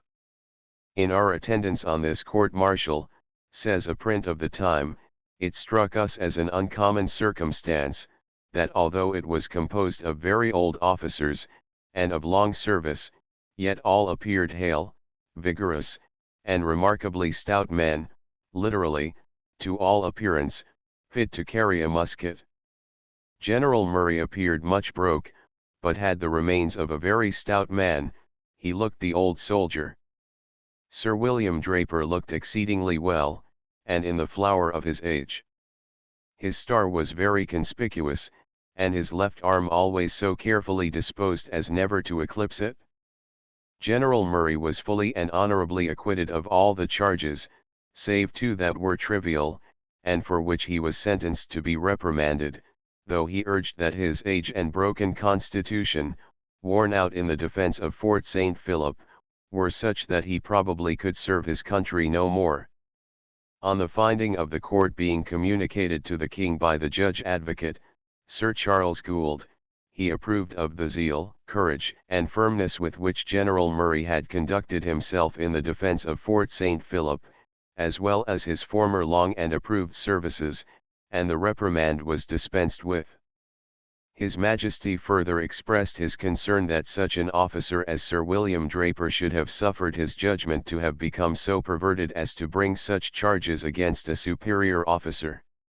The court, apprehensive, from some intemperate expressions made use of by the former to the latter in a document, that the veterans would resort to their pistols, prescribed a form of apology to be made use of by Sir William, and to be acquiesced in by General Murray, but this affair, which in its day made much noise in the military world and in London society, did not quite end here, as the General was afterwards prosecuted by his countryman, Mr. Sutherland, Judge Advocate of Minorca, for suspending him in his office, and £5,000 damages were awarded him, a sum for which he was reimbursed by the House of Commons.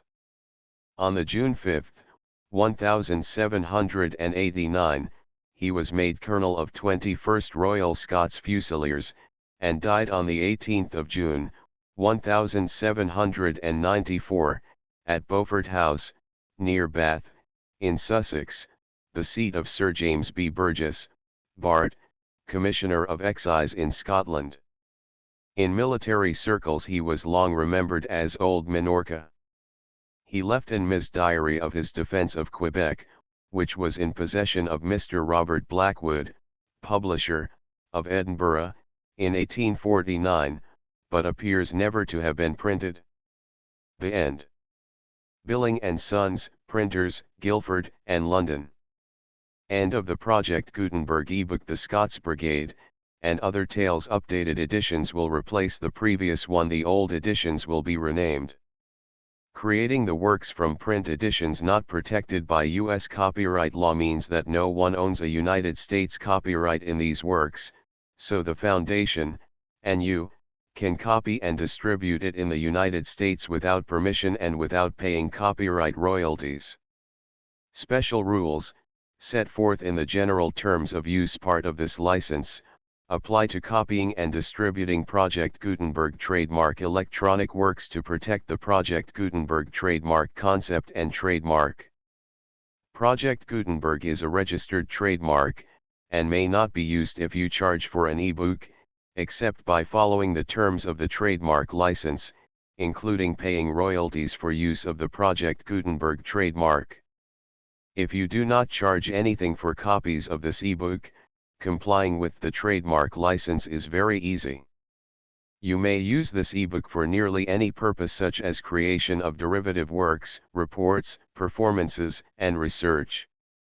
Project Gutenberg ebooks may be modified and printed and given away. You may do practically anything in the United States with ebooks not protected by U.S. copyright law. Redistribution is subject to the trademark license, especially commercial redistribution. Start, full license. The full Project Gutenberg license. Please read this before you distribute or use this work to protect the Project Gutenberg trademark mission of promoting the free distribution of electronic works, by using or distributing this work, or any other work associated in any way with the phrase Project Gutenberg. You agree to comply with all the terms of the full Project Gutenberg trademark license available with this file or online at www.gutenberg.org/license. Section 1. General Terms of Use and Redistributing Project Gutenberg Trademark Electronic Works 1.a. By reading or using any part of this Project Gutenberg trademark electronic work, you indicate that you have read, understand, agree to and accept all the terms of this license and intellectual property, trademark/copyright, agreement.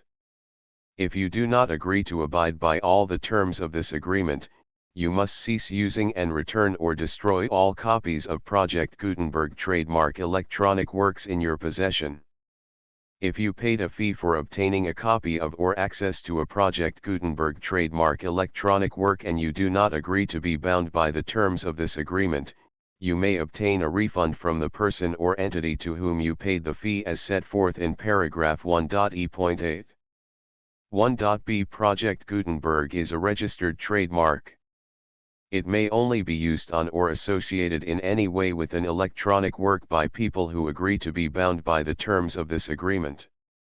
There are a few things that you can do with most Project Gutenberg trademark electronic works even without complying with the full terms of this agreement.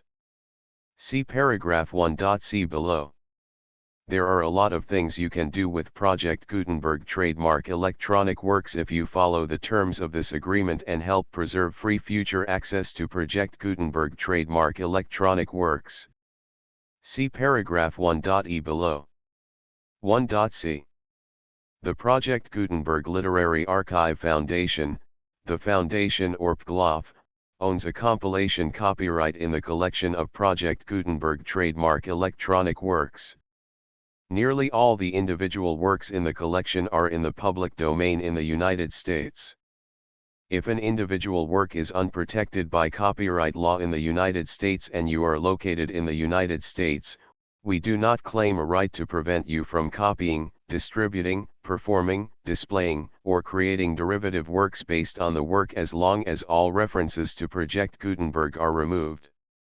Of course, we hope that you will support the Project Gutenberg trademark mission of promoting free access to electronic works by freely sharing Project Gutenberg trademark works in compliance with the terms of this agreement for keeping the Project Gutenberg trademark name associated with the work.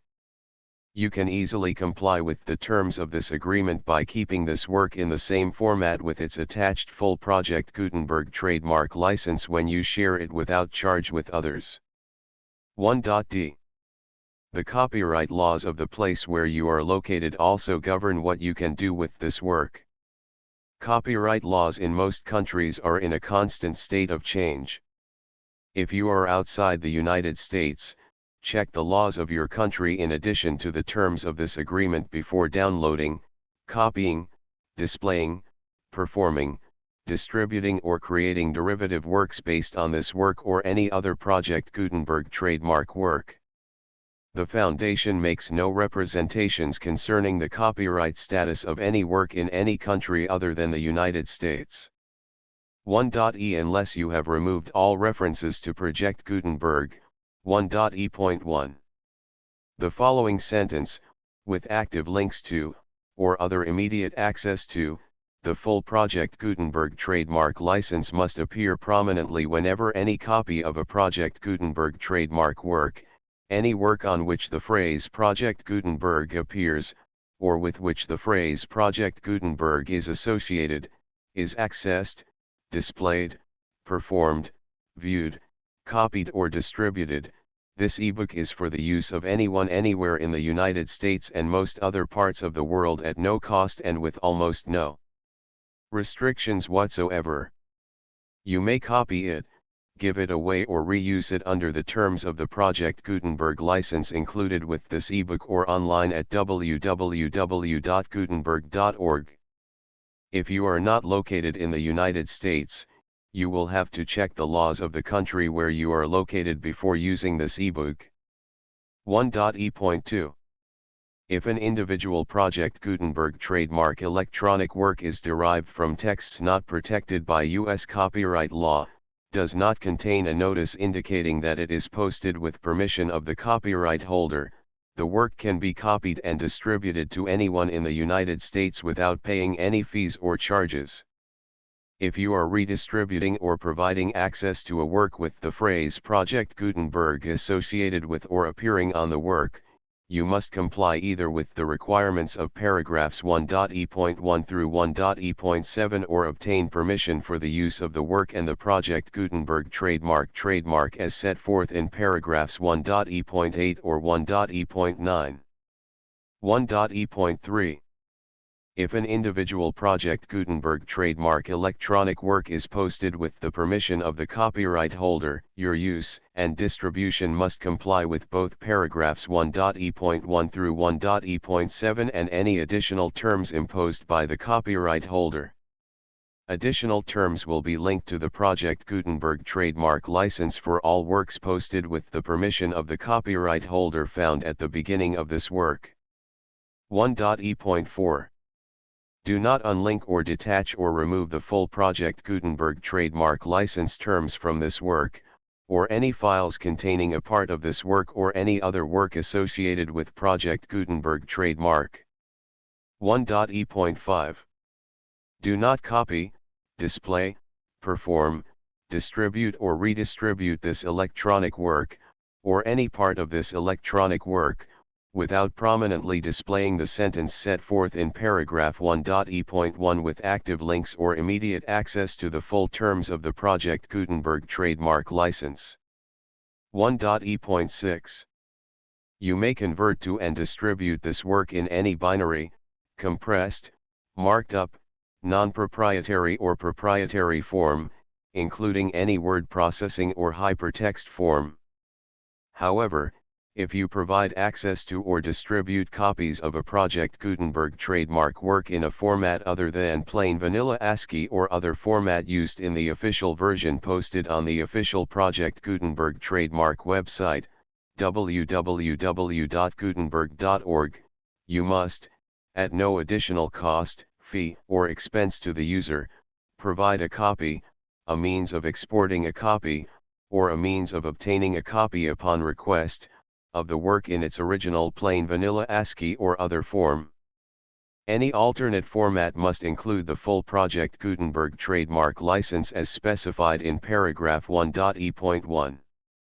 1.e.7 Do not charge a fee for access to, viewing, displaying, performing, copying or distributing any Project Gutenberg trademark works unless you comply with paragraph 1.e.8 or 1.e.9.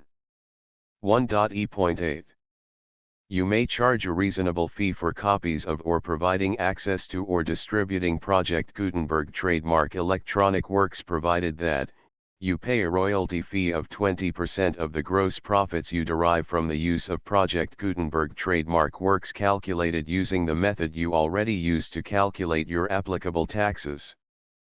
The fee is owed to the owner of the Project Gutenberg trademark, but he has agreed to donate royalties under this paragraph to the Project Gutenberg Literary Archive Foundation. Royalty payments must be paid within 60 days following each date on which you prepare, or are legally required to prepare, your periodic tax returns. Royalty payments should be clearly marked as such and sent to the Project Gutenberg Literary Archive Foundation at the address specified in Section 4, Information about donations to the Project Gutenberg Literary Archive Foundation. You provide a full refund of any money paid by a user who notifies you in writing, or by email, within 30 days of receipt that he does not agree to the terms of the full Project Gutenberg trademark license. You must require such a user to return or destroy all copies of the works possessed in a physical medium and discontinue all use of and all access to other copies of Project Gutenberg trademark works. You provide, in accordance with paragraph 1.f.3, a full refund of any money paid for a work or a replacement copy, if a defect in the electronic work is discovered and reported to you within 90 days of receipt of the work. You comply with all other terms of this agreement for free distribution of Project Gutenberg trademark works. 1.e.9 If you wish to charge a fee or distribute a Project Gutenberg trademark electronic work or group of works on different terms than are set forth in this agreement, you must obtain permission in writing from the Project Gutenberg Literary Archive Foundation, the manager of the Project Gutenberg trademark. Contact the Foundation as set forth in Section 3 below. 1.f.1.f.1 Project Gutenberg volunteers and employees expend considerable effort to identify, do copyright research on, transcribe and proofread works not protected by U.S. copyright law in creating the Project Gutenberg trademark collection. Despite these efforts, Project Gutenberg trademark electronic works, and the medium on which they may be stored, may contain defects, such as, but not limited to, incomplete, inaccurate or corrupt data, transcription errors, a copyright or other intellectual property infringement, a defective or damaged disk or other medium, a computer virus, or computer codes that damage or cannot be read by your equipment. 1.f.2 Limited warranty, disclaimer of damages, except for the right of replacement or refund described in paragraph 1.f.3, the Project Gutenberg Literary Archive Foundation, the owner of the Project Gutenberg trademark, and any other party distributing a Project Gutenberg trademark electronic work under this agreement, disclaim all liability to you for damages, costs, and expenses, including legal fees. You agree that you have no remedies for negligence, strict liability, breach of warranty or breach of contract except those provided in paragraph 1.f.3. You agree that the foundation, the trademark owner, and any distributor under this agreement will not be liable to you for actual, direct, indirect, consequential, punitive, or incidental damages even if you give notice of the possibility of such damage. 1.f.3 Limited right of replacement or refund. If you discover a defect in this electronic work within 90 days of receiving it, you can receive a refund of the money, if any, you paid for it by sending a written explanation to the person you received the work from. If you received the work on a physical medium, you must return the medium with your written explanation. The person or entity that provided you with the defective work may elect to provide a replacement copy in lieu of a refund. If you received the work electronically, the person or entity providing it to you may choose to give you a second opportunity to receive the work electronically in lieu of a refund. If the second copy is also defective, you may demand a refund in writing without further opportunities to fix the problem. 1.f.4 Except for the limited right of replacement or refund set forth in paragraph 1.f.3, this work is provided to you as is, with no other warranties of any kind, express or implied, including but not limited to warranties of merchantability or fitness for any purpose. 1.f.5 Some states do not allow disclaimers of certain implied warranties or the exclusion or limitation of certain types of damages. If any disclaimer or limitation set forth in this agreement violates the law of the state applicable to this agreement, the agreement shall be interpreted to make the maximum disclaimer or limitation permitted by the applicable state law. The invalidity or unenforceability of any provision of this agreement shall not void the remaining provisions. 1.f.6 Indemnity.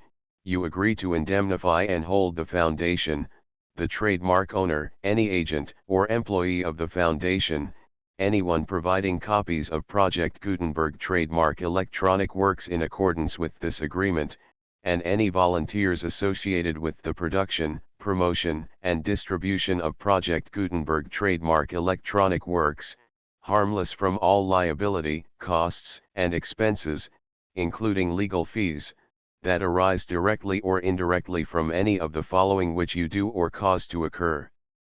A. Distribution of this or any Project Gutenberg trademark work. B. Alteration, modification, or additions or deletions to any Project Gutenberg trademark work, and C. Any defect you cause. Section 2. Information about the mission of Project Gutenberg trademark. Project Gutenberg trademark is synonymous with the free distribution of electronic works in formats readable by the widest variety of computers including obsolete, old, middle-aged, and new computers. It exists because of the efforts of hundreds of volunteers and donations from people in all walks of life. Volunteers and financial support to provide volunteers with the assistance they need are critical to reaching Project Gutenberg trademark's goals and ensuring that the Project Gutenberg trademark collection will remain freely available for generations to come. In 2001, the Project Gutenberg Literary Archive Foundation was created to provide a secure and permanent future for Project Gutenberg trademark and future generations. To learn more about the Project Gutenberg Literary Archive Foundation and how your efforts and donations can help, see sections 3 and 4 and the Foundation information page at www.gutenberg.org. Section 3. Information about the Project Gutenberg Literary Archive Foundation. The Project Gutenberg Literary Archive Foundation is a non-profit 501(c)(3) educational corporation organized under the laws of the state of Mississippi and granted tax-exempt status by the Internal Revenue Service. The Foundation's IN or federal tax identification number is 64-6221541. Contributions to the Project Gutenberg Literary Archive Foundation are tax-deductible to the full extent permitted by U.S. federal laws and your state's laws. The Foundation's business office is located at 809 North 1500 West, Salt Lake City, Utah 841-16801-596-1887. Email contact links and up-to-date contact information can be found at the Foundation's website and official page at www.gutenberg.org/contact section 4. Information about donations to the Project Gutenberg Literary Archive Foundation. Project Gutenberg trademark depends upon and cannot survive without widespread public support and donations to carry out its mission of increasing the number of public domain and licensed works that can be freely distributed in machine-readable form accessible by the widest array of equipment including outdated equipment. Many small donations, $1 to $5,000, are particularly important to maintaining tax-exempt status with the IRS. The Foundation is committed to complying with the laws regulating charities and charitable donations in all 50 states of the United States. Compliance requirements are not uniform and it takes a considerable effort, much paperwork, and many fees to meet and keep up with these requirements. We do not solicit donations in locations where we have not received written confirmation of compliance.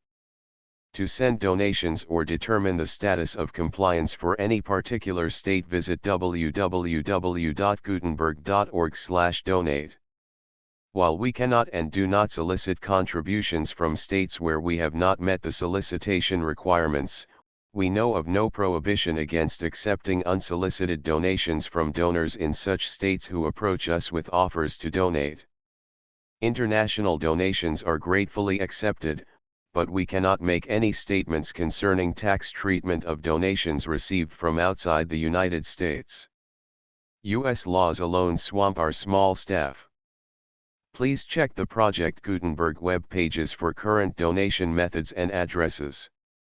Donations are accepted in a number of other ways including checks, online payments, and credit card donations.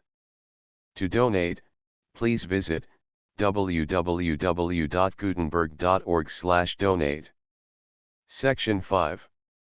General information about Project Gutenberg trademark electronic works. Professor Michael S. Hart was the originator of the Project Gutenberg trademark concept of a library of electronic works that could be freely shared with anyone. For 40 years, he produced and distributed Project Gutenberg trademark ebooks with only a loose network of volunteer support. Project Gutenberg trademark ebooks are often created from several printed editions, all of which are confirmed as not protected by copyright in the U.S. unless a copyright notice is included. Thus, we do not necessarily keep ebooks in compliance with any particular paper edition. Most people start at our website, which has the main PG search facility, www.gutenberg.org.